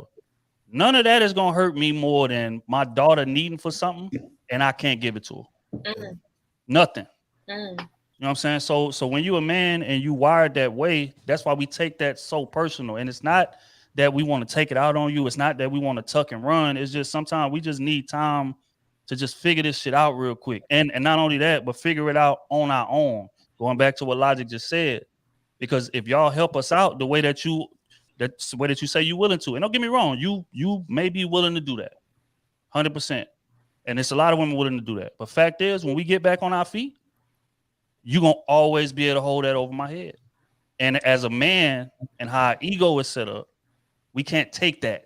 The fact that you could say, oh, well, you wouldn't be in that position if it wasn't for me, wasn't for the phone call I made, or wasn't for this, for that. Because again, we know how women are when they get angry and when they get emotional. They gonna say what it is that's gonna cut you the worst because they can't beat you physically. So that all they got is words. So when that type of shit come out, that hurt a man worse than you shooting him. You might as well just take a pistol and shoot him in his head. And if you think about it, bro, like what Trill and Logic is saying, like that's one of the things that drives a man to be successful is that unwillingness to be in that position. So that attitude, that perspective, if you want to be successful, you're gonna have that as a man, period. The dude that don't have that perspective, he gonna be sitting right there on the couch with you playing PlayStation.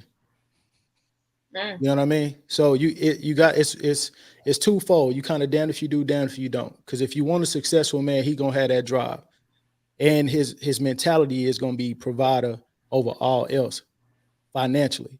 I do think that we miss it sometimes. We get super focused on providing financially, and provision is more than just financial. You know what I mean? So it's more than just finances. But to be honest, like Logic and Trill was saying, it's no way that as a man I'm gonna lean on you to take care of the household. That shit is just I couldn't even fathom it. Like I would have to be, as a man, I would have to be out of there. Like I would have to be disabled. Yeah. No pun intended. Yeah. So, and I think that mentality is that you'll see that in successful men, that mentality. Hey, Trill, I'm not Trill. Fuck, damn, thinking man. Yo. Look, that plays that's that mental illness. If you got a dude sitting in the house, right? He know he can't provide for his family. That's stress. That plays on his emotions. Like even, and I know it's good for women. Y'all different. You know what I'm saying? Like, look, somebody can kick y'all out tomorrow, and then you got 10, 12 niggas that's ready to pick y'all up, put y'all in the house, clothe y'all with a full refrigerator full of food, and give you some keys to a car. But for a man, it's different. You see what I'm saying? Well, we gotta always be able to provide for ourselves. So now when a man is not a provider, you take him out that comfort zone, it start messing with his head. But Logic, if he is comfortable with it, what would you say about that man? What's that? If he comfortable with that? that? Yeah, if he is comfortable with it, what would you say about that man? What was the definition of Pookie and Ray Ray? No, that's what it is. You got them. Look, women like Pookie and Ray Rays. See, fuck, I'm gonna keep it funky. You want me to tell you why women like Pookie and Ray Rays? Because they have control. Look, I'm gonna keep it. See, when I say, y'all don't get my analogies I be using. When I say Walmart to get chicks, right? I really don't say Walmart. I don't go to Walmart and get chicks, but I'm saying that mentality of a Walmart working chick, right? She's still hungry. I go to my job. These women that at my job, you try to tell them some stuff like, no, they want control. They'll get the brokest, dustest dude because they know they have no control over me. They ain't gonna be able to the twinkle no key. Oh damn, man, Trey did at the same time. That's real, right? Do you guys agree with that? Yes, they would not be able to put no car keys. Listen, women, do you agree with that? Is that why people choose Pookie and Ray Ray? I think it's over the D. Nah. See, it's misconception. Logic because of that D. We are not gonna. These It was a broke nigga dick. It was great for that time being, but it was not worth it. It did not do anything to how can I say? It did not do anything to you don't have to explain that part. We just wanted to know why you went to him in the first. I went to him because I heard through the grapevine that he had some good D, and I wanted to try it for myself to see what he was working with, and I did, and it was great. And then I let it go because I mean it was nothing there. Like I mean, he had baby mamas and all that drama, and I didn't have time for that because teaching is my birth control. I don't have kids, so I don't need to deal with yours at that time. And my mind state, I didn't want to deal with that bullshit. Like, not to say kids are bullshit, but at that time, I wasn't trying to deal with that. I just wanted to try to have my nut and go. Y'all missing the whole concept though. Like I said, y'all shot it down. Y'all shot it down before it blossomed. Okay, go ahead.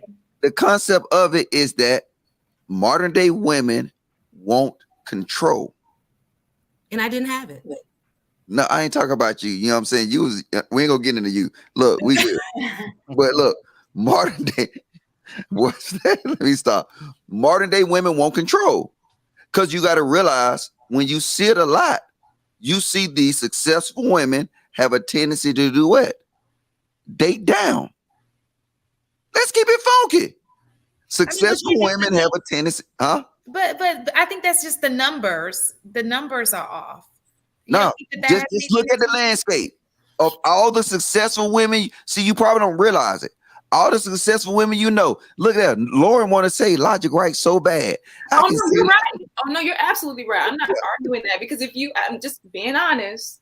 If we ask the ladies who make the most money in comparison to their husbands, if their husbands came to them and wanted a divorce and the court decided to judge in his favor to take all of your money, how would you feel? But the court don't ever do it though. And it's deeper than a money. There are some women paying alimony, but I mean, yeah, but it's a control thing.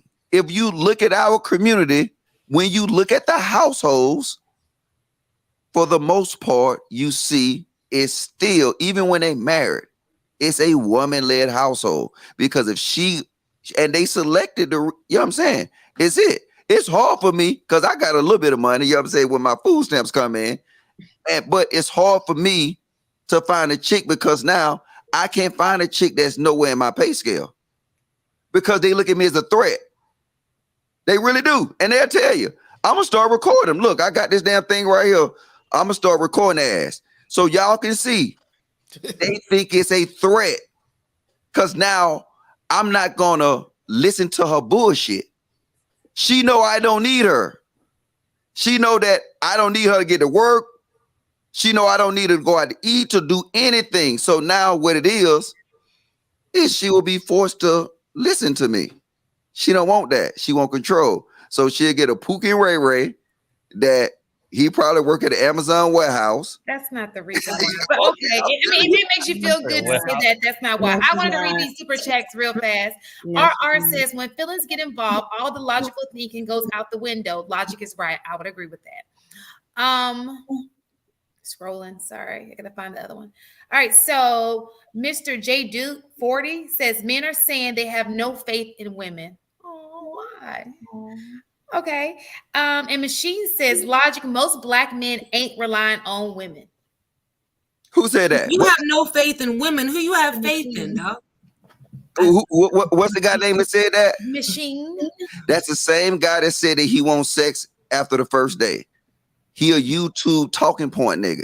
I guarantee you pull up his YouTube right now, he subscribed to all them crazy niggas channels. That's it. And now he gonna say something else crazy. But thank you for your super chat. See, the thing with me is I'm gonna call y'all lame niggas out. I would have to disagree with you would choose Pookie and Ray Ray. That would have to be another, we have to elaborate on that subject a little bit. But I don't think that that's the reason why, the reason that you're stating. I don't think that that's the reason why at all. And I think the ones of us that did deal with a Pookie Ray Ray, we were young. We were in college. My Pookie Ray Ray situation was in college. Like, I don't think most of us are dealing with Pookies and Ray Rays right now. I don't know. I can't speak. I want to bring you to the actually, Tam, because remember the Pookie and Ray Ray. I gotta show y'all what y'all. Okay, one at a time. Go ahead, you didn't let. I want to show y'all what y'all refusing to watch and look at. See, I'm observing. I observe anything. All the men who came up here, did you realize they had one thing in common? What? They was older and none of them had kids. Show me what. Yeah. Oh, look. All over this spectrum, it's tell me I'm lying, thinking man. Man, thinking man be out of these streets, on certain things. Okay, what's your point? My point is this. For the record, hold on. For the record, watch this. In the streets. All the Pookies have kids. Well, who they have kids by? If what you said is correct, right. That man was like 61 years old. He ain't got no kids. The other guy said he was 41, ain't got no kids. Little Wayne said he had kids. Who? Lil Wayne said that. Little Wayne, But Billy. Lil Wayne also he said he was a Pookie. I'm not talking about Lil Wayne. Billy got a kid. Other guy. Billy got a kid. Remember, Billy got a 5-year-old daughter. Billy got a daughter. I'm telling you, y'all don't want to concede to the facts.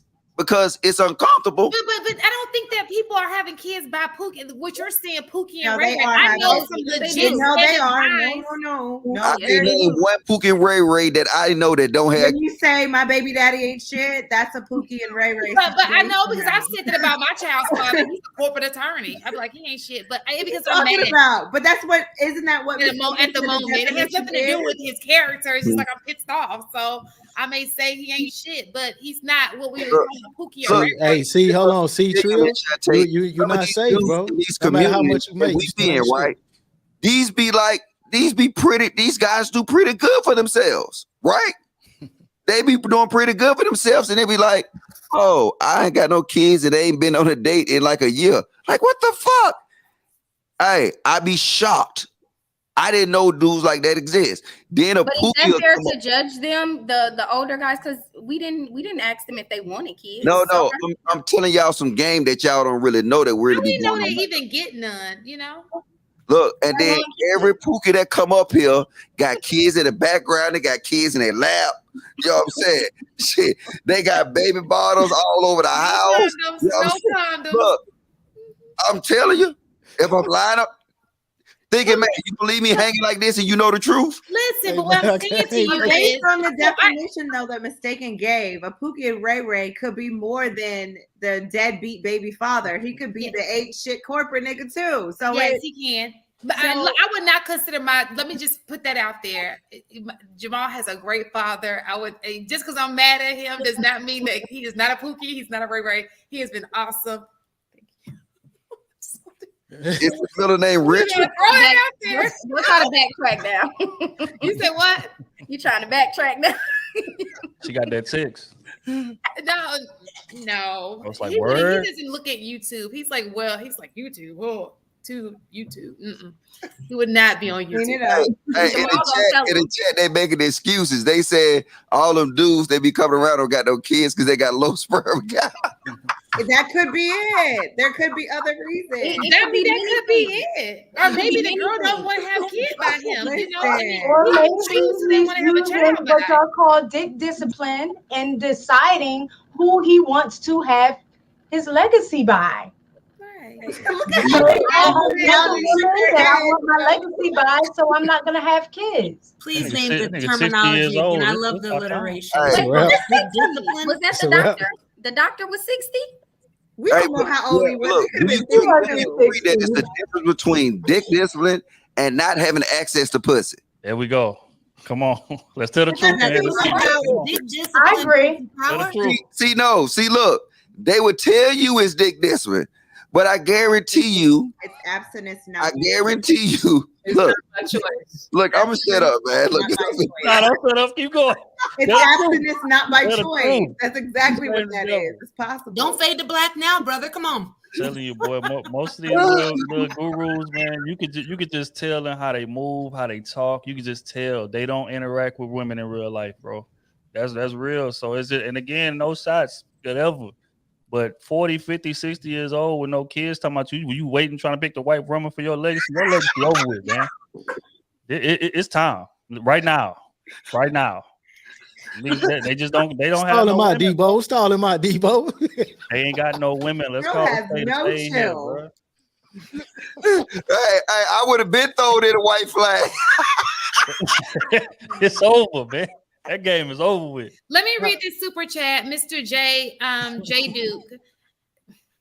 Women, he just said we have no faith in to truly hold us down. So we would rather suffer and die than to have you stab us in the back. It's really written that way. What women? He's I told y'all. Just listen to him. Translation, please. What?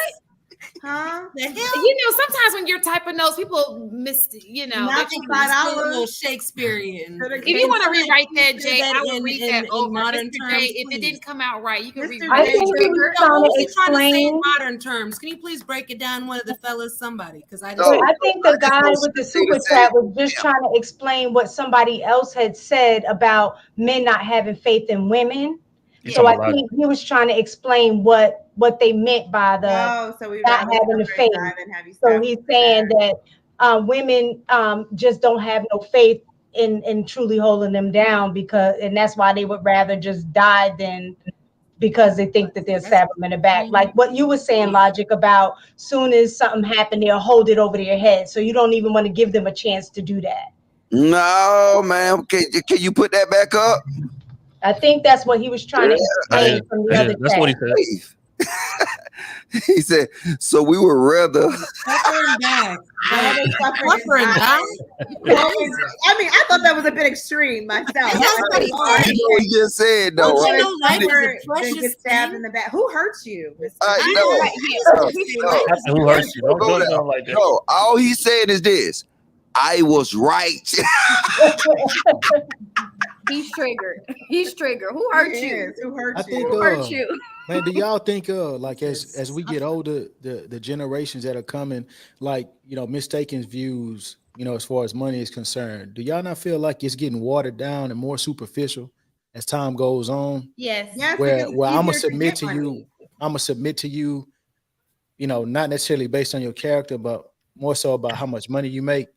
Like that's to our detriment to us. Now, am I letting men off the hook? Like, you got to get to it and provide for your family, but also your character. You know what I mean? Like, as a woman, like, is that, I guess, how much character is that if you're saying I'm gonna submit to you just because you make more money than me? You see what I'm saying? I don't think Like, you have to make more money than a woman. I don't think that's true. I don't think you have to make more money than a woman. I don't think, right? I mean, as long as it's almost the same. Listen, you can't be in poverty and she's in another class. That's not gonna work. But if you guys are almost the same, it's not about making more. You just have to be the same. You have to be the same kind of person, same class. but okay, tell me this about the statistics, because I think Shantae, you was kind of hitting on it when Logic was talking. Okay. When Logic was saying that women tend to date down, he was saying it was more so about the pookies. You were saying it's more so about the statistics. So when you start to control for how much money women make when they have a degree, I mean, the numbers go up and up. Then you look at black men. If you're choosing to date black men, and black men's income, is that just statistically that women are going to date down if they are successful because of the income that the majority of black men make? You see what I'm saying on the numbers? But dating down doesn't necessarily mean you're a pookie or a ray-ray. I mean, you got that in between. Like, you just went from that to that. Like, why does it have to be 40,000? Why it can't be 65, 70? Like, 40 is like. Shantae, the average income is 40. It's about 40, a little north of 40,000. Not in Atlanta. We live in Atlanta. Please be realistic in Atlanta. Yes. Atlanta, we ain't making drive a that. bus in Atlanta and get 40,000. Hey, so watch this. Then I'm gonna ask you this. I'm gonna see how real y'all gonna keep it, because I've been keeping it funky. Okay. This whole $100,000. What $100,000 gonna do in Atlanta? You said what? I said this whole high value $100,000 man, right? Okay. That's how I know these talking points they had no foundation, because anybody with common sense will understand what the fuck is $100,000 in these cities. Is that after taxes? Nothing with inflation. That's my question. Nothing with inflation. That's why when you say 40,000, I'm like, in Atlanta, like you have to be doing, like you did everything wrong to be making 40,000 in Atlanta. Everything. But that's why You're not even taking advantage of all these. At my age, you did jobs. something wrong. Yeah. I wanted to get a job with the state as an epidemiologist and use my degree for what I wanted for, and the max cap on that salary was $44,000. Even now with your experience? I mean, I with good experience, with a master's degree. Well, that's a little different. 44K. Well, okay, that's important. Let me That just was say still this. hella money There is a difference. Let me tell you, there's a difference, because there's a such thing as if the job sounds good. Like, that job sounds really fancy. It's something you can brag on a little bit. But you ain't getting paid to do it. You doing it. That's probably So- community service like. So, for example, let me give you this real talk. I met this guy. He's an oncologist. Okay. He went through the whole story about how he wanted to be a scientist because his passion is finding the cure for cancer. This is a real conversation. And so he was saying how scientists don't make enough money to pay their bills. They're really like nickel and diming it, trying to find, it's got to be something you have to love because they don't want to pay you anything, right? You don't work for Big Pharma. For me, now he went into oncology because obviously he gets paid more in oncology with the surgery. But for me, had he chosen, if this was a guy I like, and had he chosen to be a scientist to find the cure for cancer or whatever, I would respect that. Like I would, because I understand his purpose, his vision, and I'm like, I'm so down for that. Mm-hmm. Even if it doesn't pay him that much. Shantae, you capping. No lie. Shantae, hold on. I'm looking. Hold on. First of all, Mistaken knows me. And the fact that she's nodding her head and I'm capping, and she knows I love an intellectual guy. I love a guy who will sit here and just teach me some new stuff. You love an intellectual guy, but you ain't gonna love an intellectual broke guy. There we go. Come on. You act like I ain't never dated a broke guy before. Shantae, stop. Is a broke nigga dick, or is it just dating him? Was he courting? Right, him? were you really dating Or is it just him? dick? Like it's a difference. Listen, It's a difference. my heart. Like you said, dated. It wasn't a serious. It ain't gonna be serious. No, because I don't care. I wonder why. But listen, he was actually a person that I actually liked. Now it didn't work out because he was broke. But why we having a conversation? Why it didn't work out, Shantae? No, let me tell you this. No. Let me tell you why. JR, you don't, Mike. Y'all, please let me have this. This is why. Because I don't want y'all to think. Look. Please work with me, real. It had nothing. Hey, Shantae, you know you done fucked up, right? Speaking. Let me tell you. Look, I explained myself. Let me tell you this. So I gave him an opportunity, okay? Because I liked him. The problem with him, and people don't understand this, when you're with a man and he was like a hardcore guy, I just couldn't follow him. What he was saying was not making any sense. It was just like, it was really the mentality. It wasn't necessarily his pockets. I could have rolled with him with the pockets, but he was just leading me astray. Like I went from a nice house to because we actually were together, and I'm just like, it was the downgrade was not. I just couldn't do it. I'm sorry. But see, I think that goes to Logic point. Logic said earlier about, it takes a certain mindset, takes certain integrities, takes certain intangibles to be making a lot of money. He didn't have them, and ironically, he wasn't making a lot of money. So again, we could sit up here and talk in fantasy land all we want to about all these intangibles and all that shit. But if the money ain't there, it ain't working. I don't care what it y'all was the mindset trio. Same He didn't thing. want to be better. It was his way or the highway, and then his decision-making skills were just, oh my gosh. I was But hold on, how you thinking knows I'm not lying. Am I lying, Mistaken? Hold up. How did so you say he was intelligent, right? No. I didn't say that. I said, you're talking about the oncologist. He's intelligent. Oh, what this dude was good at? He was just, I enjoyed our conversation. I wouldn't say he was intelligent. He was just a great smooth talker. I liked him. I got to know him as a person. I think he had his family. He had, custody of his son. He was a great guy. He just wasn't my guy. She was physically attracted to him. There we go, Mistaken. He was Come on, physically Ted. attracted to him. He was not a pookie. He just wasn't my guy. You got to know when people are not yours. We weren't compatible. I'm not going to take away and say he's a bad person because he may be a great guy to somebody else. He just wasn't my guy. So how long did it take you to figure that out? I'm a Taurus. We like to stay in there. We're very loyal individuals. That's a good one right there. I never heard that. I roll with the punches. They rolled off the tongue too. Listen, I roll with the punches. I'm a loyal individual. If I set myself to something, I am going to do it. But at this time, if I must be honest, at this time I had my son who was older at the time. We did downgrade. My son is accustomed to a different, like he has his dad's successful, his mom is semi-successful. So when I decided to go this route, because I was in love with this guy. When I decided to go this route and that everything changed, when my son told me he was miserable, I said, and I was miserable too. It's one thing for you to be miserable. When your child say he's miserable, it's time to go. Hey, so did y'all have a backyard where y'all moved to? What do you mean? So when I was with him? Yeah, you said you downgraded. Did y'all downgrade? It was just the neighborhood. I was like, yeah. Hey, look. So tell me this. Right? Watch this. Did he recycle cans? No. No. Did he make y'all recycle cans? No. And bottles and shit? Listen, this guy wasn't a bad guy. It's a random ass question. He wasn't a bad guy. Like, I'm not gonna make him see. He just didn't work for me. We just didn't. we just weren't. We were just not compatible. We just weren't. All right, last question though. Last question. They What's just his like name? high value pookies. Okay. Yeah. He's not a pookie at all. Like, stop saying that. The chat is saying that, What's not the us. problem? Listen, problem? look, just because you don't have what I have does not mean you're a pookie. I may have you don't know what I have. You know what I'm saying? So just because you're a notch down from me does not make you a pookie. He was not a pookie. Okay. But you said your son, was uncomfortable, but right? he wasn't a pookie. So somebody you else, said he your- may be a luxury. He just wasn't for me. But you said your son was uncomfortable about a downgrade, right? Because my son is accustomed to.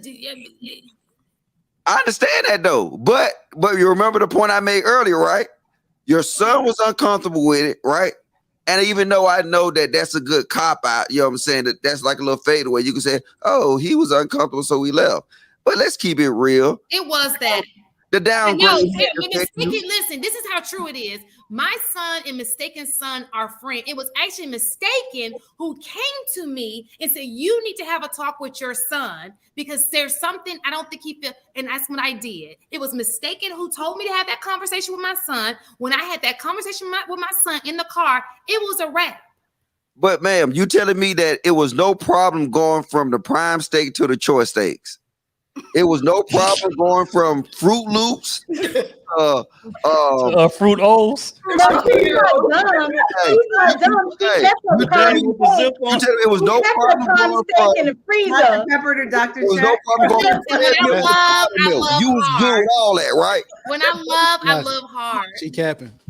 She No, good. mistaken. Please tell them I'm serious. When I'm in it, I'm in it. Like if I give you me, I'm going to I be in long-term relationships. Definitely to a Like, fault. Right. Yeah. Shante, you said you was miserable though. Then she started growing a garden because he made her cut back on everything. Look, So, babe, I mean, she was smart enough not to give up her steak. She kept her steak in the freezer so she'll have access to it should she need to exit left. Damn. So she did. but was it choice steaks or was it prime steaks in the freezer? It was prime. No, you lied. There wasn't no. No, I'm serious. It was. She had to downgrade to choice steaks though. That's what I said. She kept her prime steak in the freezer for later. Oh, you can't keep with the dude Sounded like she was waiting for it to My fail. son's father thought I was going through like a midlife crisis. He was like, something's wrong with you, right? Like blink twice if you need me to help you. So in essence, you never subscribed to the man program. Man. Right. If you up there tucking prime steaks, you never We subscribed to the man weren't program. YouTube wasn't. I'm I not didn't know gonna anything go about a into program at that this time. I'm learning. I subscribed to the man. I liked him. I liked his flow. I thought he was. We were cool. It was something I would try. I mean, just did what. Hey, Shante, I'm not gonna call wrong you with this. I'm sorry. I apologize. Look, tell me you went to eating goddamn on them paper plates and them little paper utensil things. You did? You know what? That was love, Shantae. Don't let no one take it. That was love. I took one for the team. It was. Yeah. Was the dick good at least? I mean, Jesus. But we did have I'm not another doing that friend. again. We had another friend that I'm warned done. her. It will not happen again. I have. We had another friend that warned her. That's not the dude you want to mess with. Y'all never She listen. didn't listen. Had her eating out of paper plates. She knew. And once let me tell you one thing about me. Once I don't date often. I'm very picky normally. But when I do, if I like him and I decide that I like him, it takes a while to get me there. But when I do, I'm all in. And so all in means you would still be there if it wasn't for your son. You would still be there. No, I think I was. I think that was just the icing on the cake. I don't think that I would be there. No.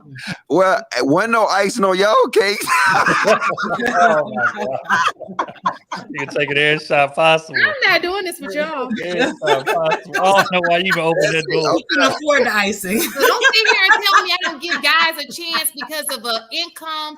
I did it. It didn't work out for me. It just wasn't right for me. Shante, that was probably the first and only dude you dealt with that made that price point. Definitely. Get out of here. No, when I was younger. That don't count. Everybody when we were younger. That don't count. Everybody was broke when you was a kid. That don't count. At least she keeping it true and real. I ride with Listen, you. first Shantae. of all, okay, so I think the chat needs to understand that listen, the chat needs to understand that look, listen, hear me out.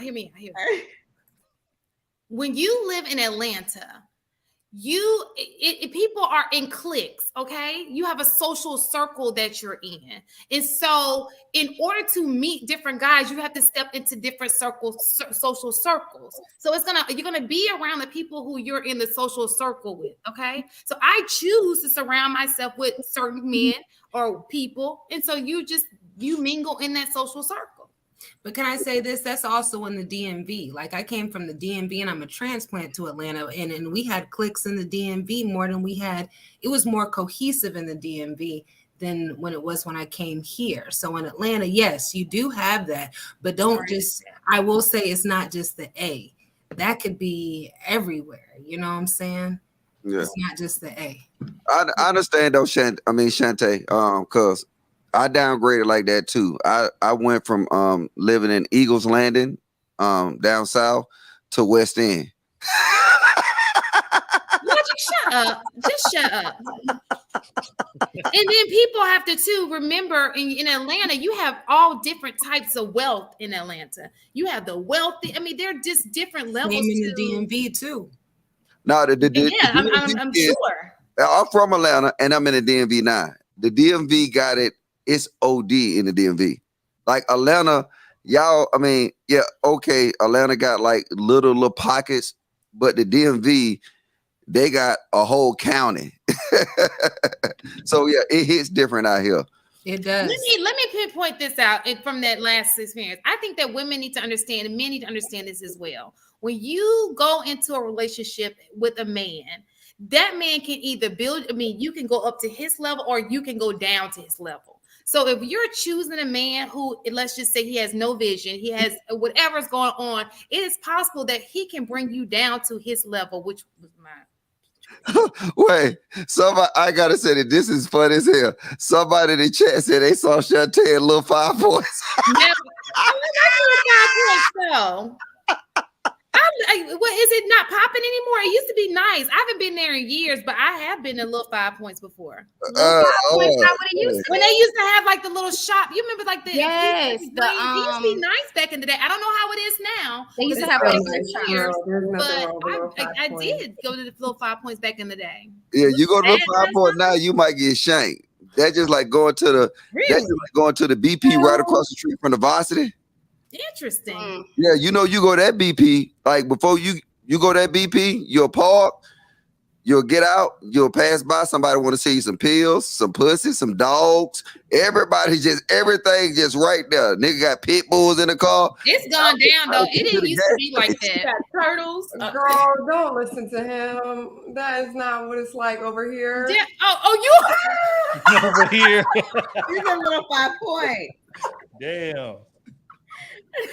My man said pills, pussy, and dogs. Didn't even say marijuana. Just said pills.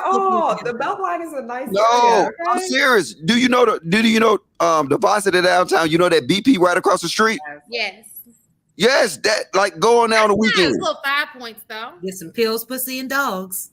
Pills, pussy, and dogs. And look, the police will be right there, the same parking lot. Atlanta is some shit now. I don't know how y'all stay there. Yeah, y'all that ran down my city. It's dirty. Back in the day, like up north, when you get to Jimmy Carter Boulevard, it used to be clean. Now you see how dirty and nasty the freeway is. Like that whole That needs to be a whole nother conversation because I could say some stuff about I'm a transplant, so I feel you. Oh my gosh! Somebody said pills, puss, and pits. 3 P's. Push and P.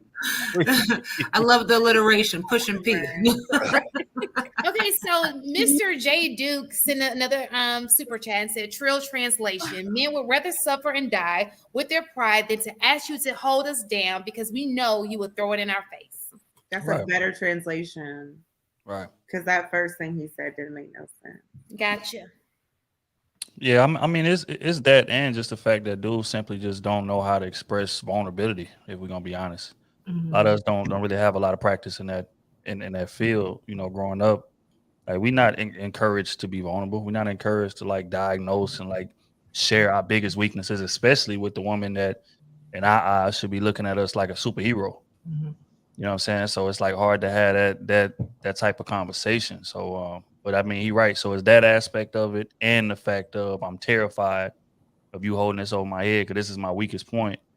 And you know, most men kind of walk around with like a certain, you know, they stick their chests out. Niggas, I don't want to say invincible, but you know, we feel like, you know, but when you have that type of vulnerability that you can just dangle over us, that shit strips all that bravado away. And that's a scary feeling for a lot of dudes. It's Can real. I ask just one question and I'm done? Mhm. And this is for Trill. I know you said you have a daughter. I'm not sure if Logic or Thinking Man have any daughters, but so earlier we were talking about. I guess the overall topic was about keeping your legs closed, and we were talking about looking at character and value. Since you have a daughter, once she becomes old enough to, you know, and I'll say her young, like, you know, 19, 20, what would you tell her in terms of dating? What how she should vet the man? What are questions that she should be asking? What are things that you're going to teach her? These are the questions you need to ask. These are the things you need to look for. Man, first and foremost, questions you need to ask, like I said earlier, upbringing. Very, very important. Was his dad active in his life? Was he not? Did he have like what was his, you know, a male figure growing up? Because essentially, again, you're gonna kind of emulate that, you know. So that's something that you want to keep track of. But another thing I would have to pay attention to is his resume. What has he actually accomplished? If this is gonna be the man leading you, right? Because it's like, you know, Shantae said earlier, certain niggas can just talk a great game. They were very smooth with words, this that, and the third, but your resume don't lie. So they got a lot of dudes out here. Oh yeah, man, I'm about to go back to school. Yeah, oh, I'm about to get this job, or I'm about to do this, I'm about to do that. But you know, when you get to asking them, okay, well, you know, have you done those things, or like, you know, you have kids, are you active in their life? Like, how's that relationship? When you get to like list running these things down, you'll kind of find out that it's really just talk. He ain't really accomplished shit in his life. So that's not the type of man that you want to be leading you. I think, you know, resume is important. A lot of women are overlook it because again, women have a gift, and what I call a gift and a curse is that they can see something in you that may not be necessarily present right now. And that gets them in trouble, right? Because they'll put all their stock in, you know, you possibly achieving it, even though the odds, if we're gonna keep it G, and even in their dating history, the man didn't achieve the potential that she saw for him, right? So I Preach, would tell her Trill. not to do that. Go by track record. Go by what's in front of you. That's what you make the decision on. And again, like I said, upbringing. I feel like those two things right there is a solid start. And rest of it, you know, we can just tweak as we go. But those are foundational things that need to be, you know, thoroughly investigated. Just to piggyback off of Tam and Trail, Tam said it last week that you have some women who are nurturers and who go above and beyond for the man that they're with because that's what they just been trained to do as a woman. And you have some women who are just inclined just to do it because that's their heart. So you just have to take that risk. That's all. Like, it's a risk regardless. I don't want to go into a whole nother conversation because I was about to, but I'm not going to get on my soapbox because it's so late. So we have another super chat. Read the book Millionaire Next Door Women. That's what Real 83 said. All right, y'all. We're gonna start wrapping this up. But we will be back next week. Trill, you joining us next week? Possibly. Thinking, man, you trying to join us too? My bad, I was muted. Yeah, I'm definitely down. I enjoyed this conversation for sure. Yay. We enjoyed y'all popping in on us. Thank you guys so much. And everybody who's at home watching us on the chat, thank you guys so much for being here with us today. It was a great conversation. Next week is going to be even better. Trust me. So, anybody have any last words? Anything? Yeah, no, I just want to say for one, man, salute to all y'all. I like what y'all building. I like the conversation. I like the authenticity of it. It's not a lot of, you know, bickering back and forth type of shit. But even when it is, it's all in fun. Everybody just here dropping game, and you know, people in the chat is really learning. I'm up here reading right now. Oh man, it's dope night. Hellified information. Appreciate y'all. Like all that shit is important. That's what we do this for, and I think y'all doing a hell of a job of that. Thank you. Thank you. All right, you guys. See you guys next week. See y'all. Bye. All right. Thank y'all.